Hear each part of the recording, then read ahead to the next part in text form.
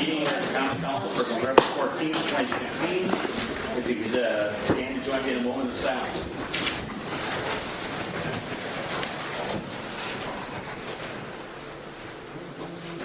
Please join me in the Pledge of Allegiance. Pledge allegiance to the flag of the United States of America and to the republic for which it stands, one nation, under God, indivisible, with liberty and justice for all.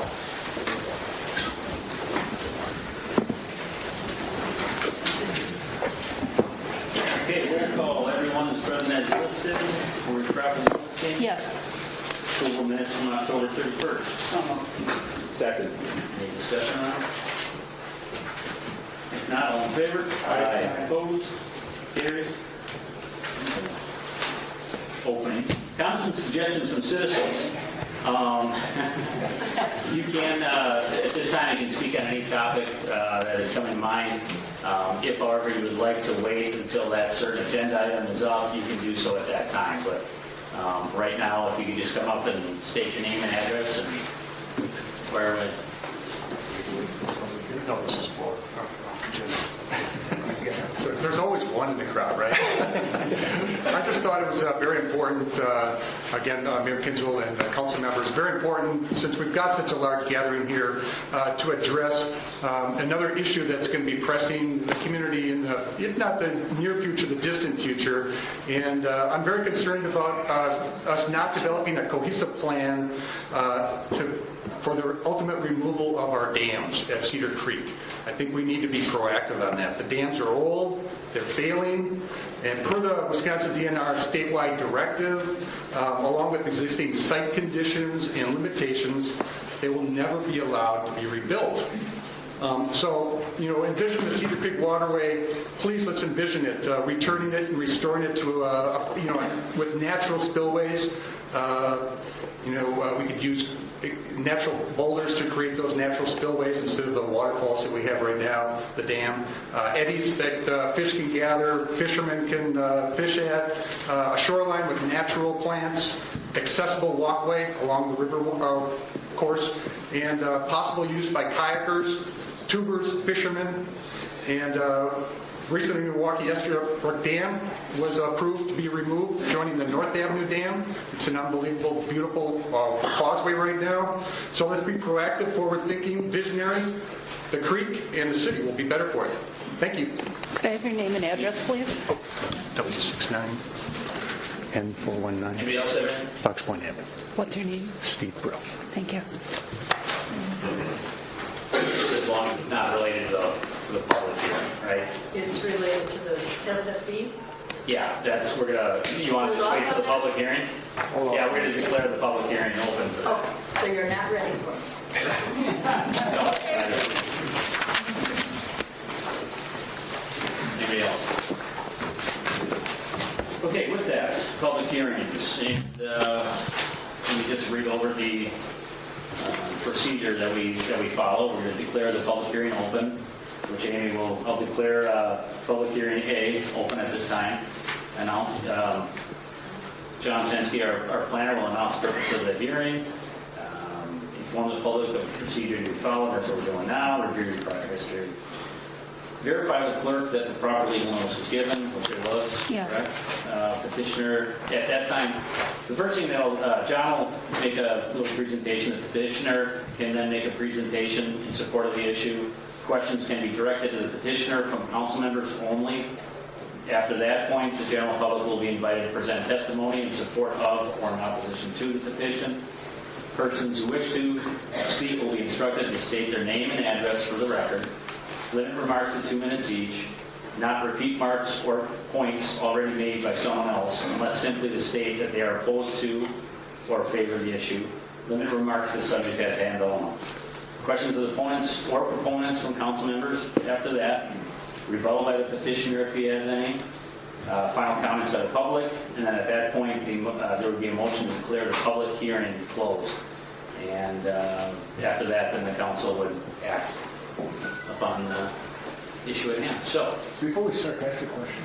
you can. These three items, are we going to take these individually so that the petitioner is going to talk about just about density Any comments for or against? It's just going to be about units per acre, and not about the height of the building, the amount of green space, etc.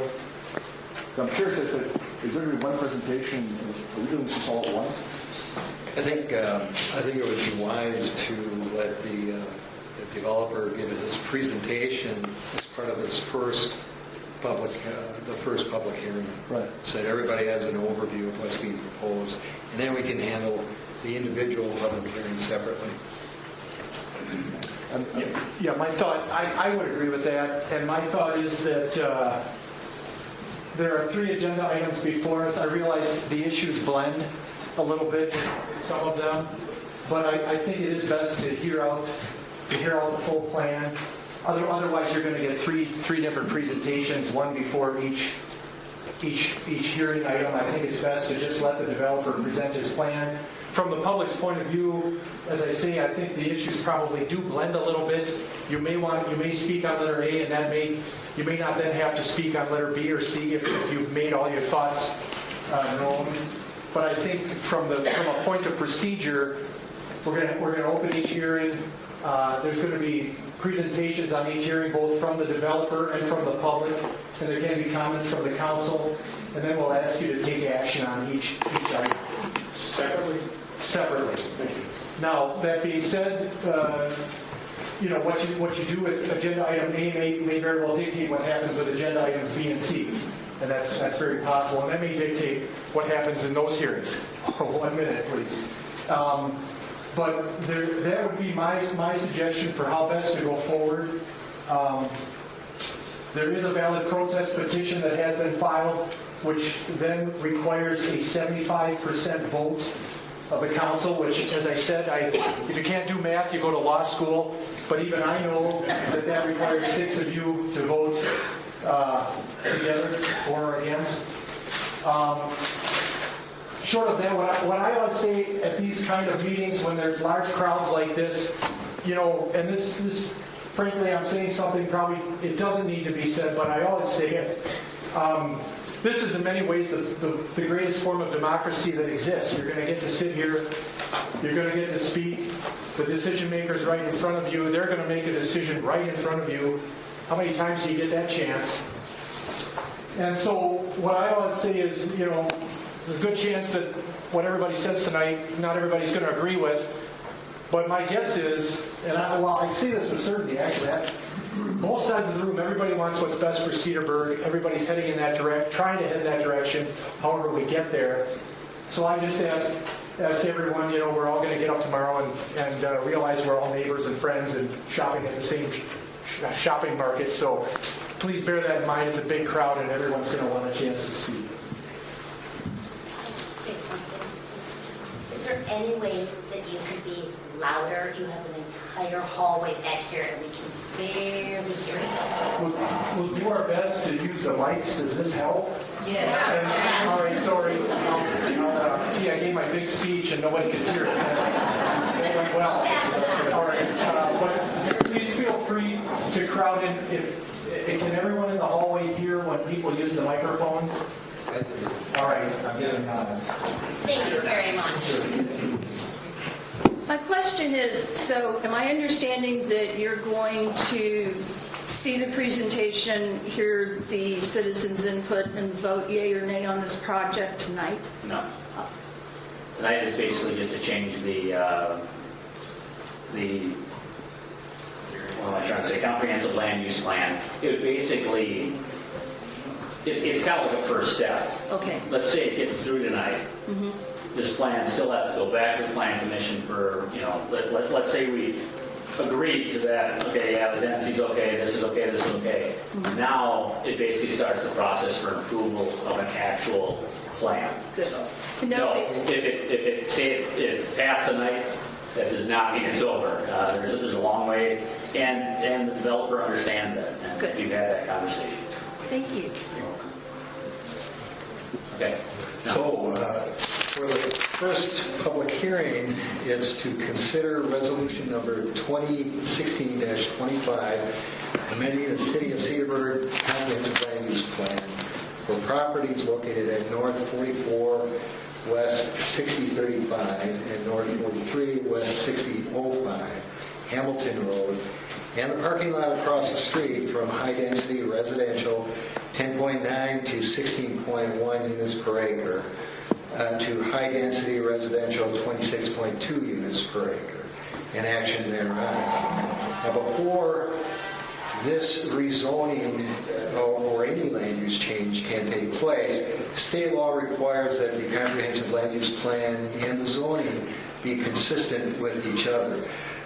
With that in mind, when we staff receive the applicant's request, we review the plans to compare the plans with the comprehensive land use plan.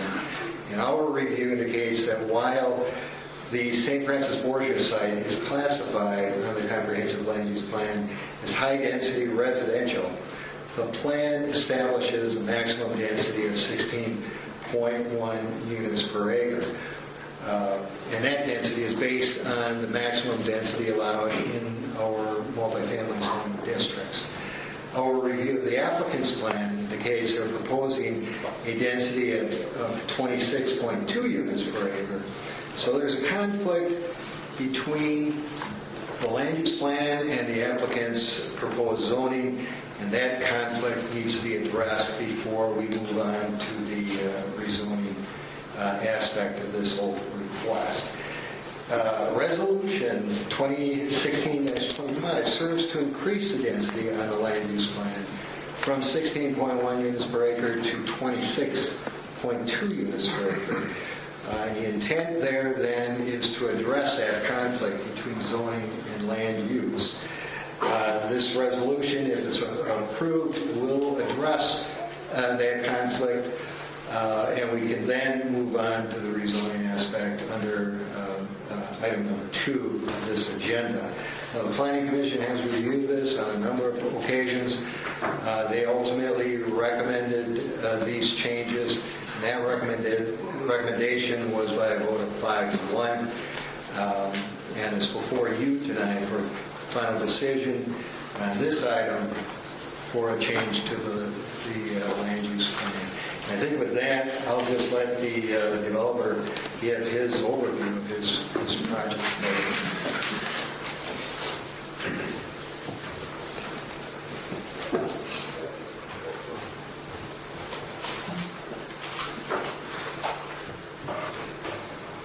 Good evening. My name is Tony DeRosa, here tonight on behalf of HSI Properties. First of all, I'd like to thank you for the opportunity to be before the city this evening. We're excited to be back, and we're excited to share our updated conceptual plans for the St. Francis Borgia property. I think it's great that there's a lot of people here tonight. People are passionate about the community, and that's a good thing. So tonight, what I'd like to do is kind of walk you through a little bit about who HSI Properties is, some examples of some of our past projects, and then walk you through our vision for this property, the process we've gone through to get here, along with our updated plans.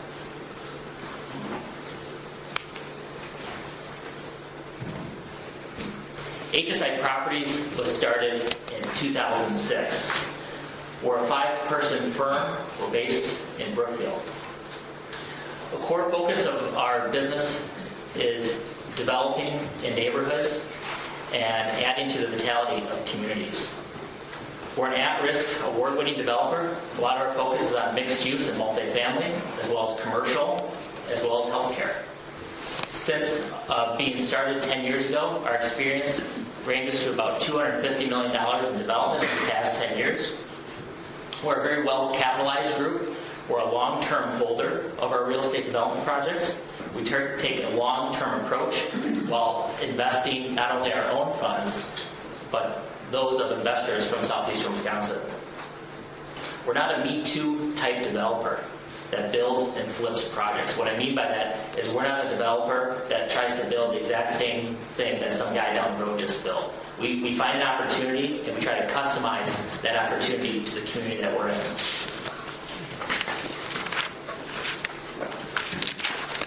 Now what I'd like to do is kind of walk you through some of the projects that we've developed over the past few years. I think it's important to note that the designs you're going to see on the screen before you this evening are not representative of what we're going to build here or looking to build here, but rather wanted to show the quality of our work. We're not a cookie-cutter type developer. The first one you see here is called the Enclave Luxury Apartments based in Wauwatosa. This was a project that we built back in 2012. This was a larger project, 192 total apartment units. Very successful project that has been full since the day it opened. Here are a few pictures of the exterior of the building. We always use a high-quality exterior, a lot of brick, cement board siding, materials that last for years and years to come. Some of the interior pictures. This project had a mix of 1, 2, and 3 bedroom units. The Standard at East Library is a project that we completed 2 years ago. This is on the east side of Milwaukee, located right next to the Whole Foods grocery store. This $20 million project with 99 units opened back in 2014.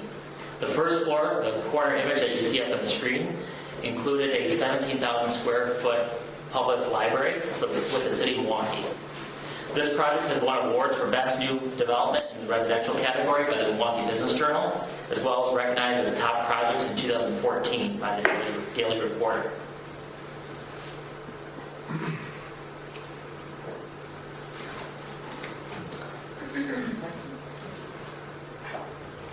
Well Street Station is a project that we just recently completed back in 2015 in the city of Delafield. Well Street Station is a 58-unit project that sits on a 2-acre site right in the heart of the downtown business district in Delafield. This project consisted of 2 buildings with roughly 30 units each. This is a more dense project than what we're proposing here this evening.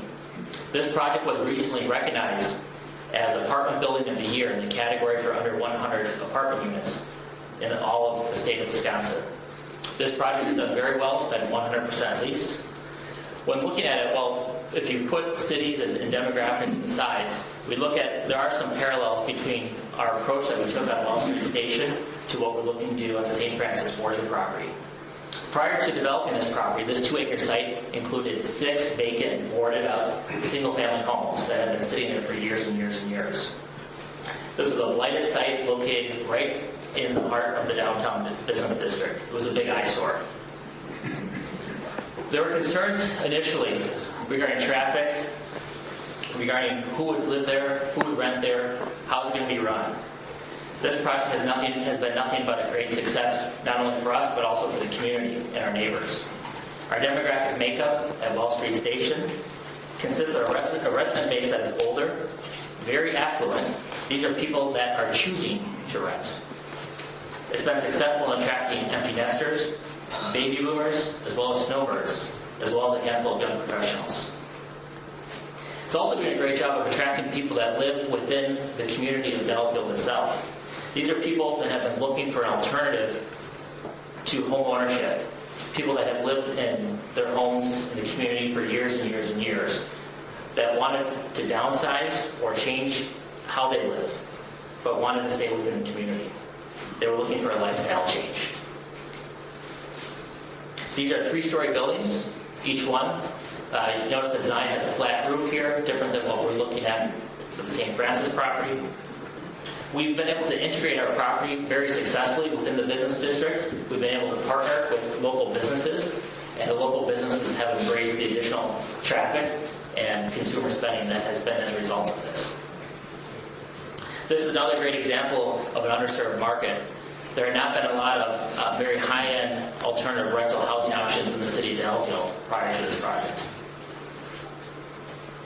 Here's just a few other images of the exterior of the building. You'll note as I walk through the rest of the slides of our other projects, you'll see consistent. We use a lot of brick and materials that stand the test of time. Here are a few of the images of the interiors of the project. Well Street Station is regarded as having one of the highest level of finishes in all of Waukesha County. When I say finishes, I'm referring to the type of flooring, whether it's carpet, other types of flooring, quartz countertops, custom designer wood cabinetry, etc. State Street Station is a mixed-use project that we're currently developing in our construction in the village of Wauwatosa. This was a significantly more dense project than what we're looking at. This is 148 units on 2 acres, a density of roughly just over 70 units per acre. This has 25,000 square feet of retail space on the first floor. This project was done in partnership with the city of Wauwatosa. The city of Wauwatosa also took us down the path of a PUD, which is what we're looking at for this property here this evening. A PUD is a great tool and it gives the city some great advantages as well as control over a development project. The retail portion of this project is anchored on State Street by a brand new Chase Bank that we've relocated. The property prior to our development was an underutilized, the property was considered blighted, a lot of vacancies, and we've been able to add a lot of vitality to this neighborhood as well as this block in particular. Drexel Ridge is a project that we recently started construction on in the city of Oak Creek about a month ago. This is a 290-unit project. This is a unique type of suburban housing. This project is being built on a site that is 38 acres, a very suburban setting. 2 stories. Due to various site conditions and other criteria, this was built with a handful of attached as well as detached garages. This is a picture of a resort-style clubhouse that we're incorporating into our Drexel Ridge project. Outside of housing and mixed-use development, our firm also specializes in healthcare. Orthopedic Associates of Wisconsin was our first healthcare project that we just recently completed in May of this year. This is a 90,000 square foot clinic and ambulatory surgery center that we built in the town of Delafield, right off of I-94 and SS.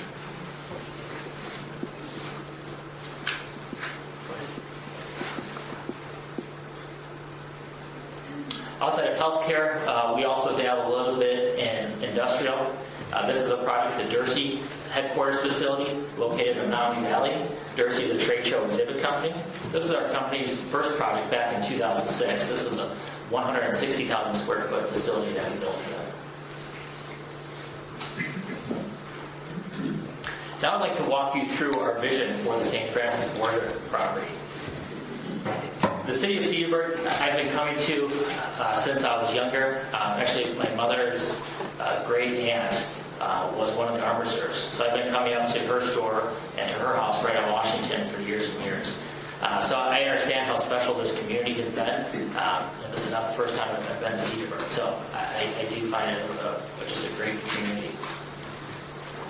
In looking at this opportunity, we knew it had to be something special. And we knew that it had to tie into the historical downtown area. Currently, this property is zoned Institutional 1 with the Historic Overlay District.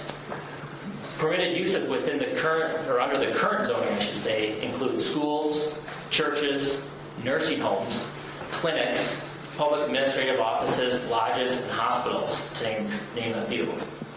Currently, the property is tax exempt, has a current assessed value of $0, and has a tax bill annually of $0. The property size is roughly 3.8 acres.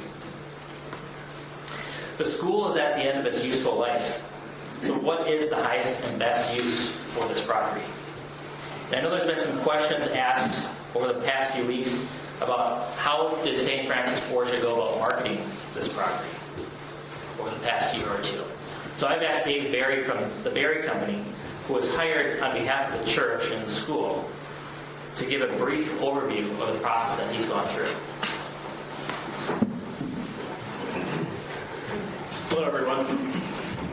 The church contacted us about a little over 2 years ago. Tony touched base on highest and best use, and John did part of that as well in his talk about the site. It was fairly quickly understood by us that the highest and best use for the site was consistent with what the city was planning for the site, which would have been residential, which is what we're here before today. We, with that in mind, we went out to about 1,000 different companies, mostly developers, but also users for the property, starting about 2 years ago. We quickly focused in on about 150 of those companies. My brother Kevin and I did. And of those 150 or so companies, we brought it down to about 6 or 7 that we requested proposals from. We went through a round of bids on the property and went under contract with not even the highest bidder, but the one that had a plan that seemed to make most sense for the site. We went down the road with that company into the beginning of this year, and then they pulled out after they got into some of the financial intricacies of developing the site. After that, we went back out to the market and kind of repeated the same process. And at that point in time, we did another round of requests for proposals. And in that one, HSI had come forth. We tried to get them to come forth the first time, and they were busy with other projects. And we were able to solicit a bid from them and then work with them on their bid for it to become the winning bid. Again, at that time, it was about 3 different prospects. So that process has taken us over really the past 2 years.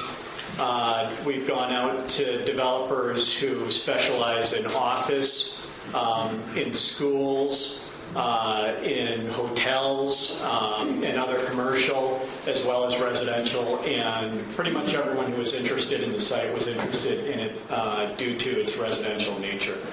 And again, even with HSI, they were not even the high bidder on the property, but we felt most comfortable with their plan. The church itself, I think, most of its residents are, members of most of its parishioners are members of the community as well, so that helped also. Thank you, Dave.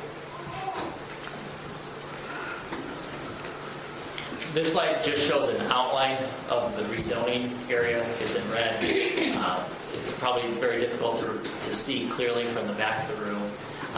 But one thing I'll just note is this does carve out the church itself. The church is going to continue to own the church. There are no plans that call for modifying anything related to that.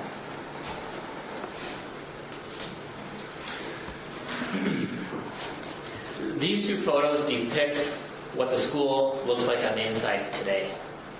Since the school closed, there has been some vandalism at the property. A lot of graffiti, most of it containing profanity, as well as other imagery that I feel is not appropriate to share this evening. This is all the more reason why something needs to be done here. We all know what happens and what continues to happen as vacant buildings over time.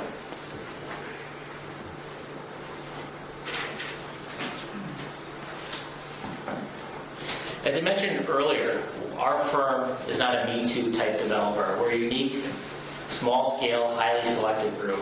We look at quality. We think the city is looking for a quality developer and a quality project for this property. When we look at the opportunity, there's a few key criteria that drive our business model. First of all, location. Location is critical to the success of this type of project. Being walkable to the business district is a trend that you're seeing nationally. Centrally located properties are being redeveloped all over America right now. This property has a walk score of 81, and a walk score of 81 is, for those that are not familiar with the term, a walk score of 81 is actually a very good indication of the ability for someone to live at a location and not be 100% reliant on their automobile. We feel that being walkable to the businesses also strengthens the businesses, adds vitality to the community, while bringing more people into the downtown. Next, we look at demand. Before we do any project, we may love an opportunity, we may love a neighborhood, but if there's no demand for what we're looking to build, it will never get financed and it will not be successful. When we did our review of the marketplace, trying to indicate how strong is there, first of all, is there demand, what is the demand, and who is the demand coming from? We did a review of existing rental housing options within the market, and our studies came back showing roughly a 2% vacancy on all rental properties. This tells you that there is demand in the market. When a market is considered to be in balance or equilibrium, there's typically a vacancy rate of 5 to 7% typically. Some can argue that today the housing market for rentals is so strong that you could rent a doghouse to somebody. But we all know that this is a cyclical business, and at some point there will be a balance or an equilibrium reached within the market. Our approach as a more boutique type developer, if you will, is that we're looking for special locations that we think will do well when the market does reach an equilibrium. And which locations are those? Those are the properties that are well located, that are walkable, that are going after a true demand that exists in the market. These are buildings that are better built, better managed, have better amenities, and have better interior finishes. Clearly,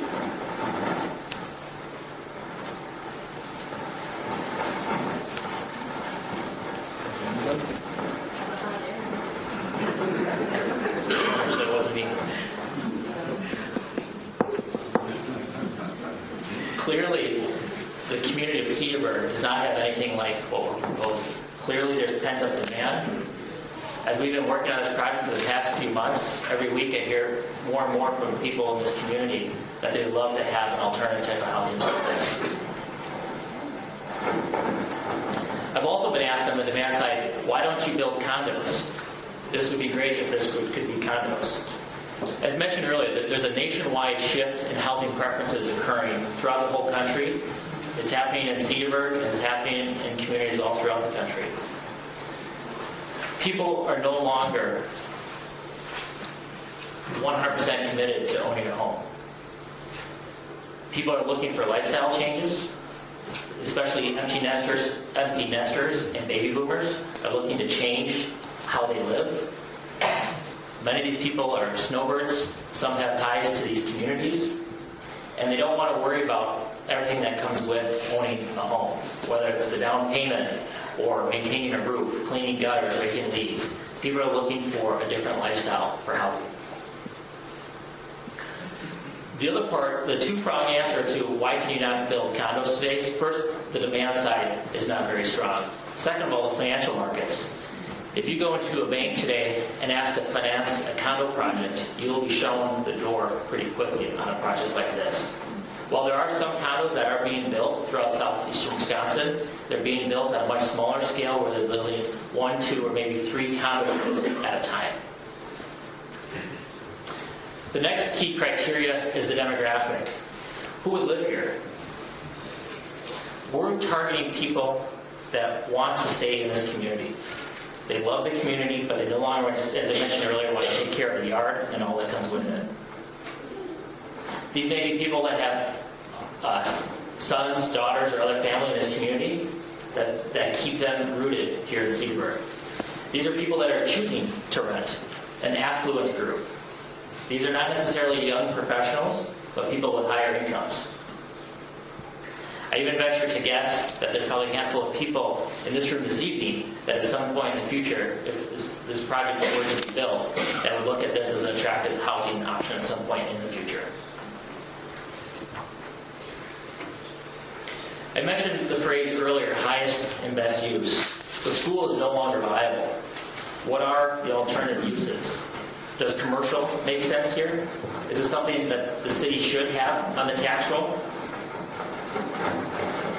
The community of Cedarburg is a unique community. It's the people of this community that give life to the historical downtown. The people are the heart and soul that maintain its vitality. Walkability to everything in this district, less reliability on cars. It's going to be different than anything that exists today. SGA number 11, Smart Growth number 11, is part of the community's comprehensive land plan that has designated this property as Smart Growth Area number 11 as a targeted redevelopment site for the city. It's fair to say that it's highly likely that at some point this property is going to be redeveloped. There's existing utility infrastructure that's adequate for a project like this. We look at this as a potential opportunity to partner with the city, as well as an opportunity for the city to grow into the future.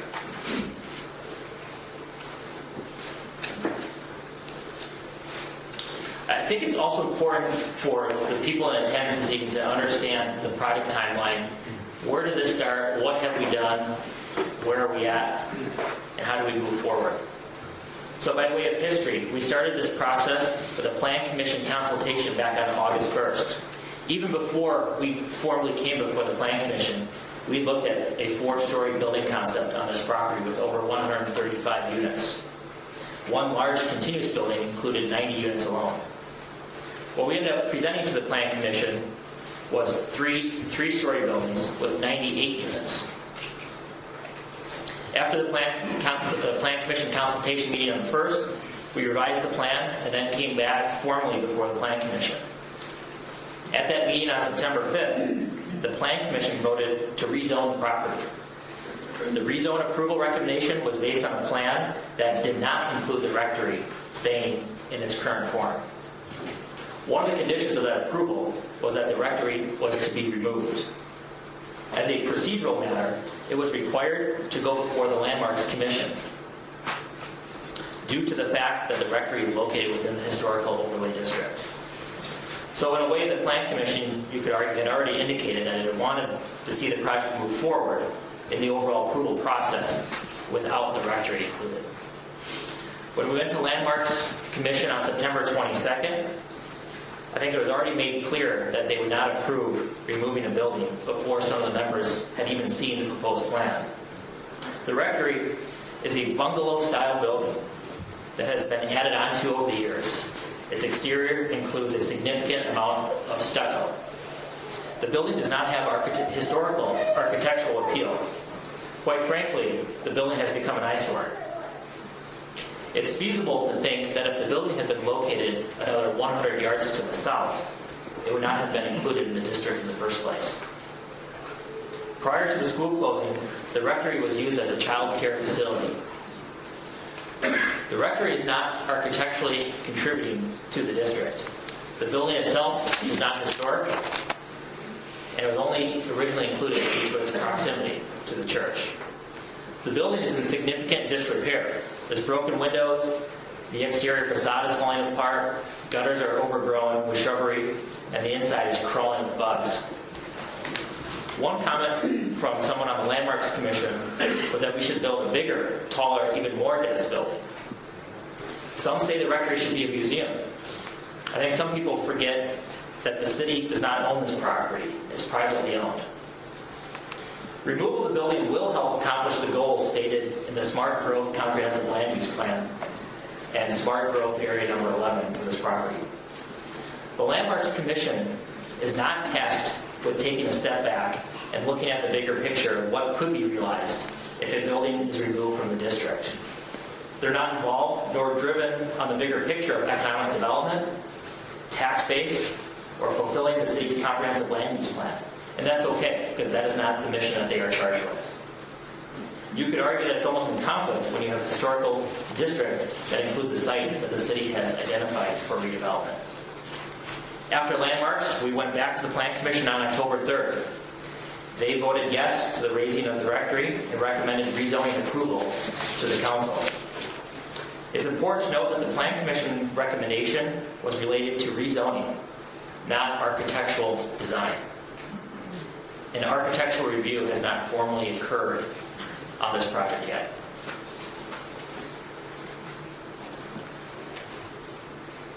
After listening to the feedback from our previous meetings, we've addressed a lot of the concerns that have been brought to our attention. I'd like, for the benefit of everyone here this evening who had maybe not been able to attend all the meetings, to walk through what the concerns have been and how we've addressed them. The first one that came up was the Washington Avenue frontage. The concern was to screen more of the parking lot along Washington with either more landscaping or more building. Our building A, as labeled on a site plan that we'll show you this evening, is now shaped like an L in order to better screen the view of the parking lot from Washington. And we've also added a significant, more dense landscaping treatment to this part of the site. The second concern was the Spring Street connection. The concern here was that our original plan had showed a road that had connected through to Spring Street. After some discussion with the Plan Commission, it was our takeaway that the Plan Commission was leaning more towards closing that off. So we've eliminated that connection through to Spring Street and have since site planned single family for that part of the site. Building height and unit count. There's concern on height and density. Our response that we'll share with you this evening is we've stepped a lot of the ends of the buildings to read more like a two-story building from different perspectives. We also spent some time and sat down with Mark Pellet, who's on the City of Cedarburg's Plan Commission and is also an architect by trade. Mark was able to provide a lot of constructive feedback and some of the changes that we'll share with you this evening. We were able to downsize the project by 11 units, or 11% reduction in total. One of the things that gets brought up about when we're proposing a project like this is why can't it be smaller? Now, there's still a certain massing required to deliver the quality that we're looking for, as well as what we believe the city is looking for at this location. When we get asked, why can't this be a two-story development? There's a reason that you don't see a lot of two-story residential buildings built on sites similar to the St. Francis Borgia property. And what I mean by that, to clarify, is when you look at the St. Francis Borgia property, it's a 3-4 acre property. It's considered an infill location. It's not a suburban, it is not a suburban farm field where you have acres and acres to develop. Implications of 2 stories when you build on a project like this is that, quite frankly, they're not very cost effective or efficient to build. As a developer, we develop and finance projects on a cost per unit basis. So when you look at how do you build a building, how are buildings put together, there are some sunk costs that go into any building, regardless of whether it's 2-story or 3-story for a site like this. An elevator. There's a significant cost adding elevators to these buildings. So when you build a 2-story versus a 3-story, and as I referenced earlier about cost per unit, you can see how it starts to become rather inefficient to build. You also look at your cost of parking. Parking really drives these developments along with density. You have to be able to park a project to make it work. When you excavate down for parking on a per unit basis was one of the most expensive components to build.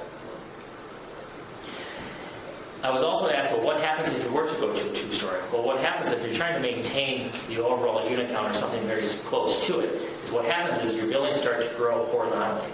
So if we're at a 45 or 47% green space on this property, if you start making these buildings a lot longer, we start getting significantly closer to adjoining properties, which is something that you'll see this evening, that we've increased a lot of our setbacks from the adjacent residential properties. At the end of the day, if the project gets too small, it becomes too inefficient, and we won't be able to provide a high level of amenities and finishes that I've been echoing throughout this presentation. At the end of the day, it can create a financial gap that can be too difficult to overcome. We've looked at 2-story projects in other communities and have actually been able to do so rather successfully. And what I mean by that is we are currently building a Drexel Ridge project, which I highlighted earlier in the presentation, which is a project down in the city of Oak Creek that started construction last month. That's a 2-story product. It works down there because we're building on 38 acres, not on 3.8 acres. As I mentioned earlier, you need density to make projects work. That project works if we're still obtaining a density on a project like that to the tune of 290 units, where we can still get the efficiencies we need. We can build enough units to make sure that you can make, at the end of the day, we need to make a project that is attractive to the target demographic. It doesn't do us any good if we have to strip all the finish that makes a building unique and attractive. Setbacks was another concern that was raised. I touched on it earlier. The concern was we're too close to residential buildings. We'll show you this evening how we've been able to, as we worked with the Plan Commission last month, we were able to increase all of our setbacks.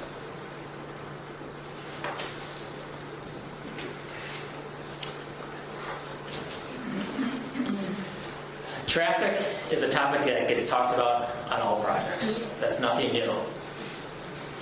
A full traffic report or study would be a conditional on final plan approvals. But what I want to do is, earlier in the process, do a little bit more homework on this. So I reached out to our traffic consultant, John Bieberts from Traffic Analysis and Design. As I started talking to John actually happens to be a Cedarburg resident. and is very familiar with this property and its traffic patterns. In 2014, John actually conducted the traffic study for the town of Cedarburg when the school was working through the final approvals for their new location. So the information I'm going to share with you is very relevant. What I'd like to do now is the slide that you see before you is the traffic condition of when the school was in operation. So let me walk you through the time frames and what happened throughout a day, a typical school day. 50 staff members, all driving their own vehicles, arrive between 6:30 and 8:15. That accounts for 50 trips. 15 buses arrive and depart every morning between 8:20 and 8:40, 30 trips. 5 buses arrive and depart every afternoon between 3:20 and 3:40. That is 10 bus trips. Most staff members leave between 3:45 and 4:30. 75 families approximately drive their children daily to and from school, 150 trips in the morning and 150 in the afternoon. Another 15 to 20 drive their children daily to the child care throughout the day. In total, when the school was in operation, it generated 100 trips at the peak between 7 and 8 a.m. and about 150 trips between 8 and 9. With in the afternoon, trip generation being 160 from 3 to 4 and 70 between 4 and 5. In addition, what's not counted in those numbers is that weeknights had an additional 100 approximately vehicles coming and going per night, and weekends had an additional couple hundred coming and going over the course of a weekend. So I asked the traffic consultant, okay, with a project of this size, post-development, what is expected? Assuming all 87 apartment homes are occupied, the peak trip generation would be about 40 trips between 7 and 8 in the morning. So that's compared to the 100 trips that the school generated at that same time frame. And about 55 trips between 4 p.m. and 5 p.m. That's compared to the 70 trips that the school generated. So the key takeaway here is that in summary, the proposed development would generate approximately 60% less traffic in the morning and about 20% less than in the afternoon rush. The above does not take into account all the traffic that the school did generate on weekends and weekends, as previously noted.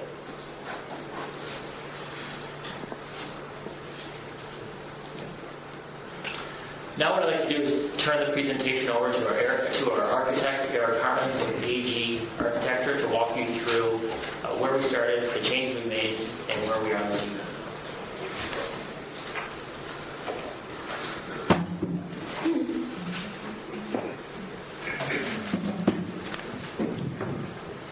Thank you. As Tony mentioned, I'm Eric Harmon from AG Architecture. As we go through this process, it's been a couple of months and we've made a few presentations, but I thought it important to start with where we were at the completion of the Plan Commission process. This site plan, as shown here, was what was shown when we got the approval at Plan Commission. There's a couple of things to note on this plan, and the reason I would like to show it is that Building A, while it's in the L-shaped form, has a setback that's roughly 10 feet off of the property line closest to the house on Washington Avenue. Building C, which is closest to Spring Street, had a 10-foot setback off of the property line in the rear yard. That was to accommodate some parking on the front of the building. And Building B, while greatly unchanged, showed a vertical element at the corner of the building. Each of these pieces are something that got brought up during the process from Plan Commission to Landmark and now here today. Each of these pieces are key things to the changes that we've gone through and started to look at. When we were first here, the very first meeting, I gave my interpretation of my arrival to Cedarburg. And whenever I came, we always came down Columbia, and my first impression is of this T intersection at Washington Columbia. The architecture of the 4 buildings that surround here drove the design process for what the 3 buildings here could look like. And I say could because, as Tony mentioned, a formal architectural review process has not been started or completed. So we were, from day one, starting to tie into the business district of what Cedarburg is and what it is in my mind upon arrival. What that led to was a corner image shown here, where we're taking the gable forms that you see at that T intersection and turning them 90 degrees. We're making an architectural statement which pulls up that corner to a higher mass using stone and brick and gable forms that are relative to what we saw in the business district. This was a decision we made for visualization of what a 3-building project could be. And I'm very happy to see that a lot of these graphics were used in the graphics that will show later on tonight. But as we started to get feedback on the project and start to look at where our project was and what it wants to tie into, we took a step back and we went south on Washington. And on this corner is a very nice home. And the key pieces of this home are it's about 2.5 stories with a gable form intersecting a gable in the opposite direction. It's got the front porch, and it's got that connection to the roadway. One of the things we heard early on in this process was, this apartment building is going to be in my backyard, and I'm going to be looking at a back of an apartment, because we expressed that the internal entryways come inside the site, so the impression was not going to be looking at the back. Obviously, as you start to look at the surrounding areas, we don't want to have anybody feel like the back of the building is what they're looking at. So as we go to the next image, we took a step back and started to look at the context of what the housing stock in Cedarburg looks like. A couple images you see here express nicely landscaped areas, front porches that are addressing the public realm, gable forms that express the roof. So what we don't want to do is come in here today and address height concerns by giving you a 412 pitch on a flat hip roof and have something that doesn't architecturally speak to the business district or the residential community. So as we move forward to the revised site plan, I'd like to keep that in mind, as well as what the original site plan looked like. At first glance, we don't have many changes here. It's still 3 buildings. It's still 3 30-unit buildings. There's 3 stories over parking. The site still slopes 20 feet from the north to the south. So we still have exposed garages as we come down Hamilton and to Hillgate.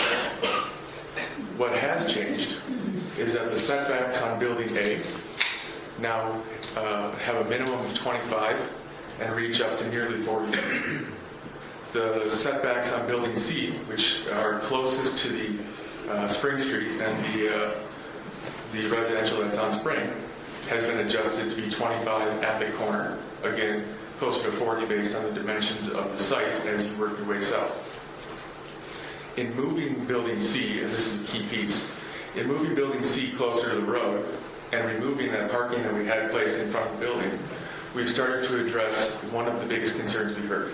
And that is, how is this apartment building tying into the context of what Cedarburg is? And our thought on that is that the first move to make is to create townhome-style entries on Hamilton Road and off of Washington. These units on the first floor, which will have direct connection to the roadway and the public realm, will give you that opportunity for Halloween trick-or-treating to occur at your front door, off your front porch. We'll give you the opportunity to walk past your neighbor's house and have them out on your porch and able to walk directly to their door. These units are then pushed closer to the road to closely match the setbacks of the existing residential on Hamilton, and that is what frees up the space in the back of the site for the neighbors on Spring Street. The same can be said for the neighbors on Washington, and between Hillgate and Building B, we have roughly 70 feet to that property line. So in all conditions, we've adjusted the setbacks of the building to more closely acknowledge the residential scale and to set ourselves further away from the neighboring parcels. In addition to that first move, what we did, and the reason I showed that architectural element on the corner in the previous slide, was to say that was not the right move. The decision at that point was to tie into the business district and create a statement on those corners. Now, while we're going to continue to develop the architecture, from a structural standpoint, we have stepped down the buildings on the south of Building B and C, on the west of Building A, and both the north and south on C. This step down gives us 2-story scale on those key corners. So now the residents that are in Spring are most closely related to a true 2-story structure. On Washington, as we go to the next image, instead of a tall vertical element, what we have done is tied into the homes that are on this street and given this corner element a 2-story structure, brought it down a story, and wrapped around a front porch. So you can picture, as you travel down Washington, this first impression of the building heading into Cedarburg will no longer be a tall architectural statement trying to acknowledge that a multifamily project is here, but instead scaling down to what is relative to the neighboring houses. 2 stories, front porch, gable expression. As we continue on to the next image, what we've done is started to consider, and by no means is this finalized, we've started to consider what this site wants to be from a massing standpoint. Do all 3 buildings want to be the same architecture? I think the answer is no. I think from a scale standpoint, it is fitting to change color tones, change some architectural detailing, and address each building so that it can have some flavor of its own. In a quick rendition that we have shown here, it's a changed color palette and it's a changed roof form. So as opposed to actually getting shorter, here we have a gable form that keeps the same height that we had, but breaks it up into 3 gables expressed over a balcony and a vertical element. And this is to, again, relate to the architecture that's seen in Cedarburg on different scales in different details. If we go to the next image, this is building B looking back up Hamilton. One of the key pieces here is what I'll call the worst case scenario. This is the parking access on the south side of the building. And as the building stands right now, we're coming in off the south. We have not adjusted the parking at this point, but it's something that we're seriously looking at. But with the grades dropping off 20 feet from the church to here, this exposes roughly 8 feet on this building of lower level foundation. That foundation is housing the parking. But in worst case scenario here, we have again gone through the process of breaking up the architecture and dropping down to 2 stories of residential so that the tallest expression here is of 2.5 stories. Another thing that we've done in looking at this building is how can we take the townhome approach of having each of those entryways into the building, and how can we break that up in the architectural scale of the facade. So each of the entryways and patio spaces, which is a little tough to see in this image, each of them have a staired access, which is heavily landscaped around, which does a magnificent job of taking the exposed foundation and starting to break it up as part of the public realm and the access into the units. Architecturally, we've expressed the individual units with a vertical element to follow a rhythm of what you would expect to see in a number of houses on a streetscape. You go to the next one. This is your typical townhome entry conceptualized for this building. As we come to the front door, you have a welcoming landscape and a stair that leads you up to the unit and a front door to what is that unit. This unit will still have access from corridors within the building, but instead of just having a private patio that is separated from the public realm, we've addressed that by bringing the street to the building. Before we get into a couple more perspectives, I thought this was a key image to show.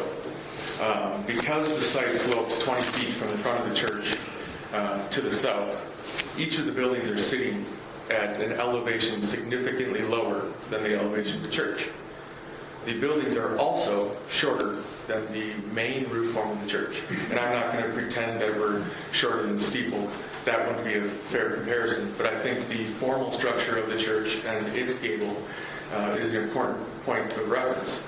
So here, and again, the dimensions are a bit tough to read, but we're between 15 and 18 feet lower than the top of the church roof line. If you go to the next image, you see the corner of building C. So this is currently a parking lot.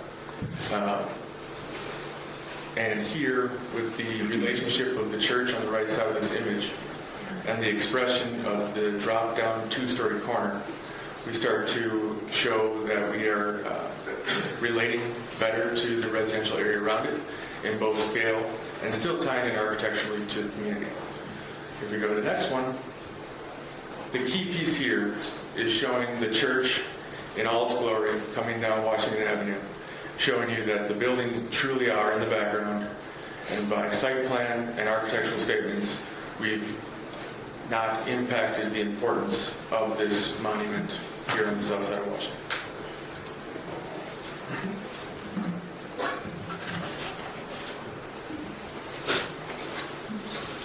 So one of the key important things to note here is that these are going to be luxury market rate apartments. Many times when you propose a multifamily project, the first reaction is that it's going to be affordable low-income housing. And that couldn't be anything further from the truth here. The term luxury is a term that gets thrown about and used very broadly these days.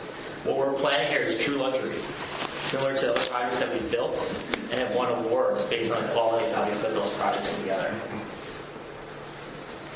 In development such as this, it's the location, the access to the businesses, the retail conveniences. Those are as much of an amenity in today's market as anything in the building.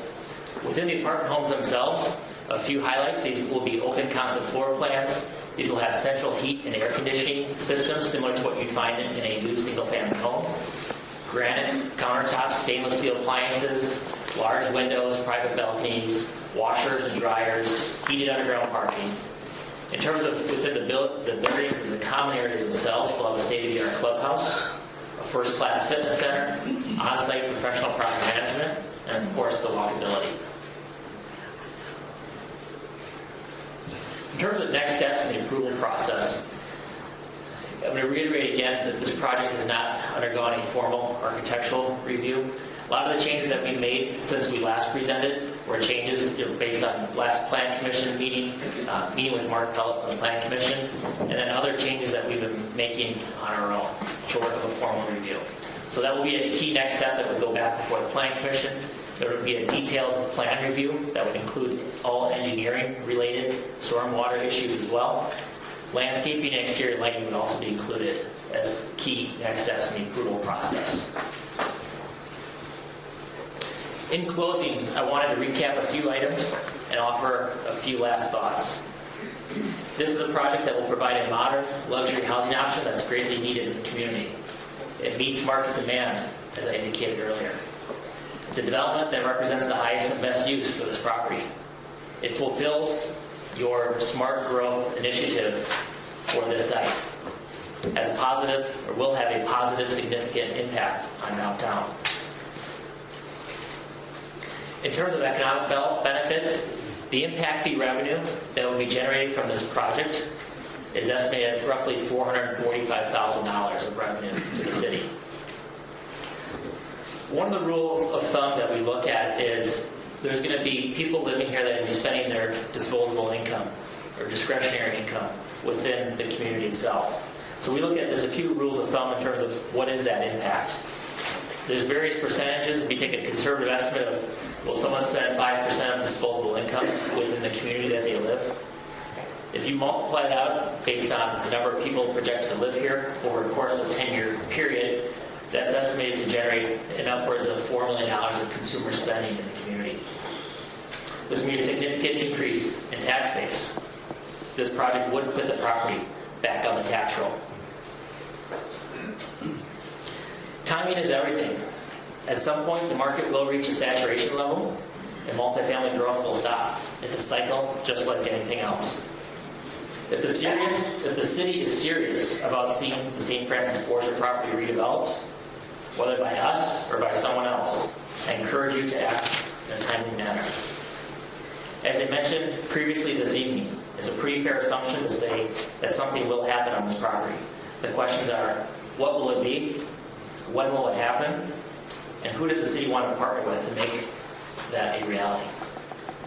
Rezoning to a PUD like this gives the city great control over this type of project.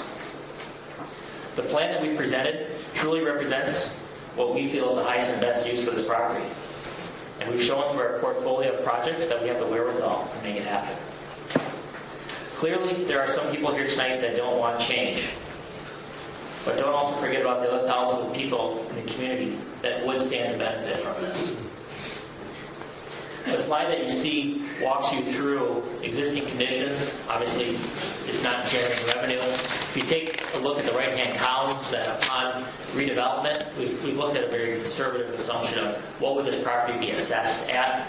But it's important to note that it's very common for assessment and total project construction costs to be different numbers. You look at the value per acre, which is a barometer that many communities look at in terms of how efficient is development being done. You look at the estimate for annual tax bill and what that equates to, over a 10-year period. Tonight is not an approval on design or architecture. A yes vote tonight allows us to continue the process of refining and working through the plans until we're on point with the city. This is one of many approvals, and you'll have many more chances to review this. If done well, it could be a really special project. The choices for the city are to either leave as is, the status quo. If status quo is what the city wants, that's fine. No hard feelings on our part, and we go our different ways. Or we move down the path to further explore this and see what could this be. Approval tonight is still conditional and, most importantly, tied to only HSI properties developing this property. This was an item that came up at one of the last Plan Commission meetings. It also tied in with the approval that's granted by the Plan Commission tied to removing the rectory from the district. If the project continues to move forward to the next step, but ultimately encounters a roadblock that cannot be overcome, any new developer looking at this property would have to start at the very beginning of this entire process. All of these approvals are specifically tied to HSI being the developer. If there's any part of you that cares to see what this could be, I encourage you to vote yes to continue this process. We're only on the 4th or 5th inning on this one. You will get another look at it. I've done this enough to know that it's impossible to please everybody. When you propose 4 stories, you have people say it should be 3 stories. When you propose 3 stories, you have people say it should be 2 stories, and so on. I think you get my point. I've seen online that people have looked and asked for, what about alternative uses? I've seen someone on one of the online comments say this should be a hotel. This should be a mid-box retail location. I don't think those fit either. At the end of the day, we can't satisfy everyone's concerns. What's best for the community as a whole? And at the end of the day, a project like this is about balance. So in closing, I encourage you to take a step back and consider how this consideration this evening could potentially play out for the city in a positive way for years to come.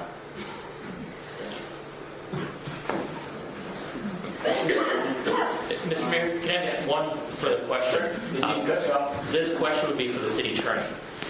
Regarding the protest petition, I had asked Mr. Stensky a few days prior regarding what the number of votes required were, because it's not a whole number. Right. And I think the direction or the answer that he had given me that was passed on to him was from a rounding perspective that it would round it down to 5 rather than to 6. And you had mentioned earlier that it was 6. So could you clarify that for us, please? Yeah, and I got that information from the clerk's office. And their point was when they don't have a whole number, anything less than 5, they round down to that number. If the division number resulted in a 0.6, they would have rounded up. Historically, we would do the opposite, and we would say that if it requires more than 5 votes, you can't split your vote, so it requires 6 votes to pass. Is that is that city ordinance or is that state statute? Statutory. Okay. 75%. Okay. So the state statute does say you round up. It doesn't say you round up, but you have to exceed 75%. You have to exceed 75%, Okay. and you only have 5 votes. You're not exceeding 75%. Okay. All right. Thank you. Okay, questions by council members then? Tony, don't go too far. By council members, please. Not that maybe there aren't any, but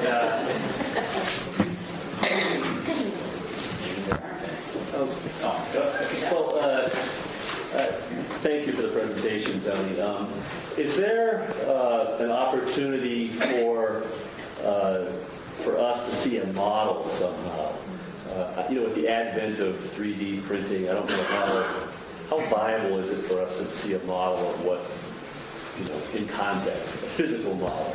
A physical model? Yeah. That's a question that we get asked in many communities. What we shared at a couple of the last Plan Commission meetings was an animated fly-through model that Eric and his team had put together. We've been working up until this morning on continuing to make adjustments based on some feedback that we've been getting.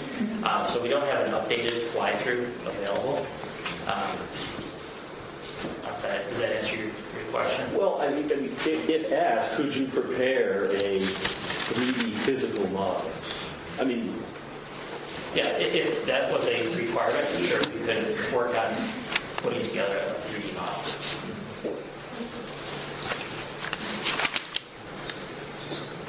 I just want clarification that the initial plan was a hallway entry, the one prior to tonight, is that correct? The hallway entry back to that front. That is still the plan. So the street entrances that were coming in off of Hamilton, the walk-up, that's an additional entry for those units. So only the building off of Hamilton? Both buildings in front of Hamilton would have those walk-up, as well as a hallway entry as well. I did just receive a request that we speak up and speak a little more in the microphone so that we're having trouble hearing right now.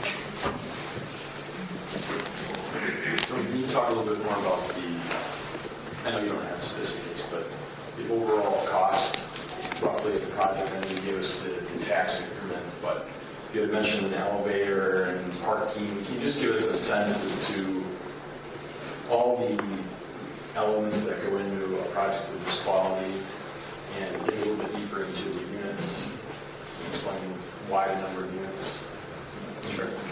Sure. So when we look at a real estate development pro forma, that's what we call it. What can you achieve for rents in a location like this? What are your expenses going to be? What are your taxes for a property? What you get down to what's called a net operating income.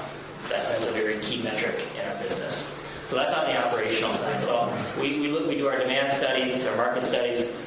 What are you currently getting in the market for rentals in apartments?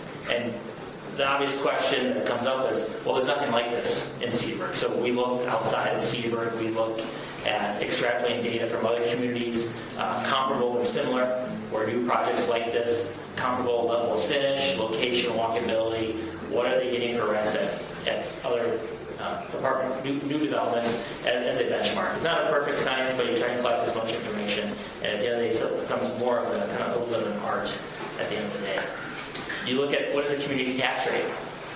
That's obviously a very large percentage of what operating expenses are to run a property like this. So that's tied to the operation of the property. When you look at what does it cost to build a project like this, what we've seen since the downturn in the economy, we've seen such a significant run-up in the cost of construction that it's not out of question to say a project like this could cost upwards of $200,000 per unit to build, which is a very significant number. That number a few years back was a fraction of that. You look at some of the challenges with the site. You have an old building. You have a building that has to be demolished. You have a building that has probably a significant amount of asbestos abatement that needs to occur, so that goes into it. You've got a land purchase that represents a small fraction of the overall project.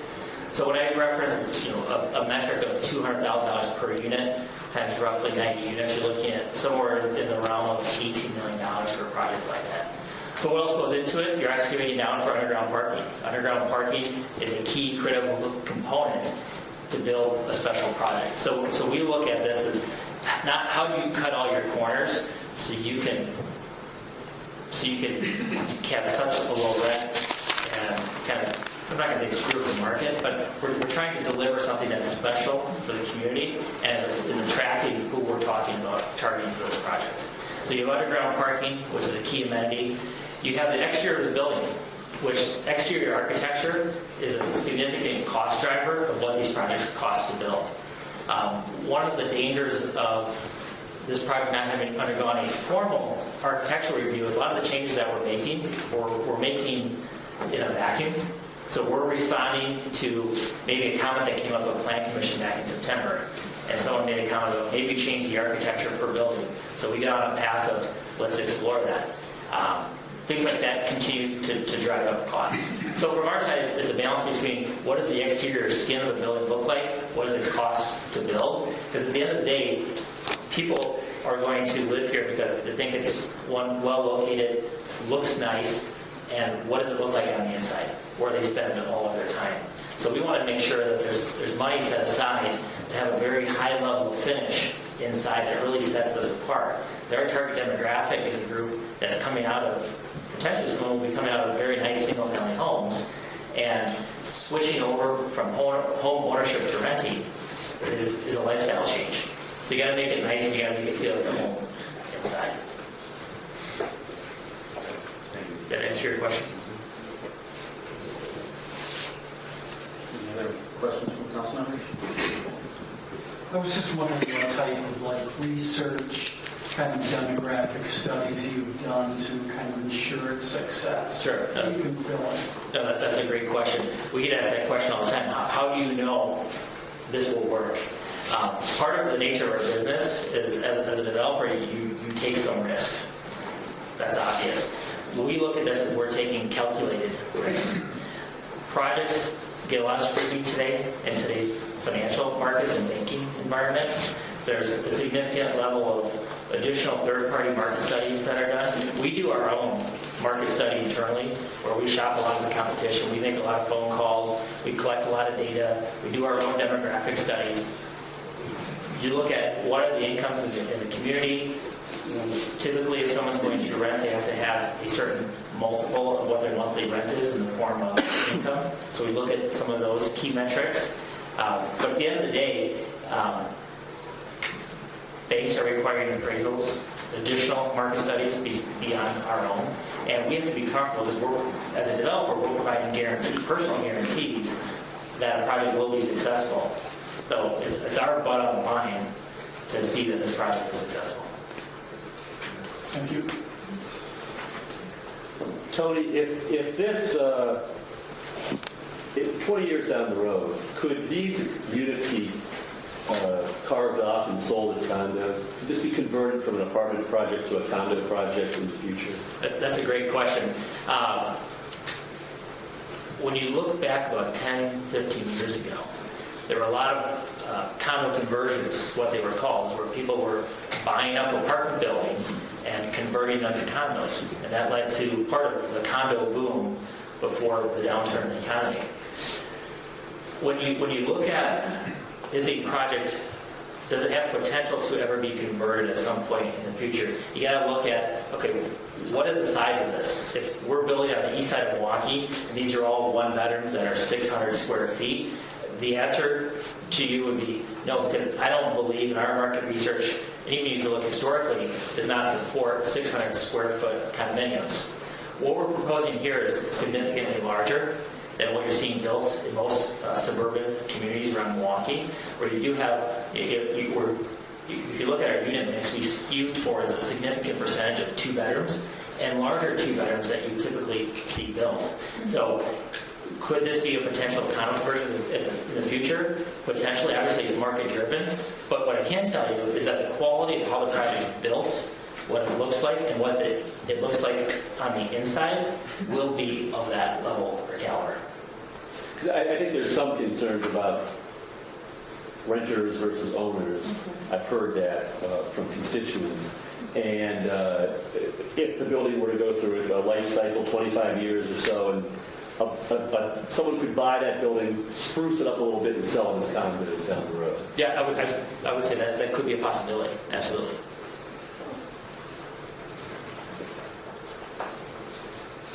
Anything else?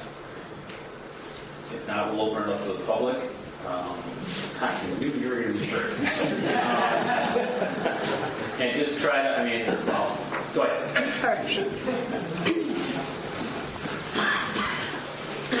Hi, my My name is Paula Cartwright. I live at W62 and 684 River Edge Drive, Cedarburg. I've been listening to the comments, and with all due respect, I don't believe this project is customized to Cedarburg. There's a good reason that there's nothing like this in Cedarburg. It doesn't suit Cedarburg. First of all, the project is too ambitious for the footprint. And when you say things like the roof height is smaller than the church, of course it is, the street slopes. It's kind of disingenuous to present 90 apartment buildings in 3.8 acres and ask us to envision that as a positive thing when we've had so many traffic problems along that corner. We've had such success in Cedarburg with keeping up our standard of living and our tax base without bringing in projects of this kind. So I would suggest, and with all due respect to your history, that it's too industrial looking. It's too much in your face. It does not fit our culture and environment. I don't think it would have to be a community that attracts millennials or other people. We are attractive on our own. We are the catch. And we don't need to do this to attract more people into Cedarburg. And having a suburban apartment complex that gives you a workout facility, you have a wonderful fitness center just a couple of blocks down on the street.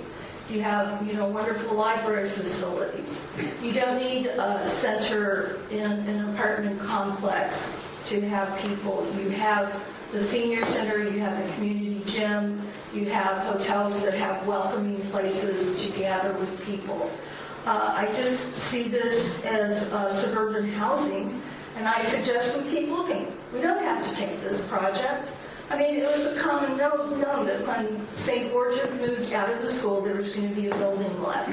And it's not the type of community where we really worry about vandalism or people sneaking into the building. That's also disingenuous. I think we should keep looking. I think we should maybe even have the citizens call together a commission of people who are interested in the future of Cedarburg. Let them do the research that you don't have the time to do. Get seniors such as myself who work part-time at Concordia. I have plenty of time. I know how to do it. Let us take a look at what other projects would fit the footprint of 3.8 acres. But I would really discourage you from going ahead with this particular project. I think we can make for a great opportunity. The market is good. We should pass on this suburban housing.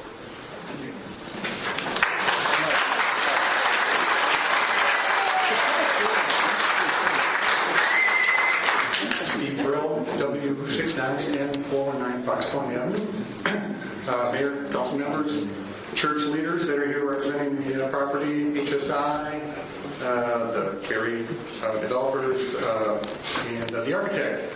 That was a great presentation. I mean, who wouldn't want that? The one piece that's missing is you didn't talk to the residents. You didn't talk to the neighbors. And they got left out of it. And the city hasn't done it as well. My question is, have you been misled by city staff? I would love to get an answer for that. Because the project that's proposed, it's a beautiful project. It's too dense for the site.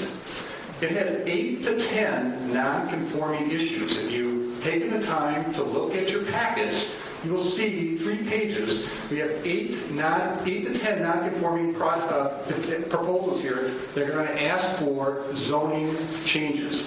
When you ask for zoning changes, you set precedents. So, number 1 is floor area ratio is not met. Number 2, density is not met. Number 3, maximum units per structure, building height, side yard setback, rear yard setback, lot area, parking lot, historic district. I mean, come on. Somebody missed the ball on this. Where do we go?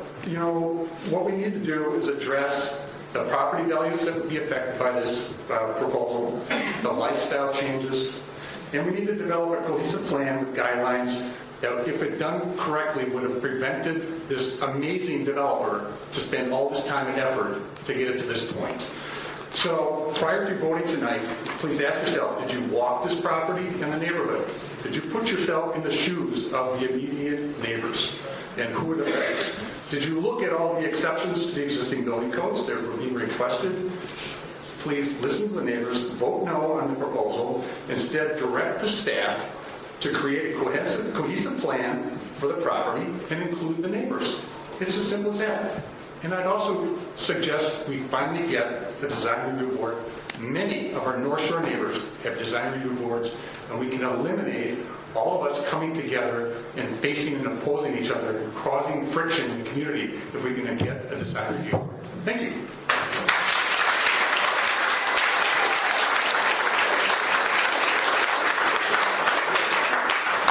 They're kind of lining up over here. If you want to, I don't know how you guys want to deal with this. I would go these two, then I can go. Just want to show you what you're talking Well, and that's what would be great. I mean, if we did have obviously we understand who's supporting and who's not on each speaker. So we're going to ask, rather than me having timers to keep everyone to 2 minutes, that we get some people that are going to state your case. Wonderful. Just not a lot of repetition, and we can move forward. Hi, thank you. Thomas Canzora, N74W5408 Georgetown Drive. We moved here 30 years ago to get away from that kind of development. I mean, if Delafield is cool with it, good for Delafield. If Wauwatosa is cool with it, good. This is Cedarburg. This is small town. Nothing in your presentation says small town to me.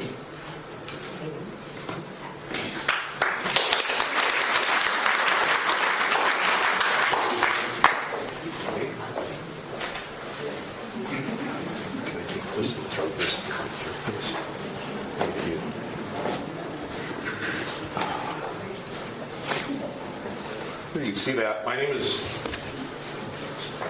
Bob Ressler. I live at N47W6075 Spring Street on the parking lot side. And I live in Cedarburg, and that's our local, and that is actually our town. Small town. Big dominant historical spot, homes. So that's what we're going to talk about.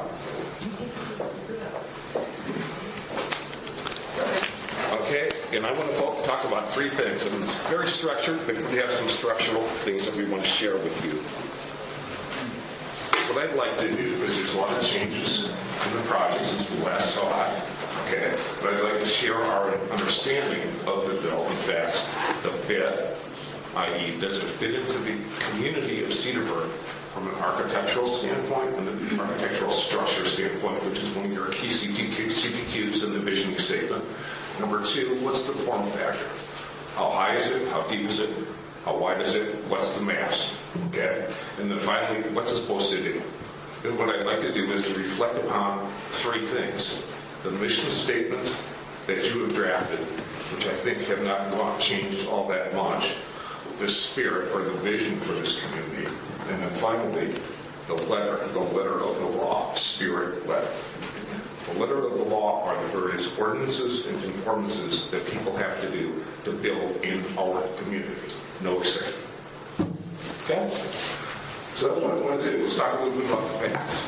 And this time what I've done is I've done it in scale. I'd love to see a 3D model, but I've done it in scale. First, let's talk about the basic facts of the project itself. It's three buildings, different sizes. In terms of width, 70 feet, depth roughly 44 feet high. There are containment spots on it for water runoff, and the style is more of a contemporary style than the last I looked at it. The vertical footprint is 44. Let's take a look at the property it's sited on. Again, I know that this building, which I called 1, previously called A, is in an L shape. That has changed. Building 2 and Building 3 are where the school currently are and where the parking lot is. And this is really a high-density, high-profile location, right? It's at our gateway to the city, what people see when they come into our city. Large development, a very small footprint, 3.8 inches. The placement of buildings on the parcel is key. So I'm going to give you a little perspective here. Because we are a community of homes and churches and historical structures, they actually put them in here. Here's their home on Hilton. Here's another one in Hilton, which happens to be for sale. This is the one in Hamilton, right by the parking lot. Spring Street. Spring Street over here. You can see the sizes again, and the historical church is on the end. And this is all in perspective. And the perspective, by the way, is the height against the height of the 3.5-story structure, which is, to differ, 44 feet, 2 feet high. So the public hearing is really not about each individual item. It's a cumulative effect. So, for example, if you want to amend for a higher density, great. That allows people to build apartments. You're also looking to rezone from institutional to residential. Fine, do that. You want to redraw and redistrict the historic part of the district, take the rectory out, raise the rectory. Hey, that's what you want to do. That's great. But the reason that we're all concerned about is all three of those items represent a cumulative effect that this project will go forward. And that's what scares us, and we're going to show you why. We're going to show you the actual pictures of this stuff in perspective, and then we're going to share with you the stuff you created to make Cedarburg Cedarburg. Your mission statement, your visioning, your architectural reviews, and how this project conforms or doesn't conform to the actual things that make Cedarburg Cedarburg. Does that sound fair? I hope. So let's take a quick one here. This is on fit, which has to do with style and materials. And we'll talk about that ordinance or that vision in just a second. But you have here versus the church, which is cut stone block. I think it's granite. Up in the bottom, you have the homes that I talked about earlier. They're traditional 2-story, 3-story wood frame homes. Besides all those are the architectural materials and style of the development, which are modern. Okay, it's fake stone, brick, and glass. Does it really fit from an architectural style and material standpoint? You have to answer that question, but that's one of your rules. Let's take a look at the form. I talked about the form.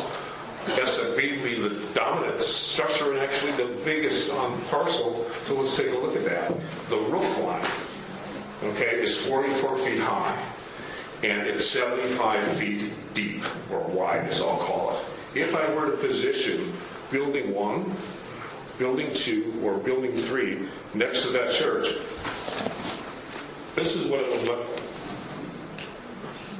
That's called form, height and width. Now let's take this, because it's not all about the church either.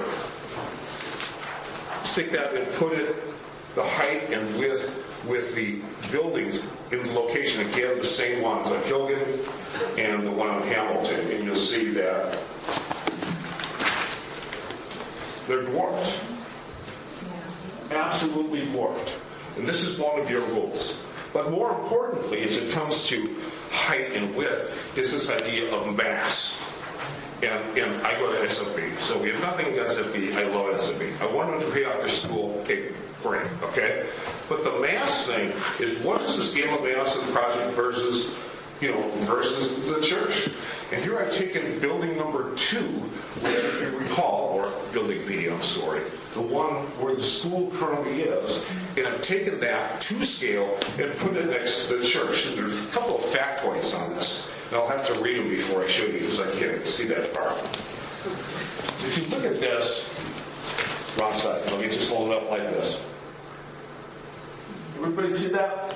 That's a 3D rendering on paper, 2D. Okay? So from a square footage standpoint, just on a linear basis, forget about mass in cubic feet, you could 1 2/3 SFBs in that building. And by the way, that's the proximity to the building. Maybe a little bit down, pretty much that building. building I'm illustrating is building 2, the biggest one, could put 2.5 SFB buildings in it. And from a cubic feet standpoint or mass standpoint, building 1 is 3.8x that of SFB, 5.5 on building 2, and building 3 is 4.5. So we're talking about huge mass. Now let's take the same neighborhoods, including the person including the person out of Hilton, show you what that looks like.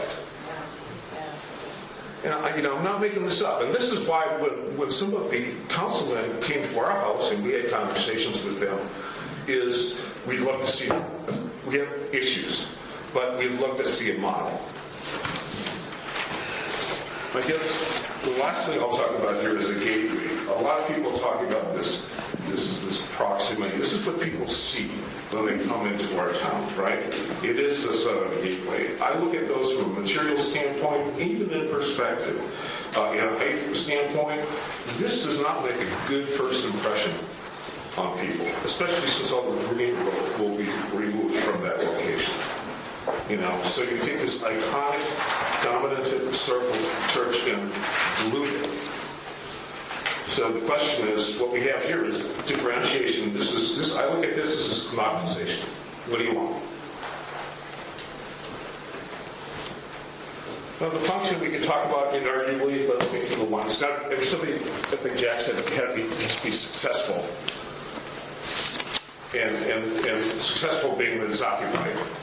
People are paying rent. Somebody's paying taxes. You're making $180,000 a year off the tax base. Whatever it is. But, if I understand correctly, you want to develop a property. It's a vacant property. Everybody loves SFB. We want them to have it, okay? We want you to make tax revenues.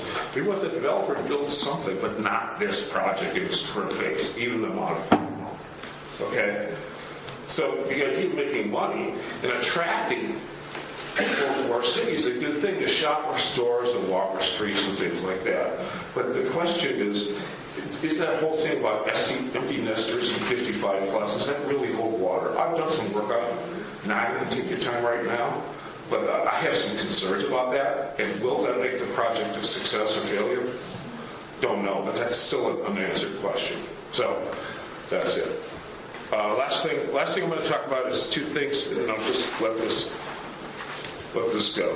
So I like Cedarburg because it's a historic town, interesting, different than Brookfield and Delfield and everything else.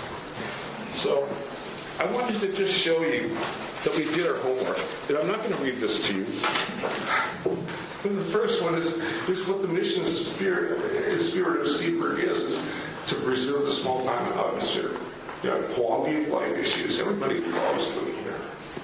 They all seem to desire the community and make it fiscally responsible. And then you look at your vision statement from the document 2001 to 2020. It talks about, design should be mandated. It has to fit in. It has to be conducive. Encourage single-family senior condominiums. That's what it says. So we have those 2 things, which are basically, we are where we're going. Then we look at the letter. Now, I could bring these up again. I'm going to run out of time. Okay. I probably did already. But the developer took an hour and a half. So here's the last one. Is that this is your architectural review principles. So we talked about fit, form, function. I talked about spirit and letter and more letter. And this letter really gets specific. It basically says the architectural style and structures will be compatible with the surrounding area. Building scale and mass. Relative proportion of building to its neighborhood existing buildings. Neighborhood existing buildings. That's homes and historical churches. Pedestrians. To other buildings shall be maintained. New buildings shall harmonize and correspond to the existing character of the immediate neighborhood. Materials. No building shall be permitted where an exposed facade is aesthetically incompatible with other buildings in the area. And building location goes to the thing of siting. I had that map that I showed you earlier where these buildings are sited. We know that things are close to the lot lines and setbacks or potentially in conformity. But the thing about this here is that nothing should be done here that would unnecessarily destroy or adversely affect values. And then it talks about historical things. So those are the two things. Now let's take a look at this real quick. And then we're pretty much done. Another gentleman that talked to me before talked about 7+ known non-conformancies to the letter of the law, your ordinances. It's flooring area, multifamily district, all these things you've probably seen. If you want to go through it, I will. But the thing is that this project in its current phase doesn't conform to the letter of the law, to the letters of the law that you've actually developed. And the minimum setbacks, when you start taking these heights, have to do with siting. So would you like I hate to say it this way, but would you like a 44-foot high thing that's 6 feet off of your lot line? Probably not. You wrote this for a reason. You didn't just do it to make it up. It's to provide, preserve our lifestyle. And then the last question is this. If you take a look at all these historical things in the spirit of the letter, it asks questions about fit and form and function, mission, spirit, and letter. I'm not going to read them to you because I probably threw up those pictures one more time. But if I did, I'd probably say to you when I showed you this big scale document, is it too big? It's basically, does it use the same materials? Is it aesthetic? Does it preserve our small-time atmosphere? Those are the questions that I would ask. And so, in closing, I just want to say one thing besides the non-conformities, and thank you for more than 5 minutes. This is our community. I'll say it one more time. We moved here for Cedarburg. Okay, it's not someplace else. You helped form this, and we thank you for what you've done so far. But what's going on here sets a dangerous precedence to change. Because if you can just redistrict away or carve up part of a historic district here, you can do it someplace else. Or if you allow a huge, massive building that's 44 feet high to be built here, you can do it someplace else. And where do you stop that? Are we going to lose what we cherish? And I guess those are, I think, I'm not a spokesman for the group, but I feel very strongly that these are the issues that you need to address as you arrive at a decision. They're not three different things. It's cumulative. And for the people from St. Francis Borgia, we don't object to St. Francis Borgia. We know you have to pay off a school. Please, okay? Again, the city, get the tax revenues, get the fees that need to cite this thing and do prep work and all that stuff. That's great. Maybe you can relieve some of our tax burden. I don't know. But, and to the developer, you take a lot of heat. But we're all looking for something. We're looking for you to come up with something that looks like our community. That's what we're looking for.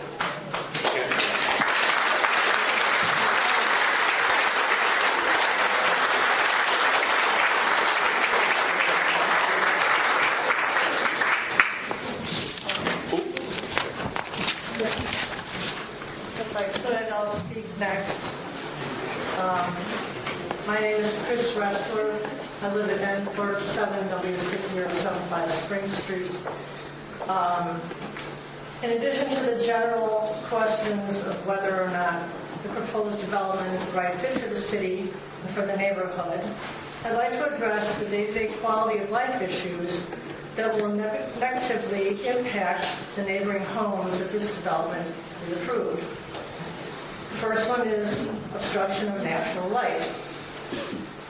I understand that the corners of the buildings have been reduced to 2-story. However, that still leaves an expansive section of each building of almost 50 feet. Speak into the mic, please. An almost 50-foot building will totally block out natural sunlight from the homes on Spring Street. Results of this are loss of enjoyment of the natural effects of sunlight in one's home for personal well-being and full enjoyment of property, Light and air have long been recognized to be of aesthetic value in architecture and are desirable in one's home. Loss of sunlight as a source of passive or active energy, particularly in the fall and winter months when the sun is lower in the sky, provides additional heat and light in the south-facing homes. Studies show south-facing residences use up to 30% less natural gas in the winter months. Lessening of valuation of home. Land with ample light commands higher property values than land with obstructed sunlight, which means natural sunlight has a definite real economic value, and people prefer to purchase homes which have access to it.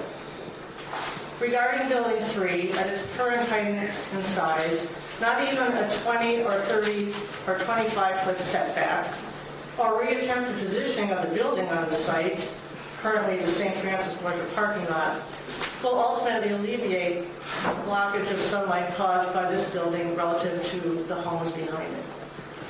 Obstruction of sunlight constitutes interference with the use and enjoyment of one's home and should be considered as similar to other aesthetic nuisances such as unpleasant odors, noise, dust, etc., which often are regulated by city ordinance. Number 2 is loss of privacy. Homes immediately adjacent to the buildings will suffer a complete loss of privacy, both inside our homes and in our backyards. Almost 50-foot buildings will tower over us, with residents looking down directly into our backyards, living rooms, or across into our bedrooms, almost literally face to face. Where previously we had a view, we will now be looking directly at a glass and brick wall and the people inside it. Other homes will be facing adjoining surface parking lots, with people coming and going directly on the other side of their properties on a regular basis. Number 3, increased noise level. Homes immediately adjacent to the development will be subjected to increased noise related to traffic. 89 rental units in 3 buildings will generate an enormous increase in traffic-related noises. Assuming the renters own 2 cars each per unit, potentially 178 vehicles could now be coming and going in and out of the development at all times during the day, night, and into the overnight hours, plus visitors utilizing 3 surface lots. As an aside to this, you're talking about having empty nesters and perhaps snowbirds there. Retired people don't stick to a twice-a-day traffic pattern. They'll be coming and going all day long. Sounds of engines starting, key fobs beeping, and car doors slamming will be the norm instead of the relative quiet that the neighborhood used to enjoy. Residents in close proximity to the underground parking garage will be subjected to the noise generated by large commercial-grade electric garage doors being opened and closed at all times of the day or night. Number 4, invasive lighting. How many have you got there? Because I I'm really have trying to... I have 2 more. Okay. I mean, And that's maybe Yep. we'll be here all night and... I get it. Well, what you guys are doing is you're saying, we've got all the emails, we've got... Excuse me, but I'm one of the people who I understand that, but I hate to stick to our codes and our ordinance and keep it at 2 minutes. I'm trying to give some leeway, so please just shorten a little bit. We get the points. All right, large surface. Well, not We everyone. already used them. We're pretty intelligent people up here, and it's kind of... Go ahead. Large surface parking lots will require enormous amounts of commercial lighting, which will also flood neighboring homes. Most commercial residential multifamily buildings have exterior lighting on the sides of the buildings on all floors. This lighting, too, will negatively impact adjacent homes. As the design of the building incorporates a lot of glass, lighting from inside the units themselves will generate a lot of unwanted additional light pouring into the homes of residents in close proximity to the buildings. Increased traffic concerns, I won't go into that because that's a whole separate issue. And again, lastly, property values. For all the above reasons, there's a genuine concern about neighborhood properties losing their value. A number of neighborhood homes are already up for sale because of concern over what the negative impact of this very large, high-density 89-unit development will be. Thank you. Thank you.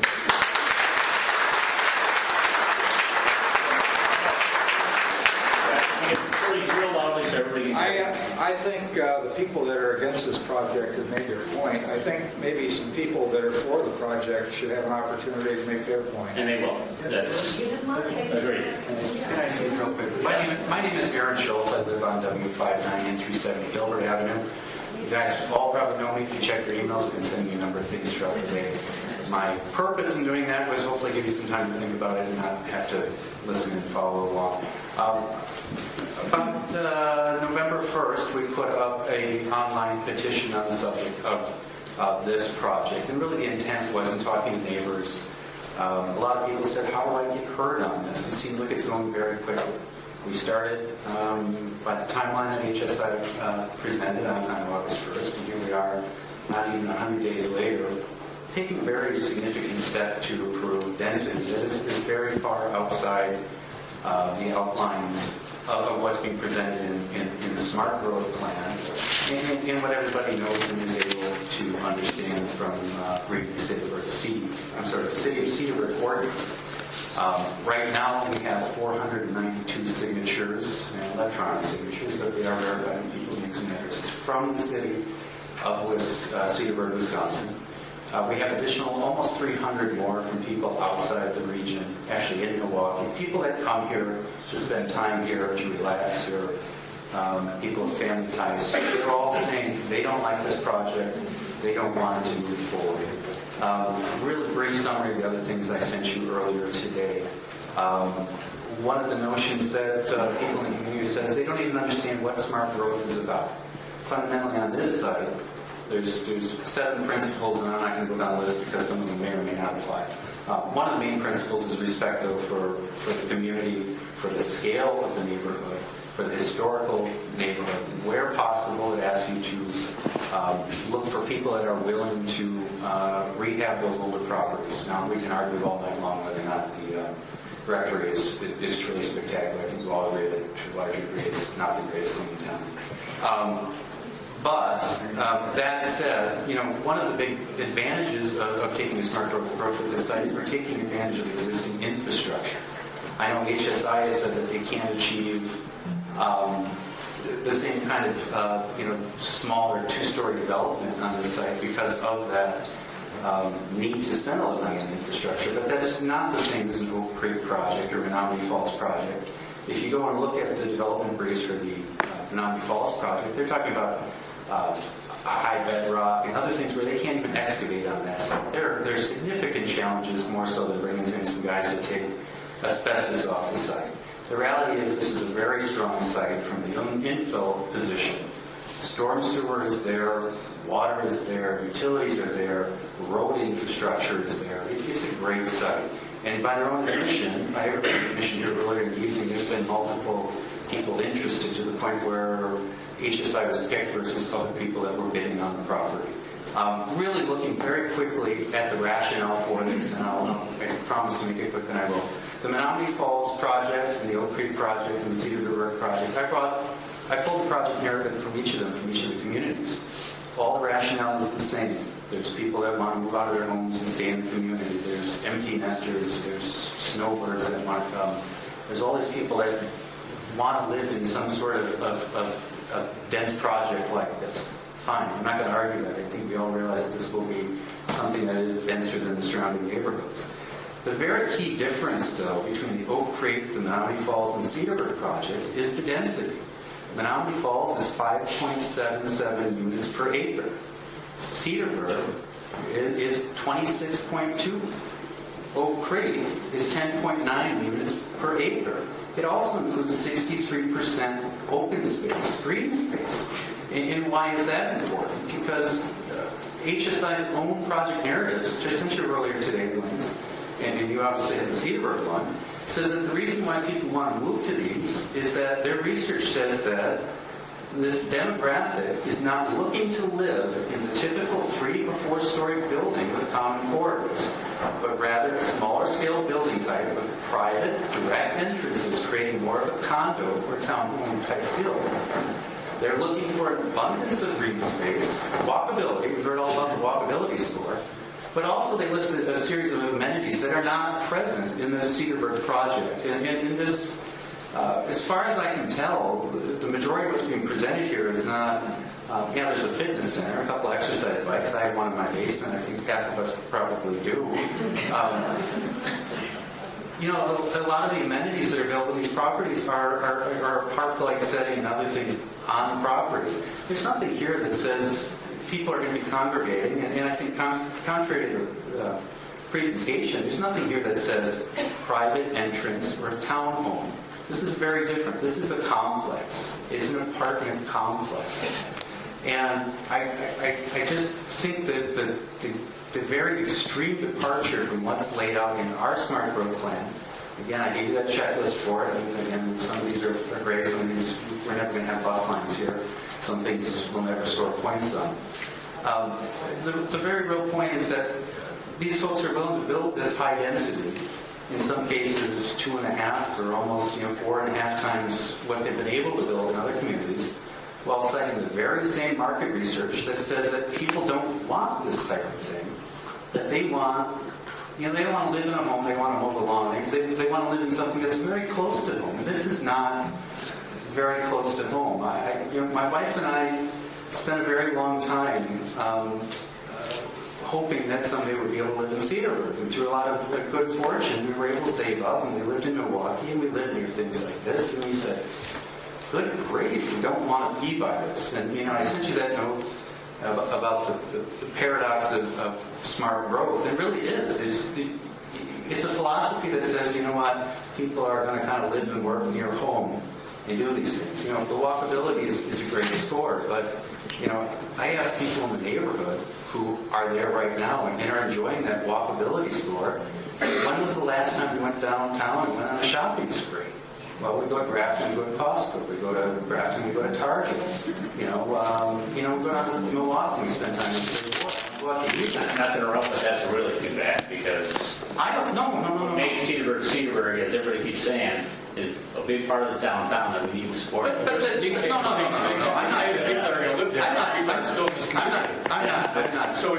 not picking on Cedarburg. My wife and I were just at Stillhouse a couple nights ago. We love that.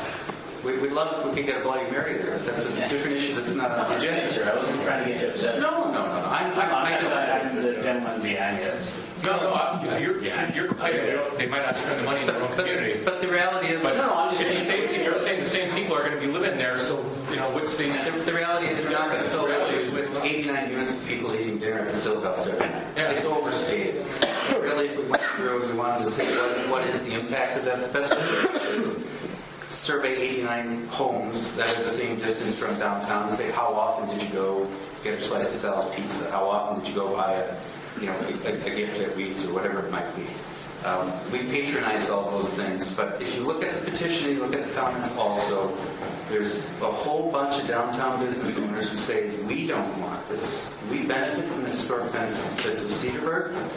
We want the community as is. We do not believe that this is going to benefit our businesses. Again, it was in your packet, but it's part of 200 comments, and if I sent you more, it'd be 250. I think, for the most part, you get the point. But there are a lot of voices here that aren't here tonight that really do feel this way, and for whatever reason, they're not comfortable coming up here, or they don't want to be in a political dispute at church, or whatever it might be. I would challenge these guys to find, nearly 800 people that say, I just really want to be in these things, and neighborhood be damned. We built this great big tower here that goes from lot line to lot line, and as the spaces in between is filled in with a sea of concrete. It's just too big. And based on even HSI's research, it's out of step with their other developments. And the real question is, how do we justify taking something here that's completely out of step with what we've laid down and codified in our smart growth planning, in our local ordinance, in our architectural review? How do we say, we're going to throw that all out the door here because these are the guys that are interested right now, and we better take it because, yes, they said you're going to have to wait for the next developer if we don't do it. Thank you.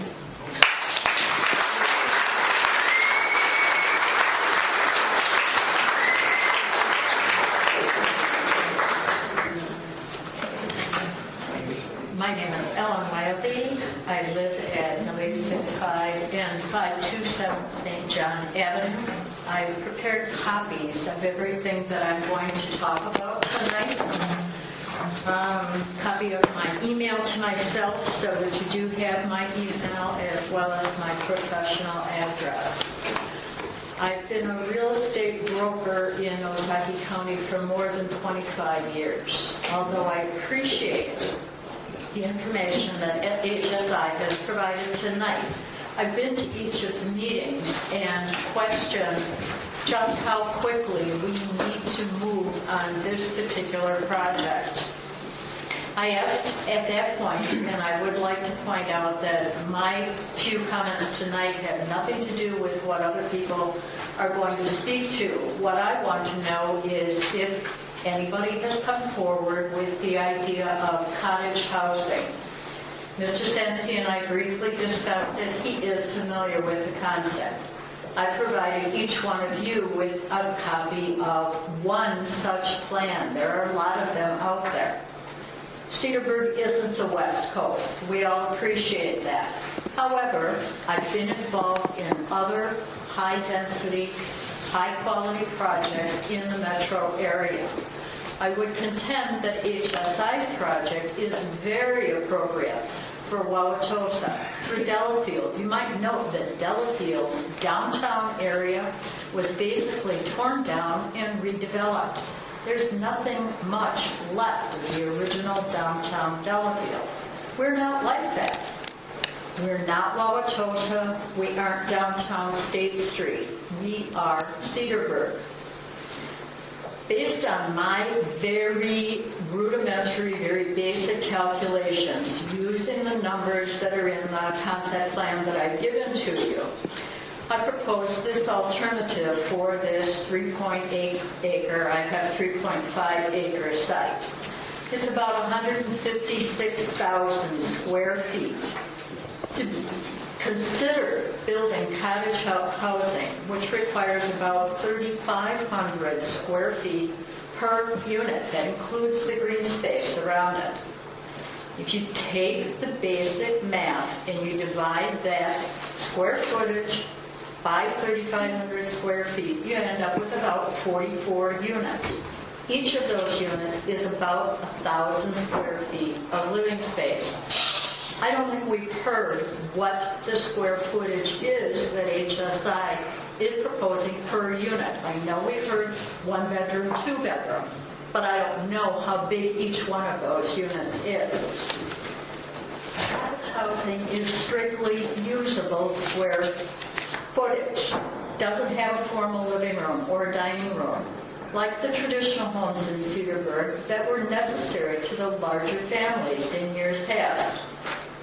If we use a $250,000 base price for each of these 44 units, and I see a number of my contemporaries, my real estate friends here tonight, but I would suggest that a $250,000 selling price is realistic for what a person might be getting.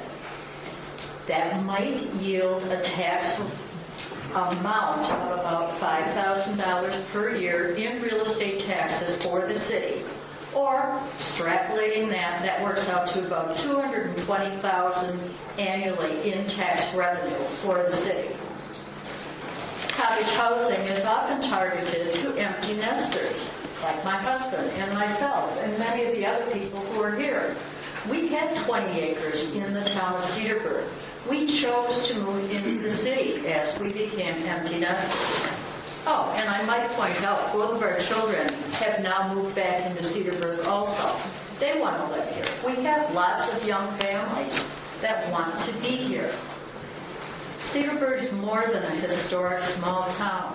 When I'm promoting it to my customers and clients, I point out that we are close to a major metropolitan area that has major cultural attractions, sports venues, and exceptional health care, all within 45 minutes of our city.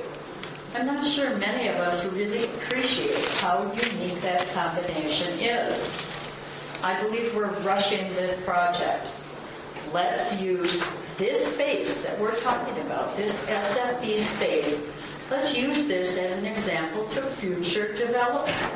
We're going to eventually have Amcast, Mercury Marine, the former Wild Pump site. Those will eventually be able to come back on the tax rolls as developmental property. I understand that those sites need environmental remediation, along with the asbestos and other issues that will be included in the demolition of the school. All of that's going to take money. We should be ready. Why don't we look at something like planning for cottage housing? All of that fits into the smart growth plan, by the way. Put this site in the context of what that means for the future. Why do people settle here in the past? We value our work ethic and quality of education. We know how to work together to accomplish a goal. Our polluted industrial sites are not impossible to fix, and they will require a combination of public and private commitment. Let's work toward that goal. Let's make this beginning development the right and the best project. Thank you.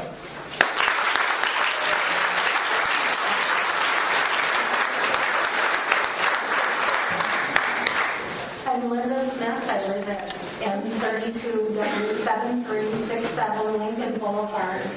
I moved to Cedarburg in 1970 when I started teaching. I just can't imagine looking out my window of my backyard and seeing something as massive as what this proposal is. And I don't think any of you would want this in your backyard, so I don't think we should be doing it to the people in the St. Francis Borgia area. Now, for the last 8 years, I've worked for a builder, and I can't tell you how much demand we have for lots in Cedarburg. And there aren't any lots in the city of Cedarburg.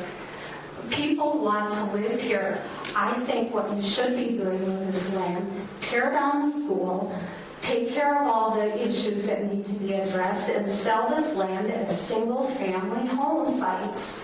There's certainly a demand for it if you look at what's happened on the other side of Wauwatosa Road in the last 2 years. And don't put restrictions on people that they have to build a 3,000 square foot house. Not everybody wants a house that large. Let people determine the size of home that best fits their needs. If this is done as single-family home sites, it blends in with the existing neighborhood. Nobody's properties are devalued because of it.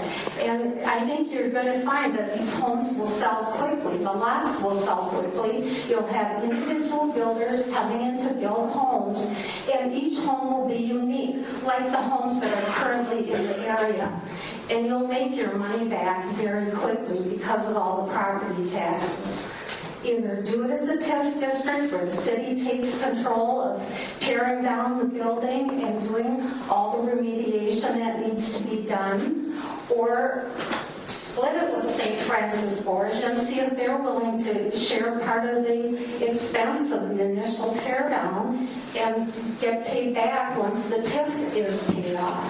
Thank you.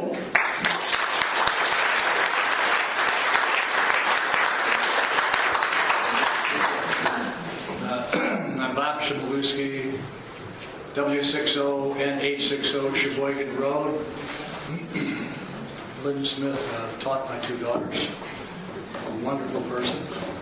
And I'd like to commend and compliment this gentleman. Where do you go? Right here.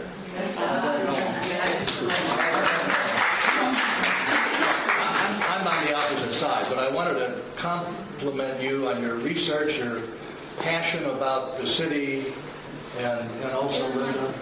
I'm sorry, hold on, into the microphone also, yeah. So anyway, we've got some very passionate people here. I hope I don't get a round of booze. We'll save those for the Packers for next Sunday. Well, rotten tomatoes out there, and that don't be throwing them at me. But my demographic has been alluded to already tonight by Tony and someone else said this, the gentleman that was just up here before Linda. My wife and I have been in Cedarburg since 1969. 34 of those years we've been at the address that I gave, and it looks like a single-family ranch, but it's exposed and it's large and it's too big for us, so we're going to be downsizing. So what are our options in downsizing? I don't want to buy a condo. I don't want to tie up capital at this point in my life, and I think Tony alluded to that. There are a group of us. We know about baby boomers. I'm a little ahead of the baby boomer group, but they're coming, and there's lots of them. There's lots of them living in Cedarburg, looking for an option to stay in Cedarburg. I've got some money down on a unit at Village Point Commons in Grafton. I don't want a Grafton address. I want a Cedarburg address. So anyway, that's what I'm kind of passionate about. And I know that there are probably 5 of us to 200 of you here that don't want this. But I at least wanted to share my side of the story because I think there are more of us than you would actually realize that, again, with the baby boomers coming through and people that are in Cedarburg and have been there for a long time looking for an option. And the option would be this incredible development as I see it. And I understand that people don't like change. And they don't like, building this thing next to your house or across the street. But I think if you take a macro view and look at the economic benefits to Cedarburg and look at the benefit for this baby boomer group that I'm a little ahead of to stay in Cedarburg because we don't want a Grafton address or a Port Washington address. That's all I have.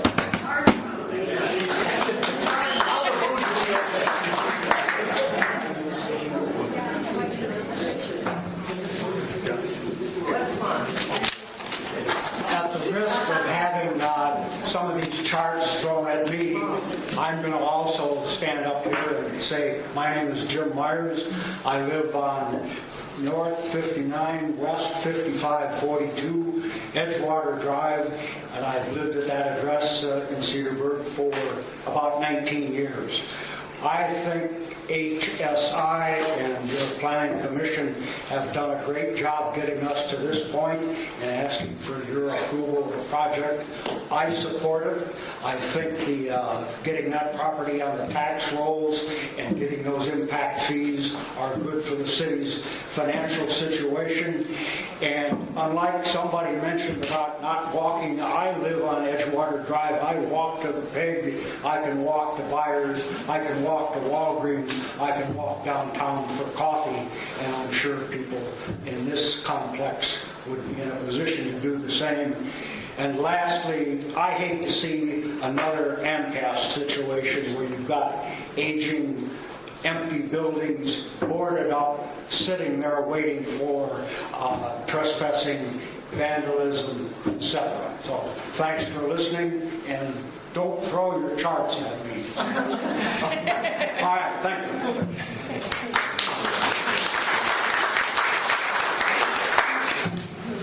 Good evening, my name is Jerome Edquist. I've always called me Jerome. My residence is at 11399 Cedar Sock Road in the town of Cedarburg, and I own and run a second-generation family business on W57 and 14386 Doorway in Cedarburg.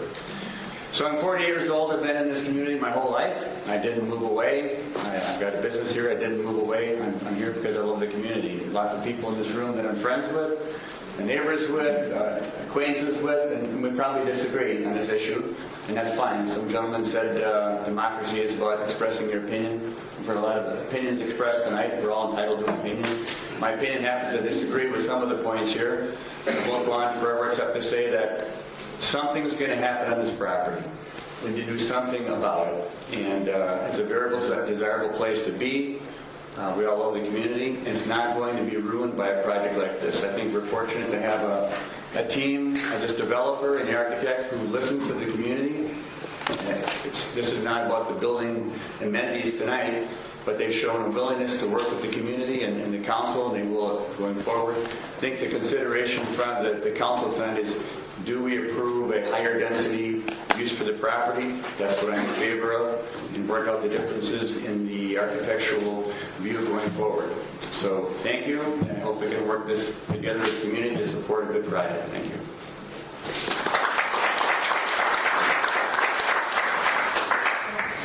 Right. Good evening. I'm Rachel Wildby. My address is N44W6010 Hamilton Road. So yes, I am one of the neighbors that is affected by it.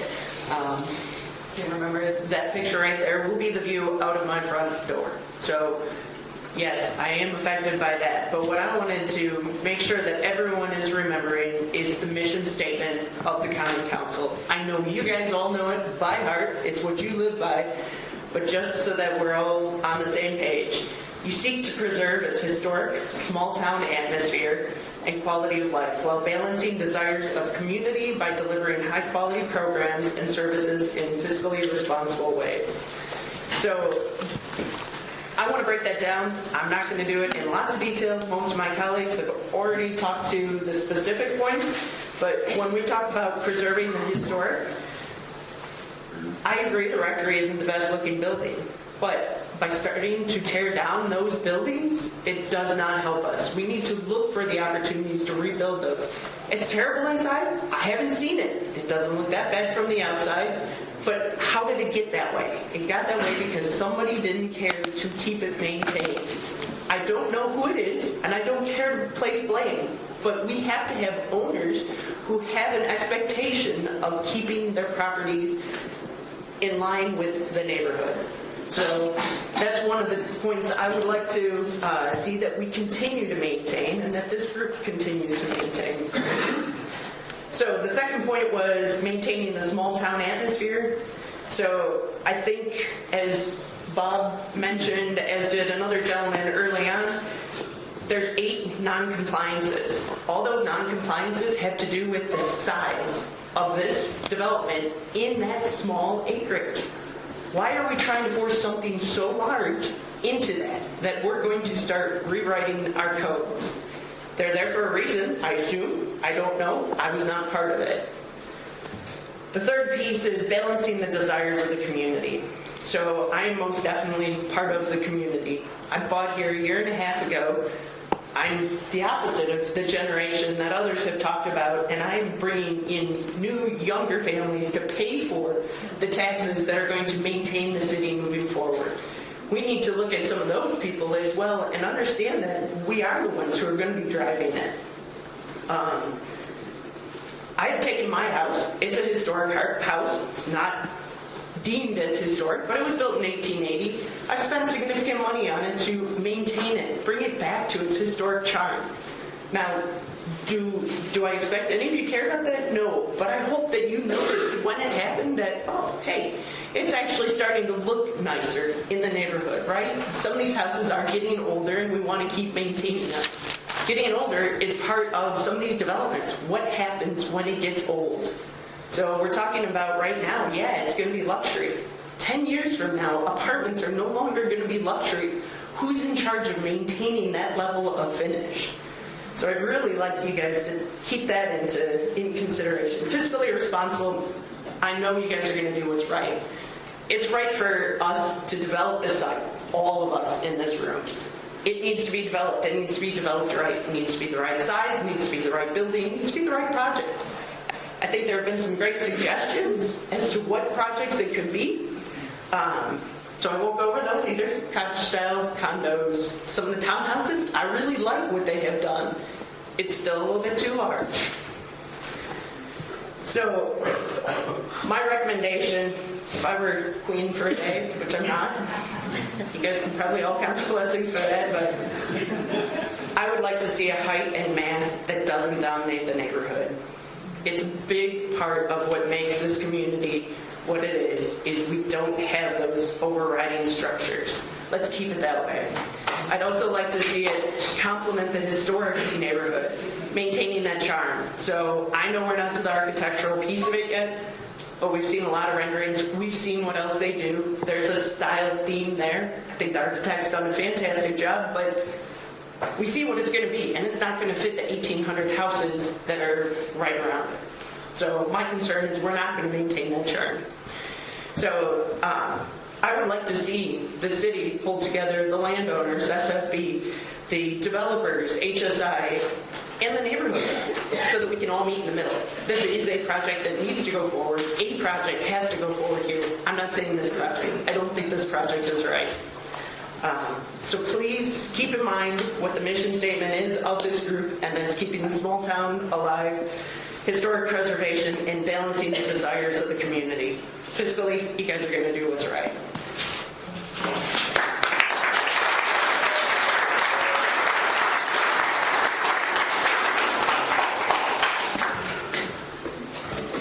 Hi, my name is Donna McElligott, and I live at West 59 North 380. So as I was listening to this, we fit two of the criteria. We're boomers and we're empty nesters. And we also have the perspective of moving here from Houston, Texas, which if any of you are familiar with Houston, Texas, there's no zoning, lots of dense housing, and as we speak, small homes are being ripped down all over Houston to put up McMansions. We moved to Cedarburg as opposed to moving to Milwaukee because it seemed like a good choice because of Cedarburg's unique charm and livability. We know firsthand what traffic and poor city planning occurs. We moved here because we're not interested in a generic suburb, and it occurs to me as I look at this and I look at all these different projects, I think they're all gorgeous if they were in Milwaukee, if they were in a large city. But that's not where we all chose to live. That's not why we're here. We want a unique, historic, walkable, bikeable, family and dog-friendly community. We purposely did not choose Milwaukee, and we're willing to forego some of the city amenities for a more laid-back lifestyle with beautiful surroundings. The fact is we do have a good supply of apartment housing here. I'm not going to debate whether or not fit and finish couldn't be improved on. I'm sure that it can, and maybe that's something that some of the existing apartment owners and managers might consider. My question is how would concentrating so many apartments in Cedarburg in such a small area maintain, preserve, or improve the integrity of our existing neighborhood? Respectfully, I would say that it will not. Goal 3 is to balance the roadway needs, and I'm talking about your SMART plan, roadway needs of the adjacent neighborhoods to minimize adverse impacts on the neighborhood. Goal 5, provide bicycle and pedestrian ways that reduce accident exposure and provide for increased safety and personal security. Again, how will concentrating many more cars in a small area near a hard-to-enter and exit intersection accomplish those goals? How many future homeowners, as has been mentioned, will want homes near large-scale apartment complexes with the resulting traffic issues? As apartment residents, I've heard from this gentleman here, Mr. DeRosa, that there's going to be X number of people that don't want change. I'm saying we all are in agreement that change needs to occur. We moved here from Houston. We're all about change because this is really a different surroundings. But we want to have change that's going to impact us in a positive way. Your former mayor, Mayor Fisher, luckily, thankfully, he looked out for the city years ago when he preserved and argued for so many of these historic buildings and areas to be preserved so that now they are fulfilling different functions within the community. That's what makes Cedarburg unique. That's what makes you different than Houston. In Houston, they ripped everything down. So you have new. This complex can fit anywhere. The outside surroundings, the skin, take that away, it can be anywhere. That's not why we're here. So, speaking as someone who recently sold a condo in Houston and appreciate a smaller space, from an economic standpoint, a boomer standpoint, it doesn't make economic sense for us. I can appreciate wanting to preserve your capital, but renting at $2,000 a month, that's way and above. I mean, you can afford to own your home, pay someone to do the yard work. If you want to be a snowbird, pay for snow removal. So it just isn't, it doesn't make sense for us, or really for many people, to pay rent when it's similar or exceeds home ownership in the same area. I would say that the cottage plan that I heard proposed, that would be very attractive. As a boomer, love it. So respectfully, I would ask that we take the time to plan better so that we can have and we can preserve the experience that we all are here for future generations. Please consider. Thank you.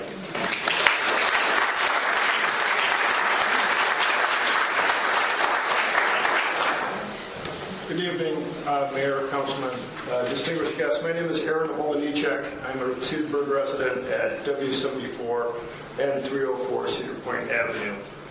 I am also the chairperson of the St. Francis Borgia School Committee. Respectfully, much of what I heard tonight is based on conjecture and based on false assumptions, and I would request that this council pay attention to certain facts. One, what we've heard tonight is that this project will increase the local tax base. It will convert a non-tax property into a tax-paying property. That is a fact. The City Council and the Mayor should all recognize this opportunity to reduce their constituents' tax burden. The City's May 9th, 2016 audit report indicates that the local tax levy has remained fairly constant over the past 5 years. I looked back, the May 9th, 2011 tax audit reports that the local tax levy was between $7 and $7.5 million for the past 5 years. 3 years later, May 12th, 2014 tax audit, it indicates that the local tax levy increased to $8.2 million. The May 11th, 2015 audit report indicates that governmental grants and the shared revenues have gone down. So we have seen a constant, consistent increase on the citizens' tax payments for the past 5 years. This project will help control taxes, allowing the city to maintain a high level of services, which is one of the goals and the mission and spirit of the city. The city will receive an estimated $500,000, nearly $500,000 in impact fees from this project. This will greatly assist the city's overall budget position and will also offset the 2015 audit report finding that the governmental grants and the shared revenues have gone down. Third, downtown businesses will see increased foot traffic. If we're truly interested in preserving the unique aesthetic, historical, and culturally family-oriented qualities that combine to create Cedarburg's character as a wonderful place to live, work, and play, then we need to keep our downtown vibrant. The increased income and foot traffic from the demographic that will live in these complexes will enhance the downtown business community. Next, having higher-end apartments with all the amenities is greatly needed in Cedarburg. We all seem to agree that there is a need for something to happen here. We have residents that are moving out of the city because there's not this type of housing available when downsizing. Moreover, even if there is some disagreement as to whether this is the optimal choice for this location, this is nonetheless the only currently viable solution to the problem that exists. The alternative of having an abandoned school building continuing to occupy this prime location benefits no one and does not meet the need for additional housing. We should not sit in our hands and wait for a perfect solution that satisfies everyone to appear out of thin air. We should embrace this opportunity. Also, I believe that having a rigid and flexible position on the historical district and the current zoning laws discourages progress. Clearly, such an issue is being decided on a case-by-case basis. It's being decided here tonight on a case-by-case basis. The slippery slope argument that I've heard time and time again tonight, that this somehow creates precedent that other developers may try to exploit, is nothing more than fear-mongering with a logical fallacy. The problem with this reasoning is that... Hey, come on. You can comment when you guys are talking. I demand the same respect that I gave everyone else who was ignorant. The problem with this reasoning is that it avoids engaging the issue that's at hand here. And instead it shifts the attention to hypotheticals. There's no proof offered to show that the other developers will seek to make further changes, that any such proposal will necessarily be for a different location and require a different request for modification of other zoning laws or other historical district boundaries. Again, I would expect this council to evaluate any future hypothetical request on a case-by-case basis, which further blunts this leveraging affair. I implore this committee to resist the temptation to be unfairly tainted by unsubstantiated conjecture. Also, I would implore the opponents of this project to recall that flexibility on the boundaries of the district is what enables this city to preserve the truly historical buildings and potentially adding buildings to preservation in the future. Finally, per the traffic study conducted when the new school was built, traffic will be much less in the proposed development than what the school was generating in the area. This is an actual study that was done. It is tendered to this committee as a fact. As noted by our city planner, the land city use plan calls for high-density housing at this site. This is not out of character for this neighborhood. It's precisely what was envisioned for this area. Finally, I'd like to close that St. Francis Borgia and the parish supports this project. Thank you.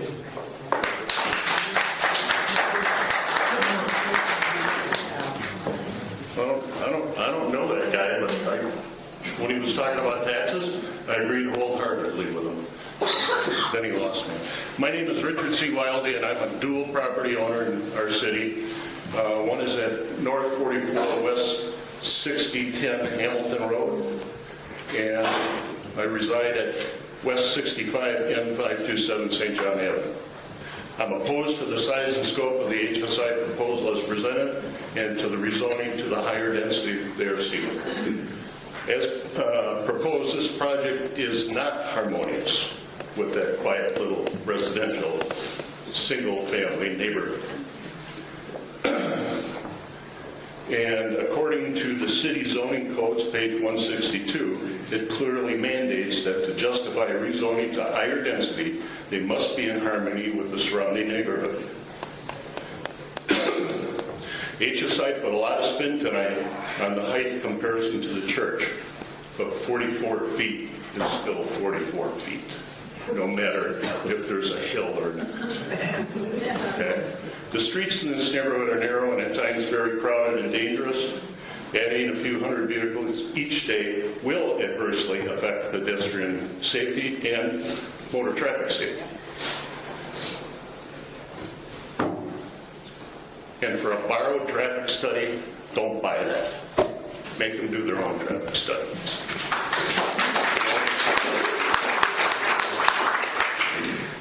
The traffic I'm talking about is not the festival traffic.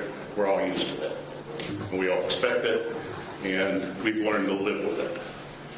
But traffic common to a church, i.e. weddings, funerals, daily masses, try to get through there when there's a big wedding there. And now you're going to dump another 200 cars there?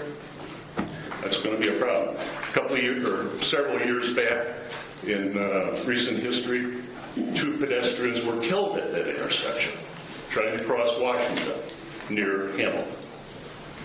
Once again, dump another 200 cars there. It's going to be more dangerous.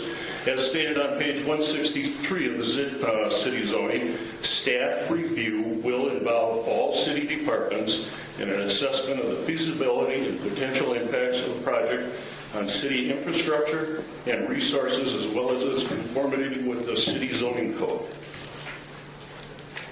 How did that assessment happen without a traffic study?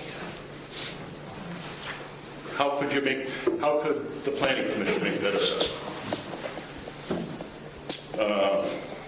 Also on page 165 of the city zoning code, it states that the plan commission, and I think that's supposed to be planning commission, and the common council shall not give their respective recommendations or its approvals unless it is found that the proposed site shall be accessible from public roads that are adequate to carry the traffic that can be expected to be generated by the proposed project. Once again, how can you do that without a traffic study? Okay. And finally, as elected officials of our city, I implore you to do the right thing and vote against the rezoning to higher density now and in the future. Thank you.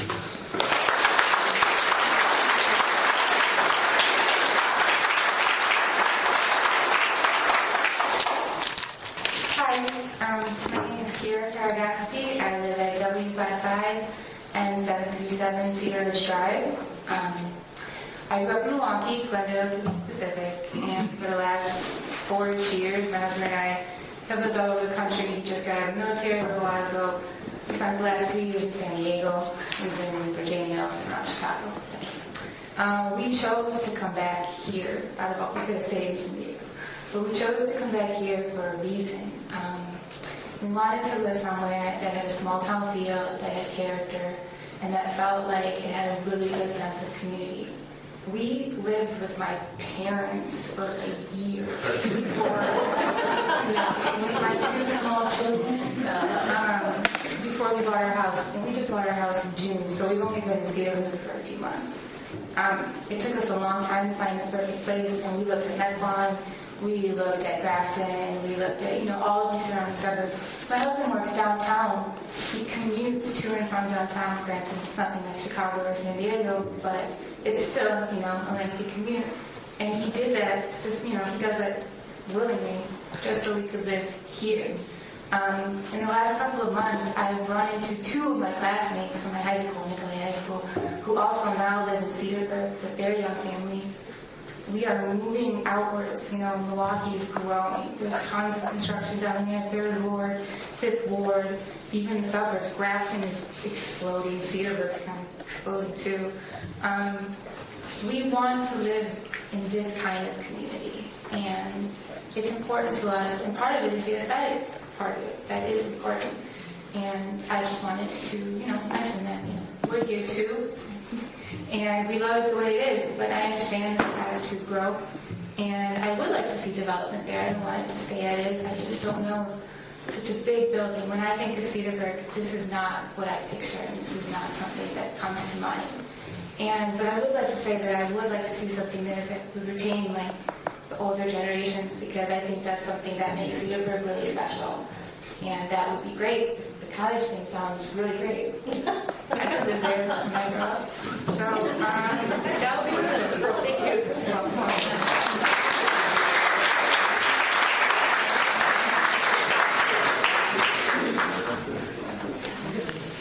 you. My name is Vera Bristman, and I am a member of St. Francis Borgia Church. My family has been members of St. Francis Borgia Church since 1990, when we moved here from Chicago. I was born and raised in Chicago, lived in various suburbs. I'm very, very accepting of the idea of places like Oak Brook and all these other places in Chicago that you probably know of, and that look like Brookfield, that look like every place else that we don't want Cedarburg to look like. Anyway, my address is W58 North 432 Hilbert Avenue. I'm also a business owner in town. I have Morningstar Montessori on the south end of town, the blighted end. Okay, we were very fortunate to find a building that was truly blighted. If you walked on the bike trail, we bordered the bike path. If you walked back there, you would find the place where there was asphalt and a chain link fence, and it was called the graveyard of what are those toys, John? What? No, the toys. Little Tykes. The graveyard of Little Tykes. That's what was back there. It was a horrible place. Anyway, we took a whole lot of money and just made this a very beautiful place for our... Yes, sir, I'm coming along. So what I'm saying is that we're trying to make Cedarburg beautiful. We're trying to provide a service. We're trying to provide help. I'm also the chairperson for the Board of Appeals. This is a job that I take very seriously. There was a past mayor who appointed me. It's an appointed position as opposed to an elected position here where you represent people. I could, maybe after tonight, somebody will take me off like that, but that's okay. I'm here for a purpose. When people of Cedarburg, the residents, the tax-paying people of Cedarburg, come to the Board of Appeals, they come to try to change something. Some kind of a zoning law doesn't work with whatever project they're trying to do.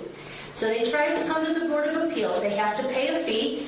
They come in front of the Board of Appeals, and then they state their case. There are usually 3 or 4 points at which they have to meet in order for the Board of Appeals to change this.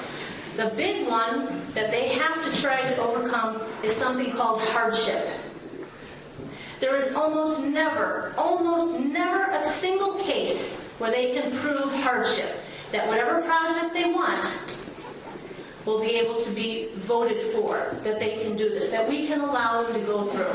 Now, we are reminded constantly by the city attorney, remember what you're here for. You're not here to help your friends and your neighbors get their deck or get this or get that. You're here to follow the letter of the rule of law and the zoning code of what you're here for. This is the zoning code of Cedarburg. This is what we have to follow. If we don't follow this, then we are not taking our job seriously. This is what we have to do, or we don't belong on the Board of Appeals. So we have to do it fairly. There are several members of the Board of Appeals here now. We have had friends, we have had neighbors. We're a small community. I don't know how many times we've had to say no to these people. And I have to look them in the eye, and then I have to see them the next day at church and at Piggly Wiggly and other places. And I feel like a bad guy. But I know I don't have to explain myself because I understand my position, and I take my position seriously. What I'm saying is that our tax-paying, hardworking people of Cedarburg try to come to the city to make changes for their tiny little properties. And they're not allowed to do so. But yet, we have on a small 3.1 acres of property in the small constricted little area where a very large developing firm wants to come and place a very large elephant footstep. And they can just walk over all the zoning codes. Why? Tell us why.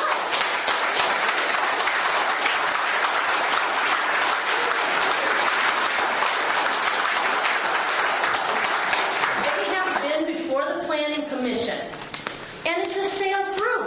We were shocked. We were stunned. We said, what is this? They gave the very same presentation several months ago, and this has not been going on forever. It's only been August.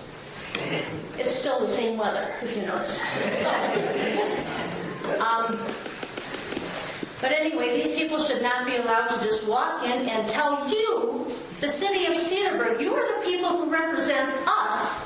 And we are the people of the city of Cedarburg. We are the people, and we don't want this because you cannot, according to the Smart Growth Plan, you cannot have something that adversely affects the neighbors. And that is a quote from the Smart Growth Plan. This adversely affects the neighbors. Mr. John Milgren wants to put up solar panels on his house. He will not be able to do so. Miss Paula Mott, she has water in her basement because there's a stream under Spring Road. Think of that, a running stream under Spring Road. Well, these people want to put some pools there, some pools of water, which would actually be a little bit higher above ground than her yard.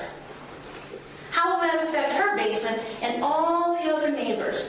Mr. Mark Pellet, who has been working from the Planning Commission, he's been working with HSI. Okay? His own ex-wife lives right, her backyard is right butting up against all of this. What's the point of all of this? Why are we even considering it? Why did it get so far? Why are you not following the Cedarburg regulations that were put into place to preserve Cedarburg for what it is? That's what we're asking you to do. Thank you very much.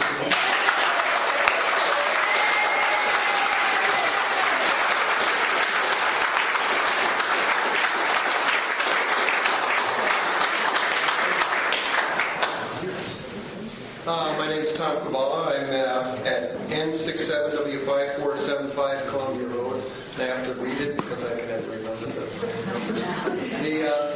I am a member of the Landmarks Commission who, along with the majority of members, voted against the raising of the rectory. And I'd like to clear up that issue a little bit because it's been mischaracterized. The 1920s rectory is in fact an historic building. It just happens to be not the best architectural example of an historic building. But that is not the reason that buildings are nominated to be in an historic district, not the only reason. There are three reasons that you can pick. One of them is association with another building. The fact that if you have a complex of buildings that's critical to the district, then it's important that all the buildings in that complex remain. Now, if you consider the church as the crown of the National Historic District, and it is, I don't think anybody could deny the fact that it sits at the top of Washington Avenue and basically dominates the entire town. How in the devil's name could you possibly take a building that's part of that complex out of the historic district? The National Historic District is a treasure of this country. I still can't understand the reasoning behind that. Anyway, that's one of the issues. The other one happens to do with a procedural matter.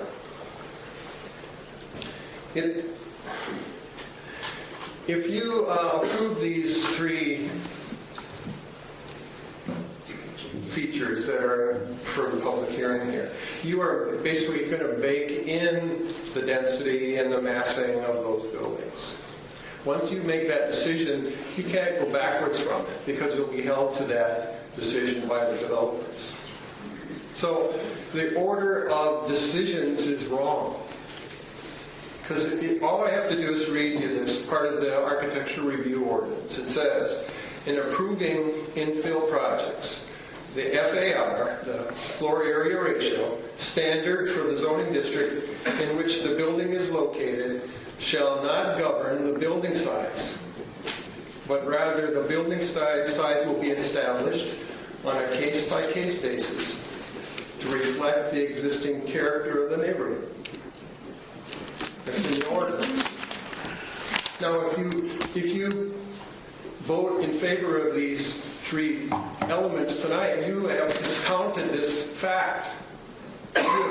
You've made it impossible to follow the architectural review standards. So I'm saying it's all backwards. You can't decide on those three items tonight. Otherwise, you can't follow the law of the architectural review standards. So it's kind of screwed up. You put yourself in a weird position, I think, by having these public hearings first, rather than determining whether or not the building will reflect the existing character of the neighborhood. Thank you.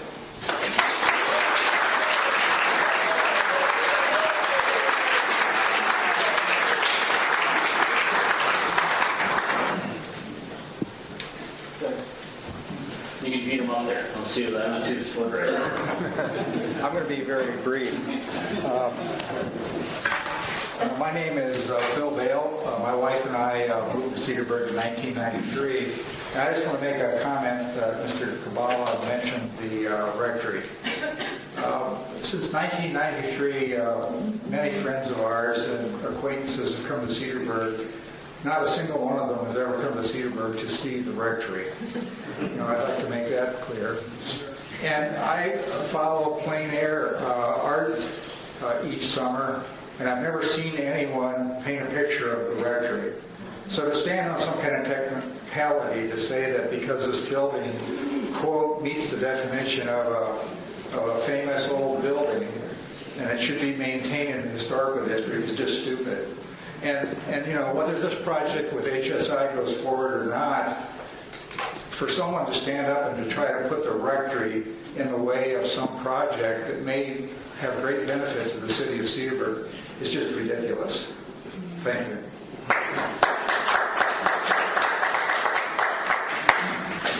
Hi, my name's Ed Feinborn. I live in the town of Cedarburg. 8125 Pleasant Valley Road, I'm sorry, Coast first of all, I'd like to extend appreciation to the council for the patience this evening. I used to be on the town board up there, so I hope you don't mind me speaking at your meeting. You're supposed to cooperate. I'm also speaking in behalf of a friend of mine who lives across the street from Leopoldo. Directly across the street, her driveway just about lines up with the driveway on this project. And first of all, the traffic on Washington Avenue makes it extremely difficult to get in and out of her driveway. And I think all the other people on that road, if you try to drive in and out of that driveway between 3 and 5 o'clock in the afternoon, it's almost impossible. Getting out is extremely difficult. Imagine backing up into that traffic. So traffic is a really important issue here.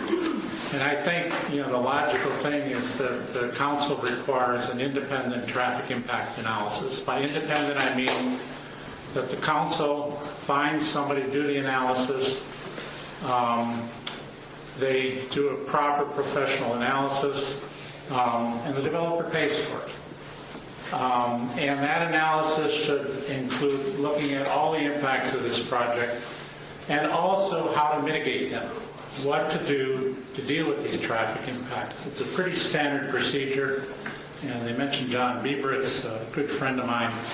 So there's some very qualified people out here that can do that. The second thing came as I was listening to this discussion this evening, brought back memories of when I was on the town board. You guys, council and the city went through an awful lot of effort to prepare a comprehensive plan. A smart growth plan. I think it was a very wise plan. At the same time, I was on the smart growth committee for the county. And what's at question here, your first question, is the integrity of the plan. The plan says how many units per acre. Pretty simple. Developer could open up that plan and say, okay, here's a piece of property, here's how many units we can put in, how do we design something that works within that plan?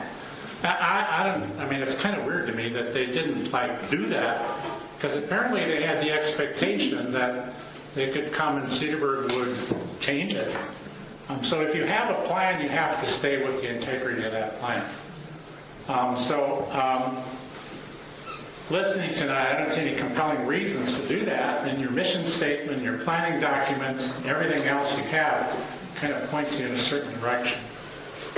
So I would say that you have to consider the integrity of what you're planning to do. And it's not an all or nothing question here, because some people say, oh, well, this is better than nothing. I think there's things in between that can conform with your plan and can do very good things for the village, for the city of Cedarburg. In regards to tax revenues,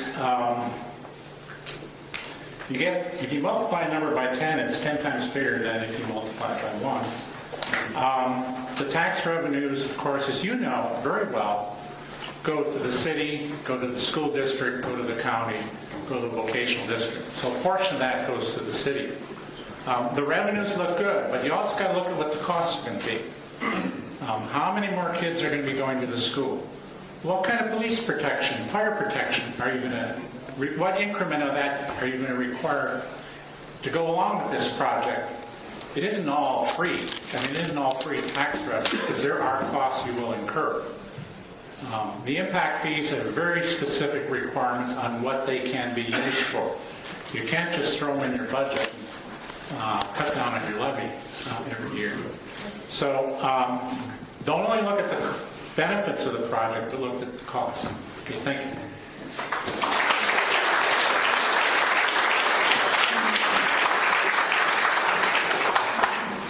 My name is William Bojanovich. I live at W61 and 459 Washington Avenue. Before the evening started, I was going to be the first one to talk, but you know what? It's kind of nice to hear everybody talk. I'm not going to say much of anything other than to follow up on the heels of this last comment regarding the comprehensive plan and the time and energy that we all put into it previously, along with the visioning plan that calls out for condominiums in the downtown area. It specifically says that. And it even addresses our apartment inventory in the city, which surpasses that of the state of Wisconsin, and it surpasses that of the Ozaukee County.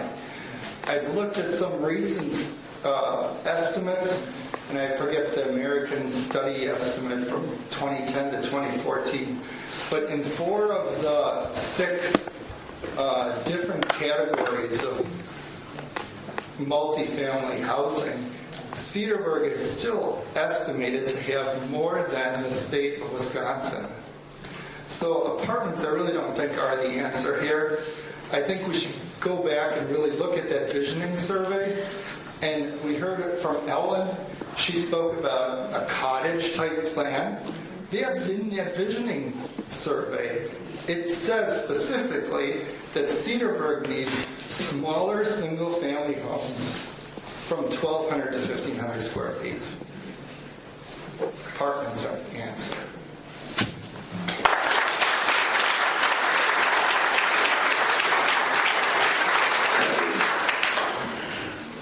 Hi, I'm Colleen Tucci. I live at W61N431 Washington Avenue. I just wanted to say very quickly that I'm a parishioner. I live right across the street. I sent all 3 of my children in SFB from 3-year-old to 8th grade. I love that school. I love the parish.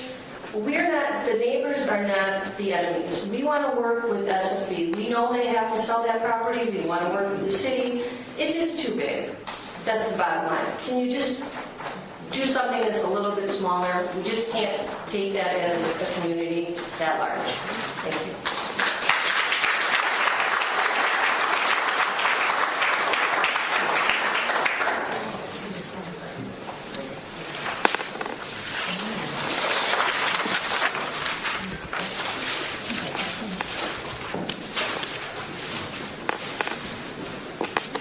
Hello, I live at 1044W6026 Hamilton Drive, right in the midst of this project. When I moved here, I was well aware that the property was for sale, and I checked out what the zoning requirements were, and I looked at that, and quite frankly, I just wasn't that worried about it because I just had a lot of confidence in the fact that whatever was going to be put there was going to fit into the scope of the neighborhood, was going to complement the church, which is the focal point of our whole downtown area. It was just going to be something that I would be proud and happy to live by. Before you, I've got 5 developments that I found very quickly by just Googling new developments in historic neighborhoods. These are things that are being built in different neighborhoods all over the country, and are great examples of things that could go into this property. I realize that there's a big push to sell this property. It's an awesome piece of real estate.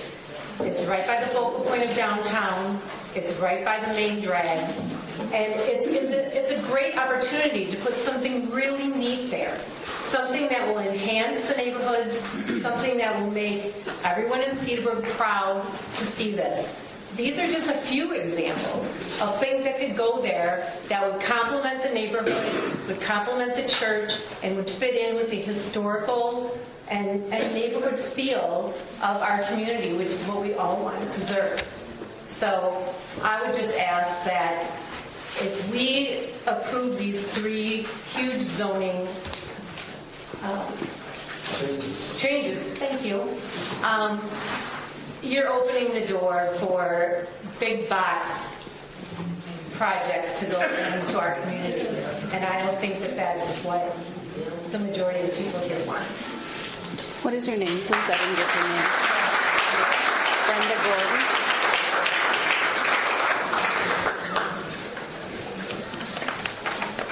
Okay.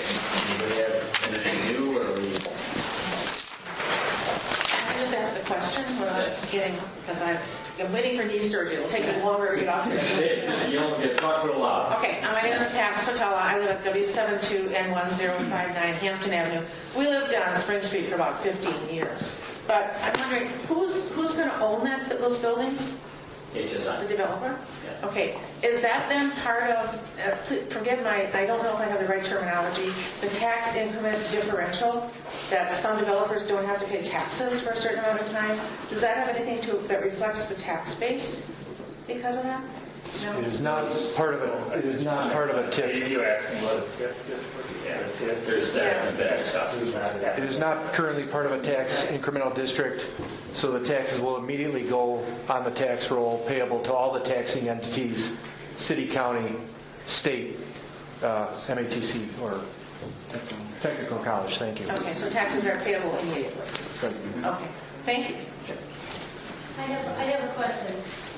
Let's say that when you vote on, the first proposal here, let's say that you say yes, okay, that you let it go through. Then we go to the second proposal, which then talks about changing the status of the zoning from institutional to residential, whatever it is. At what point, the land is not sold yet. At what point does the sale go through, and will HSI then be paying taxes then on it? Because right now, if it's sold as institutional, they don't have to pay taxes. Is that correct? Correct. But if you change it tonight, does that mean that HSI then has to pay taxes to the city? They don't own it yet. I really assume that They don't own it yet. But if you change it tonight, they still won't own it after tonight. no, they won't own it. But then if they buy it, if they finish the transaction and buy it. Oh, I see what you're saying. Correct, my understanding earlier that if all these three were passed, still was contingent on this final plan getting approved, so that I am correct, then it's still all contingent on the entire project, is my understanding. Is that correct? After architectural review. So even after this, everything, the sale, everything, the architectural review has to all go through before any of these three changes are finalized. Is that correct? Did I say that? And also the traffic study is going to be coming up next. If this all goes through tonight, they're going to be working on the traffic study, and we'll be bringing that to the planning commission also as well. And at what point does the sale actually go through? Okay, so if it goes through tonight and it goes back to the planning commission and architectural review and all these other things, at what point is the sale finalized? Well, they're not going to buy it until they get the final detailed approval. So we're talking traffic study, we're talking approval of the architectural plans, site plan, landscaping, exterior lighting, stormwater management. They have to come back with those plans. Until they get those plans approved, I'm sure they're not going to be buying it. And then considering that land is then currently zoned residential, high-density residential no less, then that means that they will have to pay high taxes then to the city. Is that correct? Upon the sale. Yeah, well, that's going to be based on what our assessor determines the value. It's no matter what, it's still owned by the church, and it would be my understanding that's a non-taxable entity until they close. No, because it's been changed. The church is still the owner, though. Yes, the church is still the owner, but the zoning of that property has been changed. You know, the question you asked should be asked of our city assessor. I'd like to make a comment with regards to traffic studies. When people talk about very negatively in terms of what the traffic pattern was when the school was enforced. And by the way, my two girls went through 8 years of grade school there as well. We live directly on the other side of the privacy fence. And what I have to say about that is that for 9 months of the year only, the school operated. And only twice a day, for half an hour at a time, did those cars, however many there were, come in, park, and then leave. And it all happened in a half an hour, and it was done. If you have high-density residences in there with all those cars and additional occupants and their company, that's going to be an ongoing thing. That will not be just 9 months. It won't be twice a day, regardless of the thing about people will be leaving and wanting to go and come back. They've been talking about retirees, as I said. They won't be doing that. I mean, car traffic will be coming back and forth all throughout the day. So it's really unfair to compare the school traffic patterns, which in the end really weren't that bad, as opposed to ongoing traffic which will now occur. And the schools, because people that were going to school were very careful because those were school children. Nobody's watching out for them. I mean, the traffic study is going to be a pretty extensive thing if this thing moves forward, so.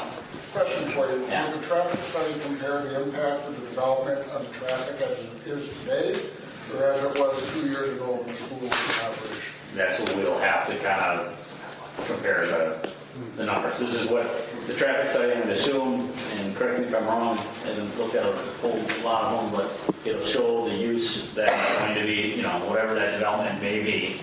And then it's upon us to compare it to kind of what was going on before, so. Before or now? That's not my only... I'd probably say go back to... That was 2 years old or 2+ years old already. Yeah. They'd probably compare it relatively to what the school is. I have a question. How extensive or how far around will the traffic study go? I'm on Worthman Street, and that's a neighbor's intersection. We have a lot of traffic with the public works there. And so additional traffic is going to make that two-way stop, which is pretty much only an get to accident. address what's going in and out of that property. And that's what a traffic study's going to do. It's going to go Okay, what's well, going there's in a and lot out of of that us who are property. just outside that target zone. We're going to be seriously affected by that traffic. That's what we'll have to take into consideration. Okay. Question? Anything new? Yes, new. Yeah, go ahead. So you're voting on three things, right? Amend, right? Redraw. Only on one thing so far. Let's see if we can do that. Those three things, okay. And so we look at this, of course, my issues are fit, form, and function and non-conformance to the spirit, the mission and the law that we have. Okay, those are all things. So I'll just make an assumption. So if we pass number one, that gives them the right to build, hopefully, on that with a 26.2 density, right? Is that correct assumption? So then you're saying that, but it needs to go to an architectural committee for review. Now, I guess the question I have, I hope that you don't. I hope you oppose all three. But if you do, is that committee and design review, which hopefully the developer has taken some of our comments into light and comes back with some alternatives that become more workable to everyone, okay? Is that available for the public to participate in or be part of? Or is this, what happens? Every meeting that we have with them is an open meeting, so you can attend every meeting that's on the agenda, anything to do with this property. Okay, thank you. And you're given the opportunity to... I was just going to say the design review is actually the planning commission, so you've been to those.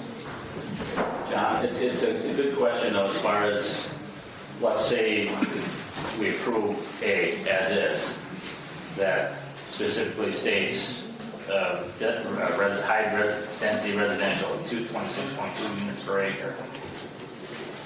If you approve... If it's highest to that number, you know what I mean?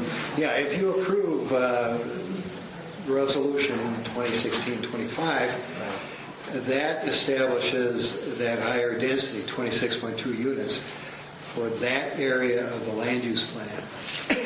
And then it also gives them standing to go through the rezoning process, have the public hearing on the rezoning. And that's item number B on your agenda too. Does that recognize that number as a maximum, or just that is the number? Well, it's going to be the maximum, but the zoning is going to be tied to the plan. So if you approve the zoning, then it's tied to that concept plan. I just want to clarify, any discussion of this property would be open session unless there's something we had to negotiate. Just want to clarify. Yes.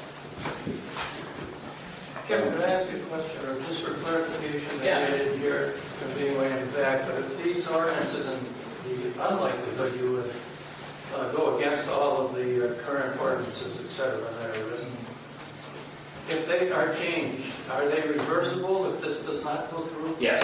This is going to be completely tied to this plan, if you will. It's a PUD, or a planned unit development, meaning that we can put an overlay over a piece of land, and it may not quite hit our normal building codes, but there's reasons that we feel that it's justified. We're talking most of the developments that are going on right now are PUDs. They do not follow exactly our building codes, because we looked at the project as a whole and decided that it was still appropriate to do. Cedar Point, PUD, the largest one I think we've ever done. I mean, I don't know how many people live in there. That was a PUD.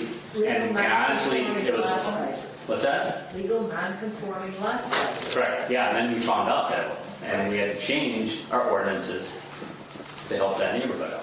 After it was already built. Yeah, that was a great thing. Yeah, we don't have to go back to that. That was a long meeting, too.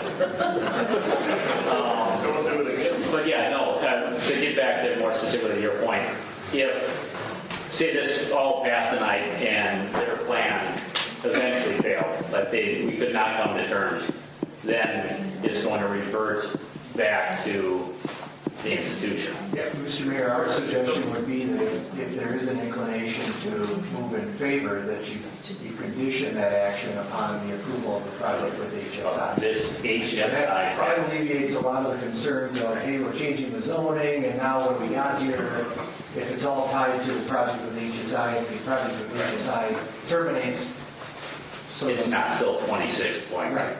So yeah, that was revert back. Yes, I just had a question. All the people that are opposed here to this, these three amendments or whatever they may be, considered ordinances, are we actually fighting City Hall? Does City Hall staff support this project, or what is their position? Well, are we fighting City Hall? I don't want to interrupt. I mean, I can speak on that. And I talked earlier. You have to remember that we don't own the city doesn't own this property. You have an owner, the church, who's got a developer who's come forward, and they're bringing this request forward. So it goes. It's no different than if any of you were doing a project and you wanted to bring it forward and your neighbors didn't like it, or potentially didn't like it. So the project comes forward. I don't want to give you I don't want you to have the wrong impression but the project comes forward and it's given a fair hearing, just as any project would be given a fair hearing. Okay. Did council have any questions for opponents and proponents? Are there any questions or comments? No, not yet. No, then I'm just going right to my letter of my law here. No, if we had any comments on what the public hearing, the public comment was about, and then you'll be able to get back, and then you're next. Yeah. You'd be number 8 or number 7.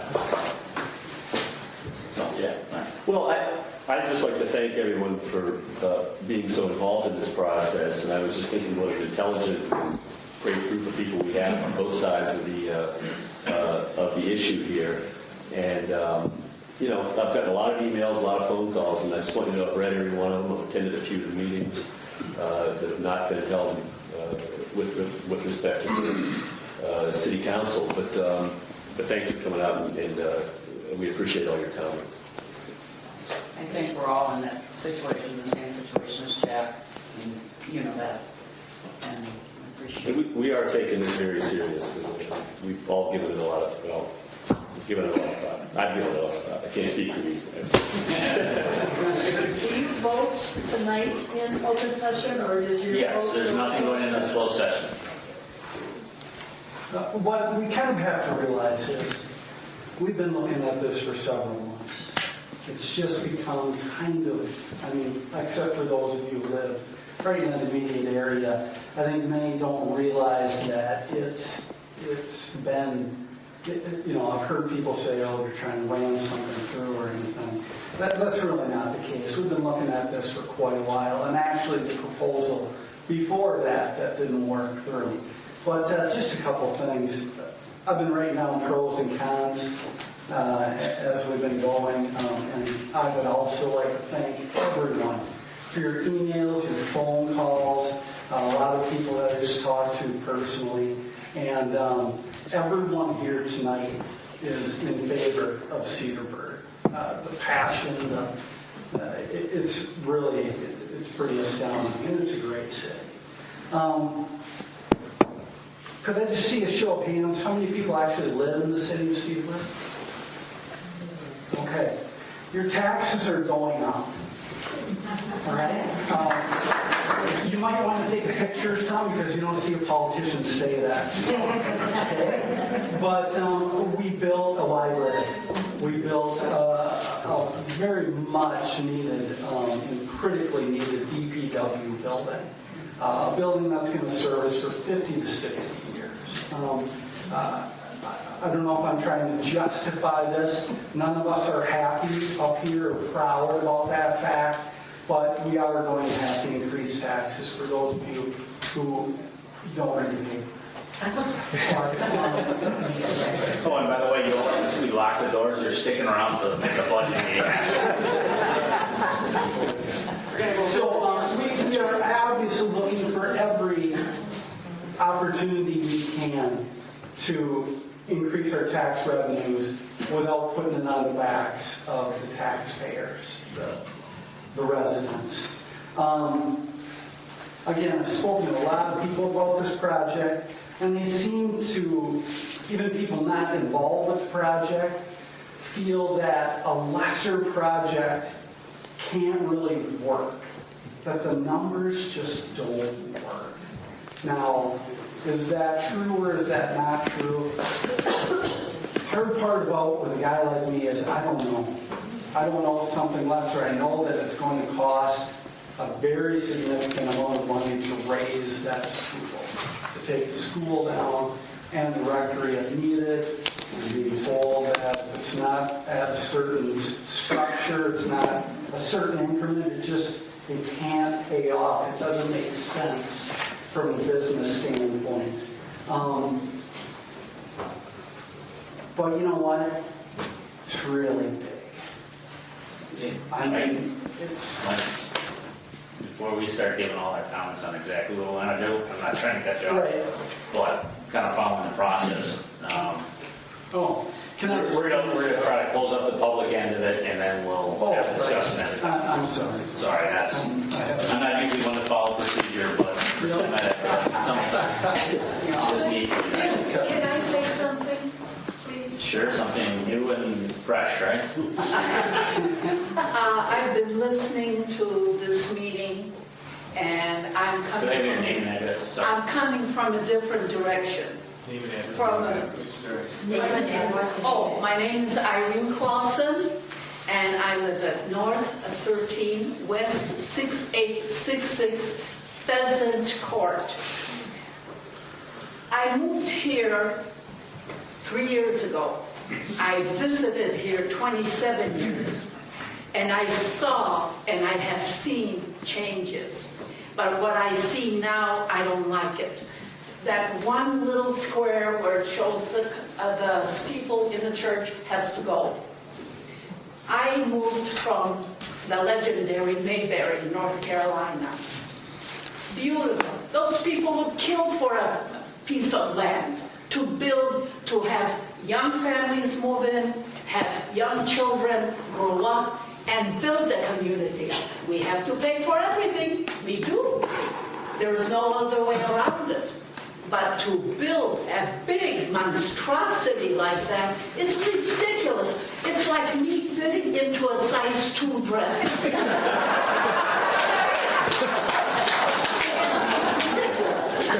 It's ridiculous. No matter how you look at it, it's a bad project. And I can understand why he wants it, because he's going to make bucks. A lot of money on that. Our city isn't going to be doing it. What about the fire department? How are they going to drive up on that little street? How is this lady with the cane is going to cross the street on Washington going off to Mass? Are we forgetting the people? The people 165 years ago who scrimped and saved and paid without complaint. this in a bind where they would be in the shadow or whatever. How ludicrous, well, excuse my pronunciations. We cannot, as a city that will grow, will bring in young families, cannot do this. We can't. I couldn't afford living there. When I go to the senior center and I hear the people, they don't have money. They don't. We can't afford $2,000 for rent. I bought a modest home, and I'm paying for it. I'm hiring people, local people. Not who's going to build this? People from workers from some other not country, but county or city. Are our workers going to be working? Well, anyway, I'm a free market guy. He can get whatever he needs. I am just saying, the people who built this parish would not leave us in the position we are in now. They wouldn't. Thank you.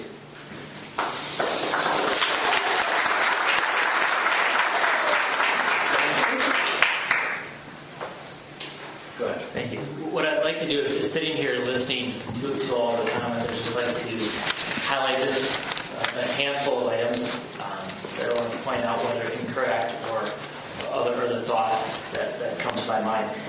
First of all, using the PUD as a tool, the plan unit development process, is a great tool that your zoning code allows, your ordinance allows for you to do. Some of the projects that I showed initially in the presentation this evening, our last 3 multifamily developments all went through a very similar process of rezoning, amending comprehensive plans, and ultimately through a PUD process. Great tool for the city because you get to customize the project to fit what is the desire of the city. It doesn't have to fit into a box. That's the first one. A lot of discussion that the rents are $2,000. There's a range, of course, with anything. From a low-end range, and this is obviously very preliminary, set between $1,200 to $2,000. They're not all $2,000. That's at the upper end of the range, just for point of clarification. In terms of traffic, to clarify, I never said that people that live here will only come and go once or twice a day. When you look at a traffic study, if we get to that step, a traffic study looks at what is the peak or worst time in the morning and what's the worst time in the afternoon. There's a whole science behind traffic engineering. You'll see that as we get through that point. So somebody said previously that the traffic wasn't that bad when the school was there. I anticipate that we will have a report based on some preliminary feedback that we've already received that the traffic situation will technically be better than when it was when the school was in operation. In terms of the property, there's been a lot of ideas in terms of pictures shown of other architectural designs, cottage houses, single-family homes. This is a market-driven development. At the end of the day, it's private property. This is not an RFP by the city. If that's the city's desire, then there's different paths that can go down to achieve that. Want to reiterate again, there's a lot of discussion on architecture. Not to beat a dead horse, but this has not been formally reviewed for architecture by the city. Early on in the presentation, I shared some of our other projects that we've completed over the past few years. And I just stated this at the last Planning Commission meeting as well, back in September, that I'm not drawing comparisons between Cedarburg to Delafield, Wauwatosa, to any other community. What I'm doing is I'm drawing some parallels in terms of how underutilized properties are being redeveloped. I'm not saying Cedarburg is Delafield or Mequon or anything else. I encourage the city to look out for future generations. Obviously, communities age. There's a growing needs of the community are always changing. So I encourage you to look at that. There's also a statement that was made about value implications. That just because a multifamily building is built here, that everyone's values in the neighborhood will go down. Actually, you can find empirical data to support the opposite as well. So there are 2 sides to that story. In terms of when somebody stood up here and pointed out certain facts about other projects that our firm has developed, whether it's in Oak Creek or Menominee Falls or any other ones, I'd just like to kind of make a blanket statement that a lot of the facts that were provided to you were incorrect in terms of the type of project, density. So I just take that with a grain of salt. I also question why people stand up here and say that this will ruin the community. I know it's change. I'm not sure why there's such a stigmatism with people that choose to rent or have to rent compared to people that own. In terms of being fiscally responsible, there's many things in the mission statement that was read in terms of the Common Council. It's a balance. I don't envy you this evening. It's what's best for your constituents, what's best for the community as a whole, what's best fiscally, monetarily driven. I think it's a combination of all of those things. There was also a comment made that we're the large, big developer that came into town. That couldn't be farther from the truth. We're a small 5-person shop in a small office in Brookfield. From the day I first met with John Sensky, our approach has not been heavy-handed. If anything, I think we're pretty transparent, which is not your typical approach in this business. Last comment, master plans. This comes up many times when you're looking to change what an underlying use is for a property. Master plans are documents that are put in place at a certain time. They're static. Many times they get put on the shelf, and they don't come off the shelf until you have things like this. So if a plan was put together in the past, do markets change? Does the environment change? Should land use plans change? There's an ebb and flow of what works or what worked previously may not work today or may not work in the future. Thank you. And, yeah, we have a question for Aaron. Go ahead. When you speak of the land use plan, do you know when that was finalized, the one that's marked Earl 2025, I think? Yeah, we worked on that from about 2006. It was adopted in 2008. And the intent of the land use plan, it's a guide for future development. The zoning is the law in which development occurs. But it is intended to be a dynamic document, as Tony had indicated. As times change, the intent is for the city to review the land use plan and update that to reflect the changes in time. So it is intended to be a document that is to change with time. Any other further? Well, you guys. Just a quick. Tony, could you just address I don't want to drag this out, but and you touched on it a little bit earlier in your initial presentation. About I'm sorry. It's only 10:30. It's just about the viability of everyone. I think everyone in the room almost saw. Everyone said something needs to happen here, and almost everyone said 2 stories was okay with them. Could you just address, just again, specific to this site? I think your initial presentation was a little more general, but why this site can't, in your opinion, support 2-story development? Sure.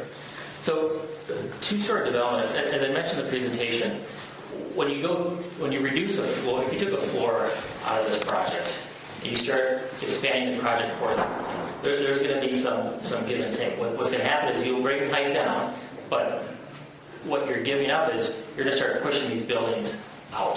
You're going to push them closer to neighbors' lot lines, you're pushing closer to the streets, and so that's one from a pure planning standpoint. If your green space is going to decrease. That's the first one.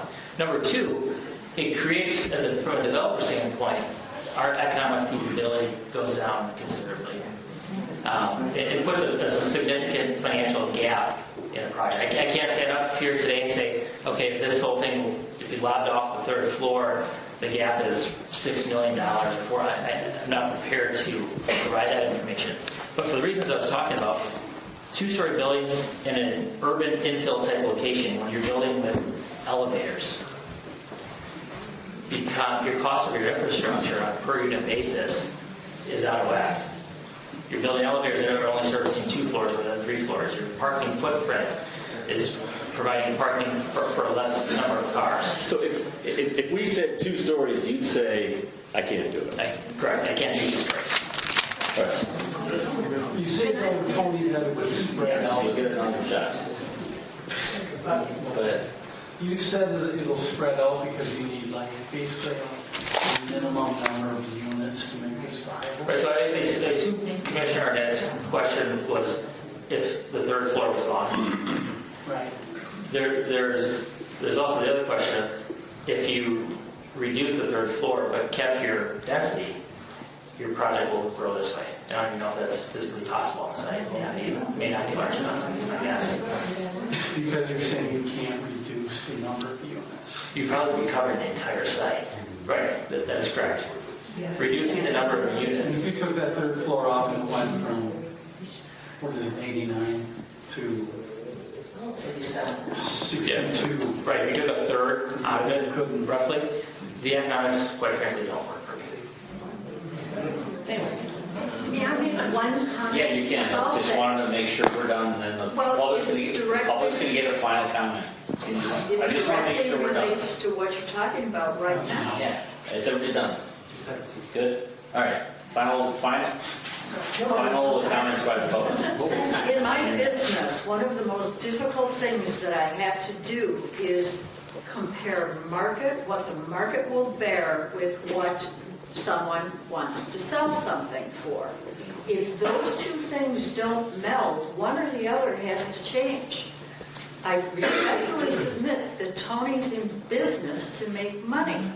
If he can't make money by building on this site at the price that it's selling for, what else can give? Perhaps the church, the archdiocese, the powers that be for the people that are selling this site.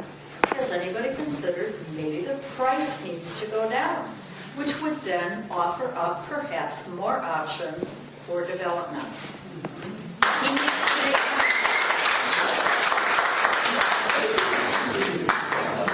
Can I say one? Mr. Mayor, can I say I just want, this is my understanding and answer to that question, and I believe I need to ask it myself. Even if you gave them this property for 0, the cost of the property is relatively minimal to the cost of raising it and developing it. I'm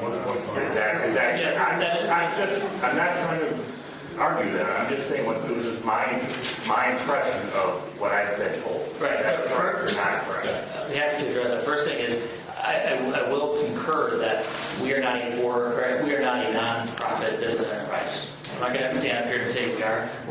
We are in the business to make money. In terms of full disclosure, in terms of the question about the purchase price of the property, earlier tonight I mentioned that this project could cost in the range of $200,000 per unit. That puts us in the range of $18 million plus or minus.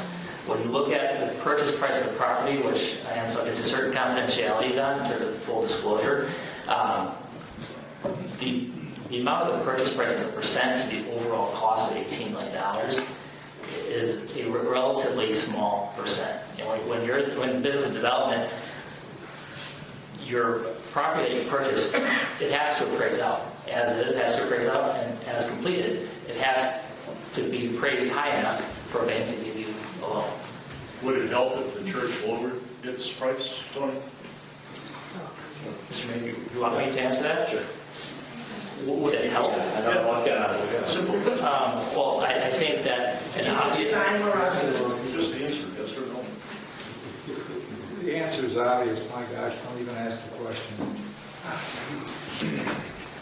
I'm prepared to answer the question. Sure. Okay. Obviously, I can't sit up here and say that if the cost of a project, land and the cost of the project comes down, is that better? Yes, that is. You give a comment. Sorry. Oh, I'm sorry. Am I jumping on somebody? No, go ahead. No, then you. Just real quickly, I sent you a couple news articles that ran in October and November of this year, and what it said is that the real estate market for purchase is as strong as it has been in 11 years. And they're pointing specifically at Cedarburg County, and they're saying we're 65% up in the last month versus a year year ago, and they're saying that the limiting factor in real estate in these communities, Mequon, Cedarburg, Grafton, is inventory. There is not enough inventory. There are plenty of people between $250,000 and $350,000 that want to make that personal investment in communities. Cedarburg, they're unable to do it because of the unavailability of new projects and new projects. There's a lot of different options. And I also sent you that article that was an interview with Tom Dakin in the Journal Sentinel, where the owner of HSI said, we believe that the apartment market in the Milwaukee metro area is oversaturated. Why would we chase something that is opposite to trend? The very owner of HSI is saying that the apartment market is oversaturated. We're chasing an apartment boom that's reflected in Grafton and all these other communities where things are going up. Again, there's Mequon planning for documents right now. They're saying we're looking at 200 units and being completely saturated. We've missed the window in a lot of ways with this, and here we are chasing. We go round and round and round and round. There are options. There is a market force that's supporting other options, and again, I would just say let's be open-minded to that rather than jumping in and saying this is the guy we've got at the table right now. Thank you. Council members, I appreciate your concern about the tax revenue that can be generated by this property. Eventually, we all agree in the community that that property will be on the tax roll. Please do not sacrifice the planning that has gone on prior to this, the codes that are in effect today, or the larger scale project. Eventually, this project will come to the tax base, but it will come under the directive of the citizens, not by a developer.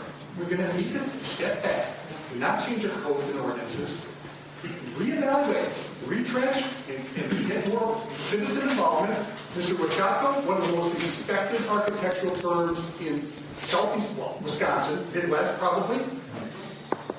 Anything to add? I just wanted to point out that you can do a development without taking the rectory down. Well, we did it as a test. Is it correct for me to say that the Department of Public Works building cost $8.7 million?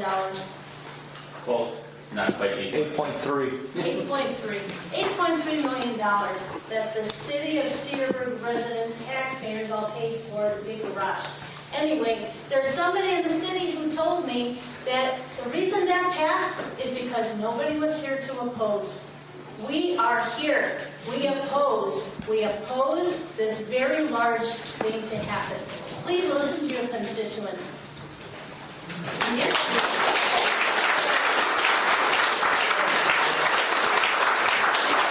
I'll make one final comment, and that comment is there are people here who are in favor of this project as well. There are also constituents, and those constituents have made their voice known as well. It's not a one-sided issue. Last comment. I don't like getting into the he said this, my response is I just have one last comment in regards to some of the last few remarks. Then I'll be quiet for now. I don't feel it's appropriate for people to search for articles and take certain excerpts out of context and then use them in a negative, adverse way. Because a lot of the article that was quoted, we get asked all the time.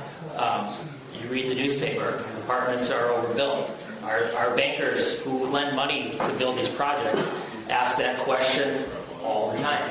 Our response is, yes, certain submarkets are overbuilt.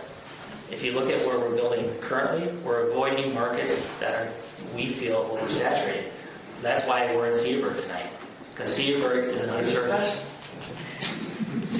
underserved market with good demographics, and there's demand in this market. Any final public comments? Should there be a referendum? Something that is applicable to a referendum type of vote? No? I mean, I don't know. This is a standard zoning action. That's why we're having the public hearing. Okay. And that's why we have representatives who are representing their constituents. Anybody else? just like to make one comment. Jim Corinne, M47W6033 Spring Street. I wasn't involved with it, but I was told by a couple of people regarding when Dewey Strobel was trying to build that, it was a 3-story building between Columbia and Bridge. Anybody aware of that project?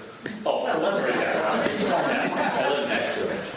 So I'm just saying that's a little farther out from the historic section, but it's the same thing where that didn't pass, and then they built townhouses in place of the large structure.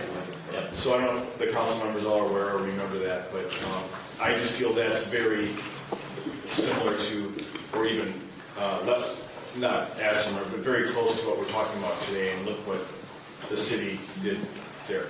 Thank you. Anybody else? Thank you, Gus Worth, and 4876,000 Spring Street. I just would like to say that when you mentioned that your taxes are going to come in at $180,000, how much of that is the cities? I believe that the cities would be about 20%, if that, my arithmetic is correct. Yes, the counties are going to get some, less than MATC, I may add, but the amount that you will get is about $36,000, not the 108. The other thing is there any talk about a developer tip on this? Thank you. 36. Excuse me, Cheryl Fox, W74 and 863 customer. I'm very disturbed by this. I see it's dividing people. Longtime friends are arguing about it. We all need to know that there needs to be development over there. But I really feel that I'd like to ask the city to really put forth some effort and come up with creative ideas. I remember when there was a demolition order for the mill and also for St. Francis Church. And Mayor Fisher stepped forward with a group of people and thought creatively and really kind of made Cedarburg what Cedarburg is, because without those two landmarks, where would we be? So I would really like to see the city roll up their sleeves, get together with the church, and see, what they could do, get creative, and what they could do to put something there that we all will love and be really proud of, and that'll just enhance, the old church. Yes. And then we'll accept the motion to close the... Motion to close the public meeting. Further discussion? All in favor? Aye. Opposed? Carries. So now at this time, I guess we have any questions, comments directed? Only here. No, it's a general question, procedure question. We're going to vote 3 times. I guess. Yes. We will vote 3 times.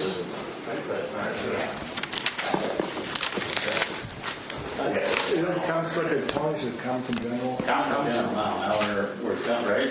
Yeah. I just have a question for John. John, if we vote yes on A here, are we generally approving the concept?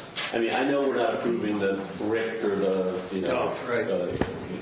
Well, your vote on A is simply relative to the land use plan.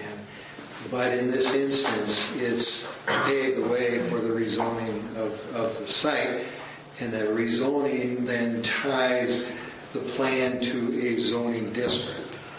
Any future change, significant change to that plan requires us to go through the rezoning process again.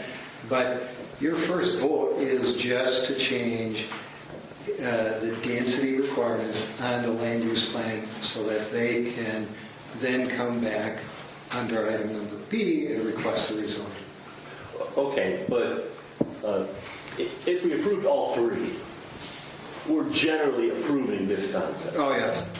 Yeah, if you approve the land use plan amendment and the rezoning of the entire parcel to the RM2 district, And then under 3, you're rezoning the rectory parcel to remove the historic district.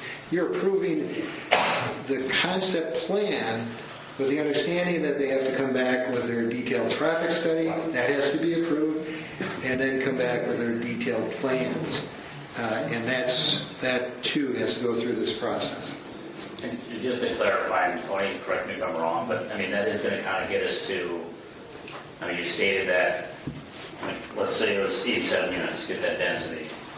We're kind of tacitly improving a 3-story building. I mean, is that fair to say? I mean, that's kind of where you're headed. I don't mean to throw water on it or anything like that. I just want to make sure that everybody understands kind of what's going on. Nice discussion. Yeah. Lead it on. Knock yourself on. One, I mean, as the other guy said too, thank you. I mean, you all put my knowledge. Not just there yet. Don't give her the microphone. Sorry. Anyway, as the other guy said, I too really appreciate it. I mean, you guys are all here from one side or another, and that's amazing, and very, very much appreciated. And I know a good 2/3 of the people in the room, and I know and understand your passion. I lived in your neighborhood for the people who are not comfortable with this. That was our first house on Hilbert. I sat on the plan commission when we first started talking about the SFP property and told the neighbors, and Becky, I would look at it directly at you, that we would do our very best to try to make this the best possible development. And I had no clue how hard that was when I said that. It's a lot easier to say that than it is to actually sit here and, these guys to sit here. At the same time, as the city attorney stated, we don't own this property. Your neighbor, the church, does. And so while we can, talk about all of the things we've all talked about tonight, some things just are not in our hands. Just spare comments here. Through the years in various roles in the city, I've sat through many council meetings, for years, and seen, just sitting out there, a lot of developers go by, and whether, you recognize it at this point or not, these are good guys. And I'm not just saying that because they've been trying to work with us. We've seen a lot of people go through, and they've been straightforward with us every step of the way. I've sat through a lot of these meetings now, and I haven't heard them say anything to us that they haven't, I think, sincerely either believed or tried to follow through with. I'm pleased that they came back to us tonight with some modified designs. I'm pleased they sat with Planning Commissioner Mark Pellet, who's a local architect who lives in your neighborhood, and tried to listen to some points the Planning Commission had made a couple months ago or so. I like the fact that they've tried to make the street-facing entrances to make it a little bit more, friendly to the neighborhood. I'm not sure that I like the step down. I'm not sure that I totally know what all the heights on those are right now, and we'll get there. But I don't know. Go ahead. Somebody else. If I could just go in, since I don't have to vote on this anyhow. I'll just make some comments and then step aside. But, this job was a lot easier when nothing was going on, and you get projects like this, and it's great to see the process play out. And you always have, it's one of these that I can sit there and argue both sides, and I think somewhat effectively. You look at the needs of the city, and contrary to what anybody's saying, that this is a missing piece of housing. We don't have this type of development in Cedarburg. Okay, right? Really. I said, we listen to everybody. Let's let us count now. Okay, without all of Wow, I thought it was, being, this is a part of the housing, we don't have this housing stock in Cedarburg. It's all of the same. There is not a luxury, this much quality in an apartment building in Cedarburg. Maybe there's a couple units here and there, I don't know. This is something that is missing in Cedarburg. What's missing also is the tax revenue off of that property, which obviously they dealt with. It's a site that needs to be redeveloped. This whole smart growth thing, I mean, honestly, the only thing that even means to me is that we've got a grossly underutilized property. Now, the other side, which I can totally get to, kind of born and raised in Cedarburg, it's dead. And, we, over these little houses that'll get built on an infill lot, will go on and trying to make it fit, the neighborhoods and such. So, that's what we wrestle with. I mean, it's an incredibly difficult decision that council's got to make. Because you've got a ton of needs, and so much of this makes sense. And yet, we've got to also weigh the other side and, I guess, go with what you feel is most appropriate. And I think it's a great plan. We also need developers like HSI. I mean, honestly, I'm doing this for 14 years or so. The level of professionalism and the information that you guys provided, I just want to commend you on that. Up or down, whatever happens, I really appreciate it. Working with you, trying to make something happen here. But, so, I'm gonna shut up now. Now it's your turn. Although I'm repeating what some other folks have said here, that the passion is terrific. And what I found interesting, I've talked to a handful of groups and I've talked to some business people, and I've gotten to the point where I'm figuring this out as the yin and yang of Cedarburg. And the fascinating thing is I think that we all want the same thing. And we've got neighbors in the room here who don't like this. But as I believe Vera pointed out, we have to represent the entire city. So the passion is close, we represent the whole city. The vibrancy of the downtown business district, every 3-4 years we get a note in the newspaper that says we've got 5 or 6 vacancies, they roll out and they're refilled. In terms of changing the marketplace, it's interesting to think that what was Cedarburg 100 years ago, what was Cedarburg 50 years ago, what is Cedarburg today, and what is Cedarburg going to be in 50 years? That's 2066. Buying patterns are going to change. Cedarburg, other small towns used to have Ben Franklin's, Woolworths, Sears Roebucks. Cedarburg used to have hardware stores, car dealerships, and most recently, antique stores. If anyone notices, there aren't any antique stores here anymore. So what happens in the next 25 years? What happens in 50 years? Well, what's pretty much guaranteed right now is the way Cedarburg is today, it won't be the same tomorrow. And I think you have to understand that we can all say that we want the same thing. Or I can say we want the same thing. But what does that look like? In my view, that what that looks like is getting back to what Cedarburg maybe used to be a little bit like. Which is you worked here, you played here, you lived here. And the way to get to that is not by putting 5 or 6 houses on there. It's by making sure you've got a vibrant downtown business district. Now, there's a reason here, I find it interesting, that there are no businesses here. There's not one business person here. There's not one bar.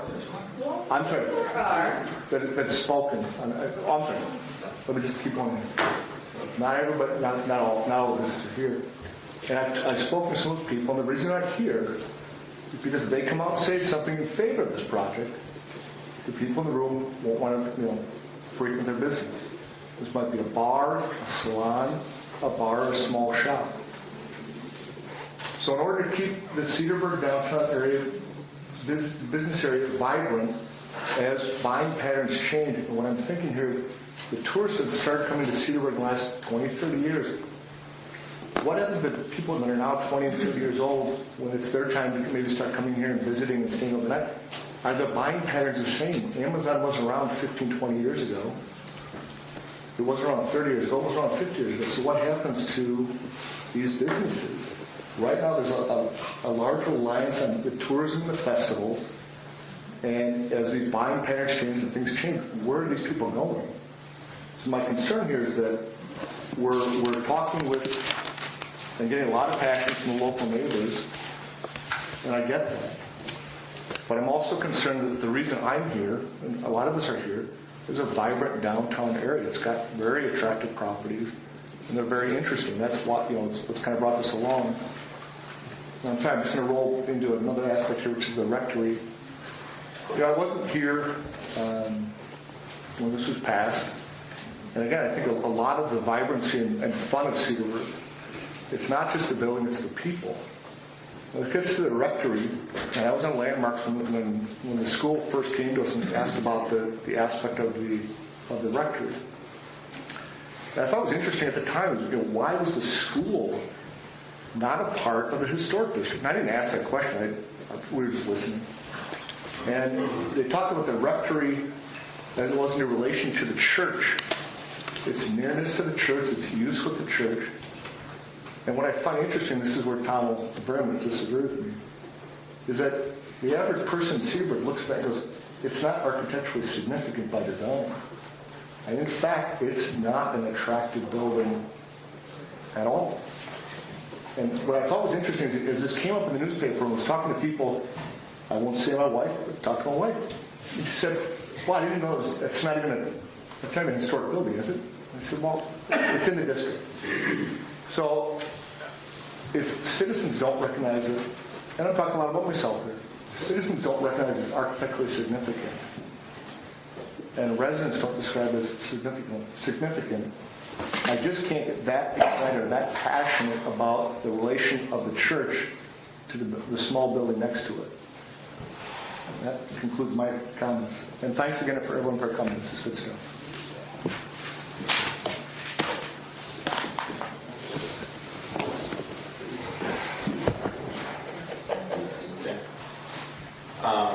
This was the first time that this has been in front of the council, and the first time that I think the public has seen some of the updated plans and the recommendations from the Plan Commission, which I think were good changes. And the design, the original design, and everyone gets very focused on the design, even though we haven't even addressed design yet. Part of my fear is that some of the initial design, which was beautiful buildings, I think that maybe have skewed some people's view of the project initially. And I would like to, my feeling is I would like to take the opportunity to show some of the updated information to the public again and get additional feedback. And see if we can come to some sort of agreement, middle ground of some sort, and explore options. I don't think we've yet explored all the options, so I think we need to take an extra step to do that. And I want to add, I think we're all very fortunate, even though some of us might not even know it, that we've been able to work with HSI on this thus far. I see a lot of, in my daily life, see a lot of business owners and developers and a lot of people that cut corners, and this HSI has not cut corners and it's been good all the way and very forthright. So we should be very fortunate to be in discussion with them. I guess that raises a question. If there wasn't no decision, not that I'm with it. I'm just trying, how do we go through a whole another round of, well, I guess we have to for the rezoning. If all of a sudden we can somehow come to agreement. I think what member Regan I think what you're referring to possibly is the table action for a time being while there's some further investigation. Is that what you're thinking? Possible option. Yeah, it's one option. I just, this, again, I'll repeat that this is the first time that it's been in front of the council. First time that we've seen in a public setting. Everyone had a chance to see some of the recommendations from the Plan Commission. And I'd like to see people's thoughts based on that updated data. It just hasn't had a chance to be in the community yet. I think it would be good too if in print somewhere people had an idea what the step down heights were, because I think that could help instead of the images of the big train car sitting there. It would help to know that there are some variations. Yeah, we saw some representations from that deck and other decks, and I want to make sure that the floor plan is accurate. Can I just ask the city attorney, if we held a public hearing, would we be tabling action on the decision so that we don't have to reschedule a public hearing? Not that we wouldn't send out notices, but do we have to reschedule the public hearing? Yes, that was what I was trying to be a little more clear. Well, we had a public hearing. Well, that's what I mean, we're kind of happy, well, it's not, there would still be an open meeting, it just would get tabled. why we have two of them. Time for public comment. Yeah, we need to run both of them, yeah, plus we have the other two. I mean, they're all tied together, I think. I think this is all, it's all. If we pass these tonight, we are approving the density, and I don't think we've looked at all our options. Well, this is the first time that we've seen this, and I haven't even seen an elevation.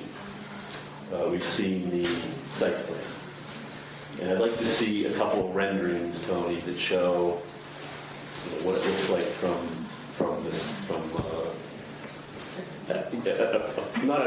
not a depiction like you did, but an actual elevation. I don't know how hard that is to generate, but I suspect it's not too hard. And I just feel like it's the first time we've seen this in front of the council.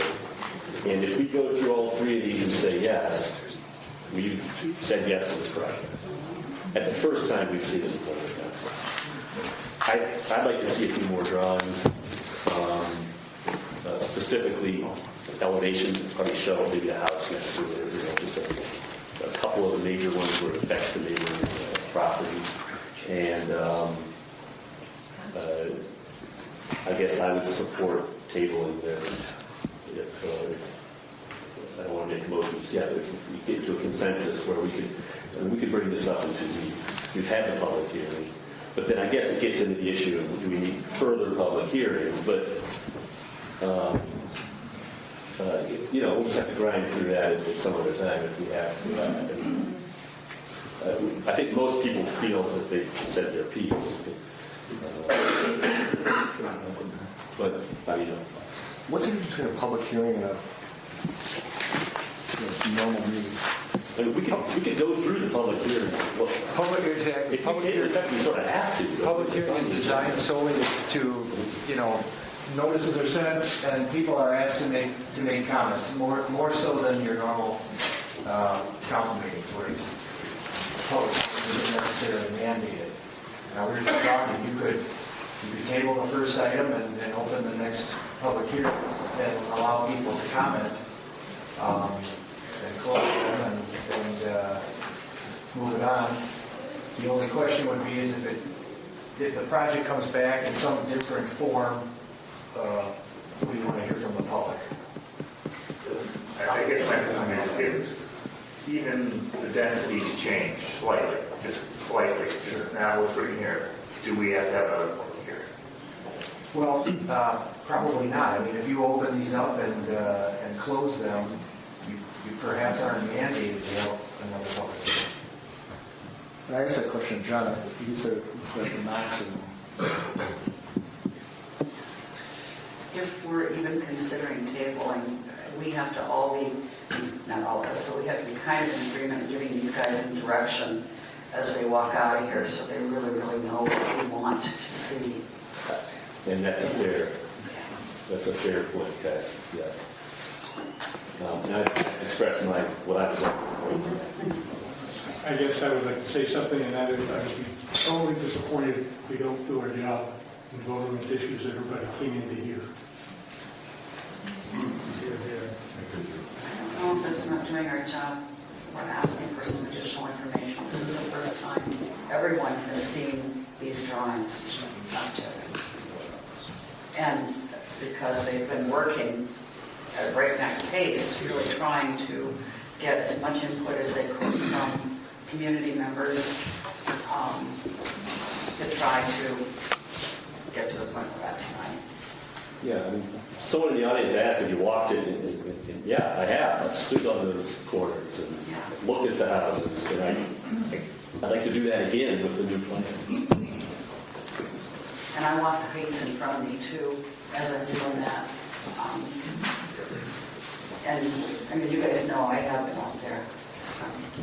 John, what's the height of the school? The height of the school building? I don't have an answer for you. In feet. The height of the school? Yeah. I don't know. Well, the highest point of the school, any idea? If you don't know, that's I don't know. It's probably 12 to 20 feet. Yeah, it depends. It's on a hill. The story's about 12.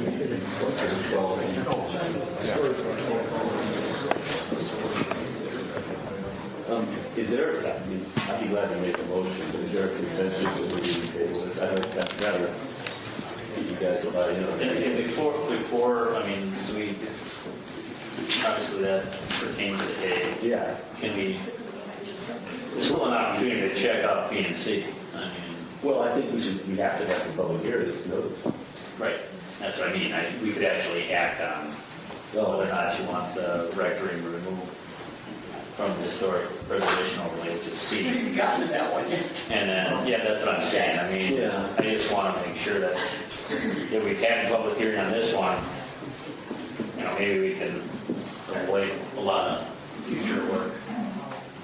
Get something accomplished. Well, we can't do B unless we do A, right? Right, Mike? We can't. That is correct. You can't do to be able to you cannot make a decision on B unless you approve A. Because A is the PUD.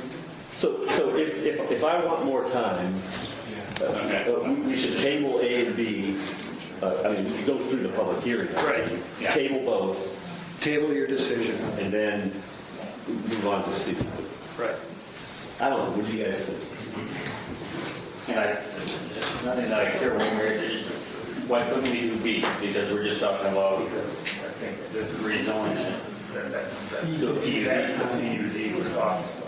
You can't make a decision on B because we don't have A as a guide because of land to support B. Right. Really supposed to amend your comprehensive plan first. Okay.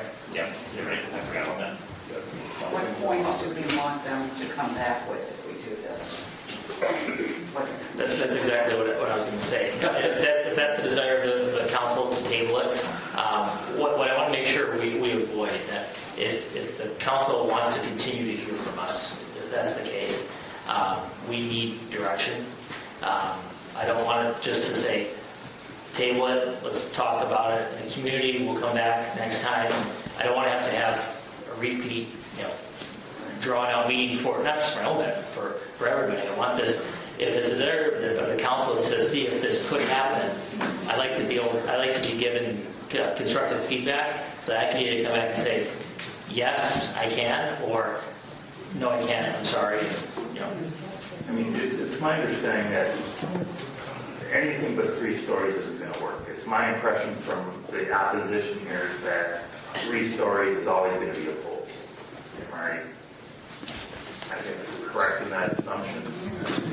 That being said, if 3 stories or they must be 3 stories for you, well, they aren't going to accept, or well, it's not workable. So, but the opposition is pretty much, we know won't change. It will still be in opposition to this building.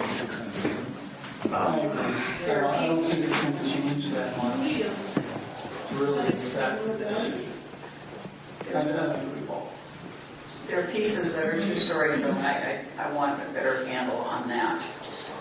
I will say, I mean, I know they've tried to make accommodations the best they can, and I appreciate that.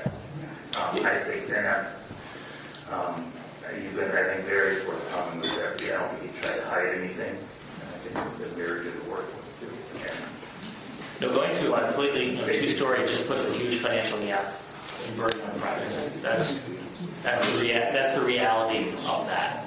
And two stories is a walk away. Is my impression. It puts a financial gap that I can't on my own resolve. That's the challenge that I have. I mean, my impression is, I don't think playing with the corners and doing that is going to change the general attitude towards this project. That's my impression. So, just rip the Band-Aid off now, or? What if we vote on this and we need a 6-7 now? Now, if this doesn't get 6-7, is it the same? Is the reaction the same as tabling? No, then the motion fails. All right. Well, what's next? Does this come back for a public hearing, or is this? No, that's the end. That's the end. If a new plan is proposed, then they have to get a new petition. I would think they would. They would start the process. Yeah, if you vote A down, the plan is dead, and they would have to come back with a new plan based on your direction. We would have to go through plan commission, minors, whole process. Really? We change it. This is going to be adjustment to this plan. That would have to be sent. This is probably going to be a dumb question, but it helped me to see some revised plans. I don't want to see hands from people who support the project, people who came in not feeling comfortable with the project, and it changed anyone's opinion to see some revisions. So nobody's happy anyway. Okay. It helped you, Linda? No. Oh, I have a question. Aaron, maybe you can answer. Did St. Francis Borgia look at single-family development, tearing down the building and selling it? You have 12 lots there, maybe 14. If it's single-family, you don't need underground garages, you don't need elevators. You have room for 12 nice homes that can be 2-story individual homes. If you're building your own home, you don't need to do an elevator. You could have ranches, you could have 2 stories. It would certainly scale back any developer costs, and it would put that back on the tax rolls a lot faster than maybe what they're proposing. I don't think you could sell the lots. Why? Because if you think about that, SFB isn't going to give the land away. Can we agree to that? Well, who's doing the demolition? The developer? Exactly, yes. Well, maybe the SFB could do the demolition. They could sell the lots or turn it over to someone who would sell the lots. Aaron's wife sells. That's a question for SFB then, not for us. Correct? That's a question for SFB then, not for us. We went to 105 developers, not one of them will take that at all. What? We went to 105 developers in this area, not a single one could do that. We did accept But if that. SFG assumed the tear down responsibility, those lots would be bought up by builders and individuals in a very short time. Infrastructure costs. Okay. Anyhow, let's not get into where are we at?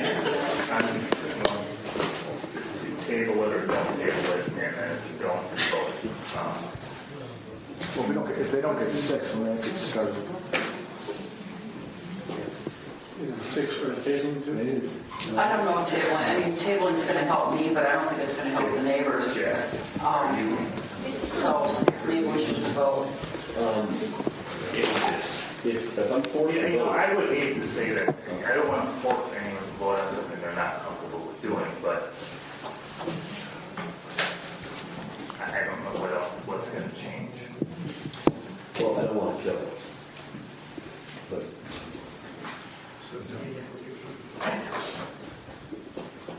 If we vote on it, they don't get 6, then it's out. It's done. Meaning either they come back and starts over and go back to again. If we table it, then there's a conversation, it goes forward, and hopefully we'll back in. If we table it, we can discuss with them what we'd like to see to confirm our nay or yea vote.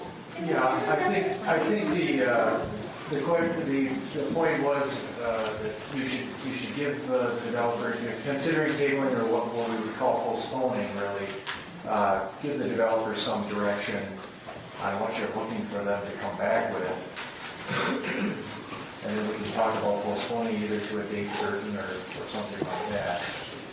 To answer Dave's question, because the vote wouldn't be to change the zoning, a motion to table would not need a six.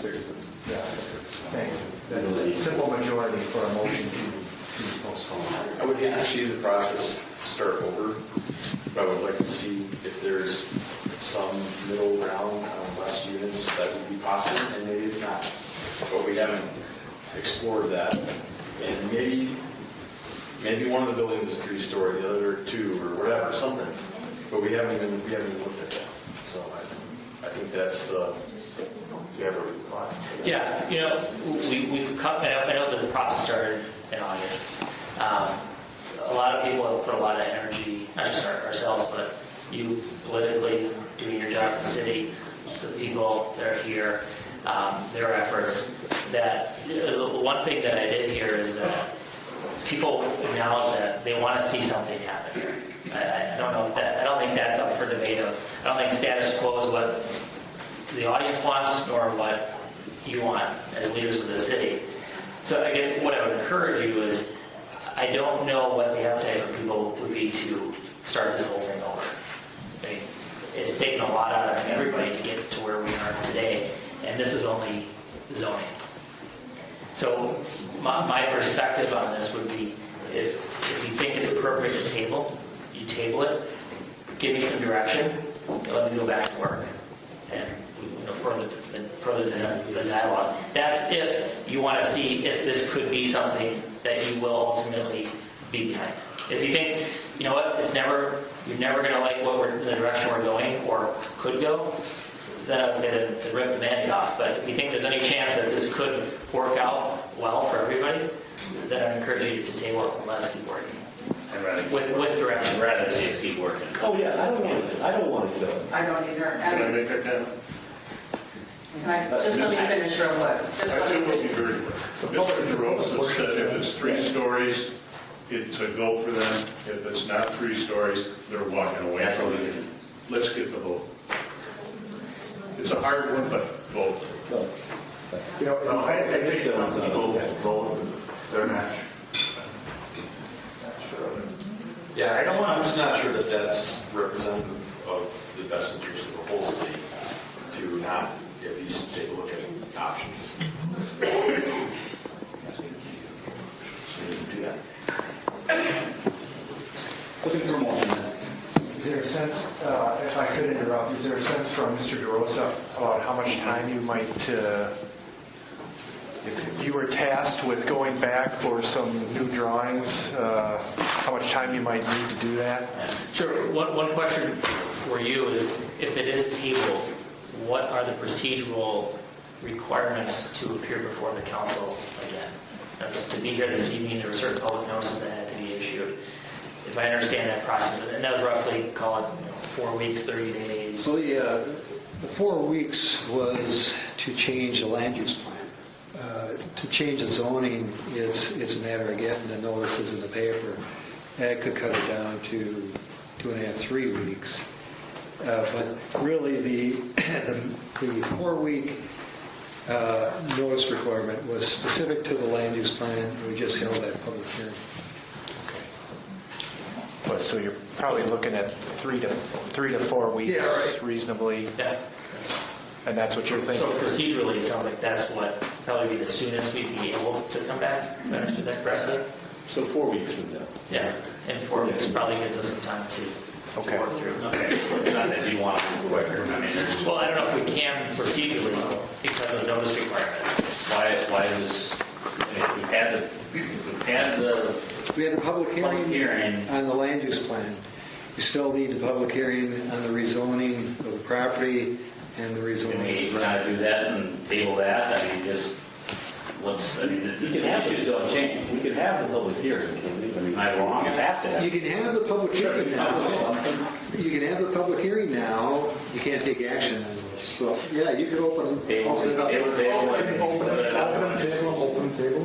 And then not have to go through the long. This is my point. If we can, oh, great, now the holidays are coming up. But, if there's something that we can do to help move this along, even have a special meeting, not necessarily wait for, this is a big thing. So, I have no problem if we can work out that everyone can make it. That'd be kind of crucial. If we did all 3 public hearings right now, we're going to be working on the budget in the morning. Yeah. But if we did all 3 public hearings right now, then we table everything, and then conceivably they could be back in 2 weeks. Well, but I think everything's been said, hasn't it? I mean, No, but I think we just got to open Forget up that. the table, open the table. Am I wrong in that? What I'm trying to do is get away from the 3 or 4 weeks of notifications, because that's to get out of public hearing. Yeah, so What I'm hearing is that the public hearing's over, you can we open could the have a public meeting on hearing. Monday again and have it Yeah, noticed. right. I mean, as long as they have the public hearing, then we don't have to go through that length of time to get the notice in the paper. And it'll still be open to the public, you can still come and comment. It's not like all of a sudden, it's... Does that make sense? Tony, I'm asking, how much time do you need to prepare? I was looking at a date of December. I was looking at a date of December 12th. Been a month? Yeah, that'd work. That's your first meeting. I know. I'm okay with having a meeting outside our normal meeting times. I don't know if everyone else is, I know next week Thanksgiving, but Is December 12th a regular schedule? Yes. Maybe December 12th would. Is that true? I mean, what I'm trying to say is... Sounds like that works for you guys. If it works for you, that's the easy route. Yeah, it can work. We can do it. How's everybody looking for December 12th? Or do we want to do a special meeting so we can make sure that everybody's here?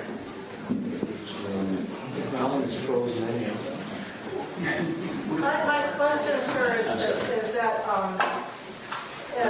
as in tonight, when HSI comes with their renderings and so forth, as far as I understand, this is the first opportunity that anybody, including you guys, actually sees these things presented and the public, that they, tweak some of their things and show elevations and renderings. Is there some way they can get that, say, to John's office ahead of time so that we all look at them instead of just seeing them on the day? Yeah, no, I think that's a fair comment. What we'd like to see is the next meeting be productive. Yes. So we'll agree to This was productive. I mean, I don't want to... I mean, in terms of moving forward or not, I don't want this, it doesn't do anything good for this to just linger out there. Yeah. So what we can commit to doing is, the week leading up to, if the meeting's on a Monday, sometime midweek, that previous week, we can deliver plans that can be certain. And then people can come in and do that. So we want to see what the sites are, we want to see if there's reduction in density. Right. We want, or which would impact height. And we want to see some perspectives. elevation. Is there any other direction? Any other direction for us? yeah, you wanted a lot of that. No. Yeah. Those are expensive. Finish the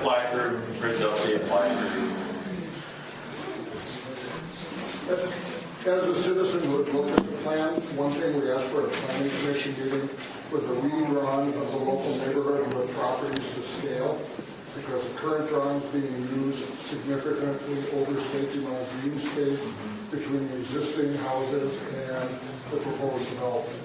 So elevations are important. The drawings of the existing dwellings compared to the proposal in a scale on the lots and everything would be something that You're talking an overview. Is that, I mean, that's a site plan. Yeah, I mean, the buildings are to scale. Is the amount of green space and landscaping not perfect? No, it's not. Well, the buildings are to scale on the lot. So here's what I can say. We'll take another look at it and Make sure it's to scale. make sure it's to scale. We believe it is, but we'll take another look at it. Yeah. Just one suggestion. Your competitors was the Lawn Guard Partners. Did I use it work there? Yeah. Yes, it did. Yeah. So yeah, they're having a new 3 and 4 story they're trying to erect in Elm Grove. But one of the great things that have done is been holding open houses for the community to come in not in this format, to casually and be able to see and comment before it went to vote. So just a suggestion. Yeah, that's what we're trying to make it available in some fashion. Yeah. That's a great idea. Okay, we all on board with this one? The table? Well, we're going to need a motion to postpone the decision until, I think we're saying December 12th. Which decision, A, B, and C? Well, Let's just roll in A and B for sure, and then we have to talk about C. We have 2 more public hearings, right? We need to hold these 3. We're going to hold these 3 public meetings, so I know you don't want to stick around, but I have one question. If you table this, you still need 6 people. No. not to vote to table. not to table. Not to table, To but approve, it- yes, that's approved. Yes, but you still need. That's a big deal. Yeah, okay. All right.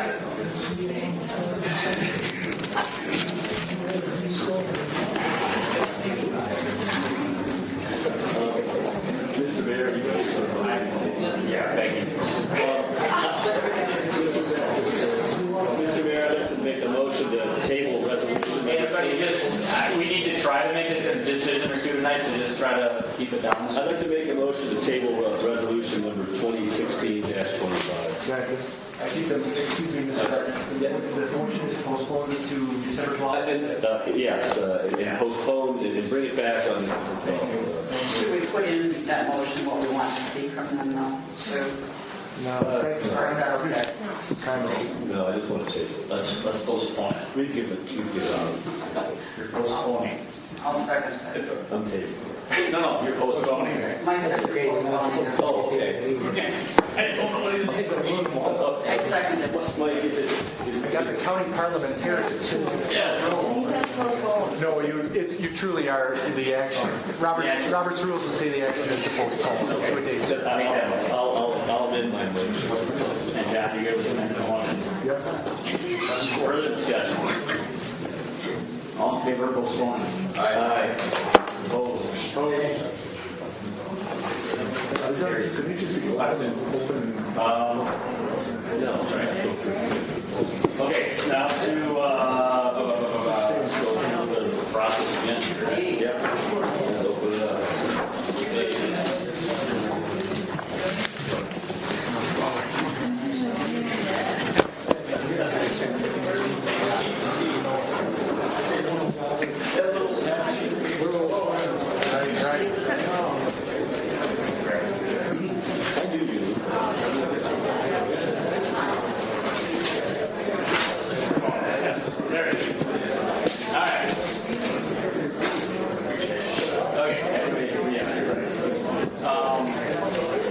I'd like to declare the public hearing open for ordinance number 2016-11. Properly noticed. Yes. John, we're basically notice involved. We've already heard all the information. That's it. We need to postpone this also. Right. But let's go through. Yeah, I'm sorry. We're on B. Questions for the petitioner? I'm guessing we don't have any. No.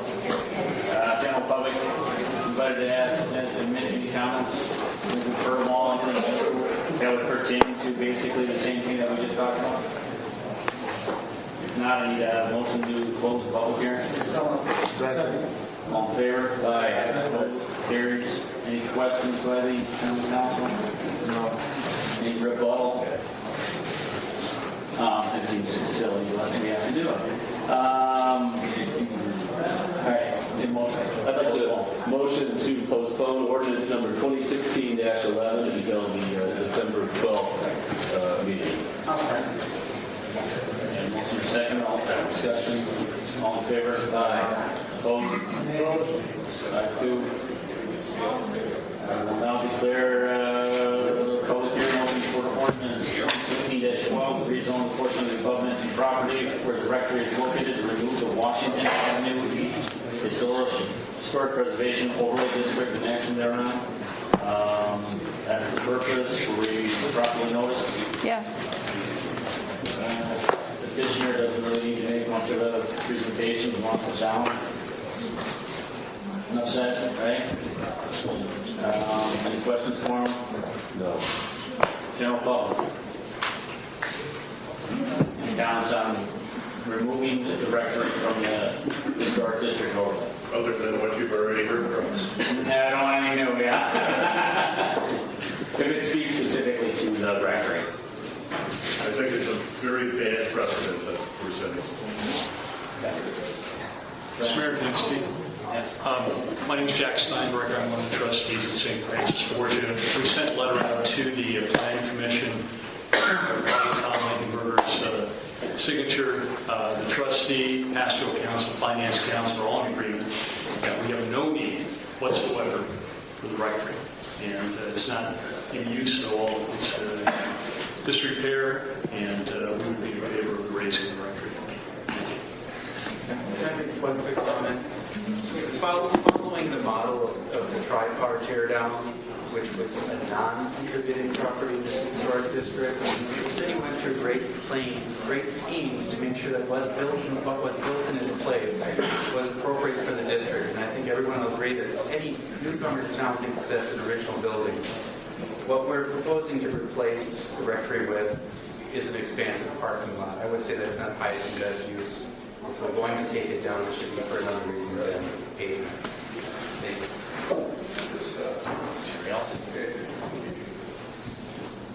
Motion clear. Closing the public hearing. I move to close the public hearing. All in favor? Aye. Opposed? Close the list. You want anything rebuttal? Any further discussion? I think that this would, a motion would tie this, the raising of the rectory to an HSI. Final detail plan approval. You know what I'm saying? Right? So that if HSI's plan does not come to fruition, it's all back to square one. It's not like we're tearing down the rectory, in 2 days. But if another developer comes in and wants to tear it down, It's just start all over. Yep. Unless we want to, well, I shouldn't say that. If we move to remove it from the historic preservation overlay district, then it's good for everyone. then it's good for everyone. HSI. You could if you want. And we can't act on this, right? And John, do you feel right. we can act on this one? This one you could. Yeah, it's not related to the density. Now, the Planning Commission, when they made the motion to allow the rectory to be removed, that was with a condition that a raising permit, so we're going to control through the raising permit. That can't be issued unless HSI gets fully detailed plan approval. But we can act on this. Yes. And additionally, just because we take it out of the historic district, if a development comes forward that wants to reuse the rectory, they can do that too. We're not like imposing on anyone that goes on that property that they have to tear down. Right. John, what makes this more expeditious to not take? Want to do it again? have a question. If you take it out of the district and you remove it from the possibility of anybody restoring it and getting tax credit. Oh, from tax credit standpoint. So let's buy HSI and be done with it. Okay. I guess that would be it. Or you don't have to do anything, we can postpone now too. I don't see any reason why we would just table. Why postpone something? Do we need 6, or how many do we need for this? A majority to postpone or 6 to pass the amendment.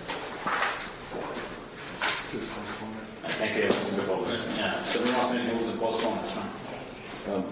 I'll move to postpone ordinance 2016-12. Motion and second for the discussion. All in favor? Opposed?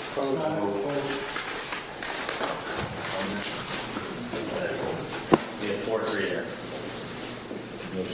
Who was the third one? Dick? Dick, Mike, and Patty. Okay? You may be excused. No, I'm sorry. We got you. That's it.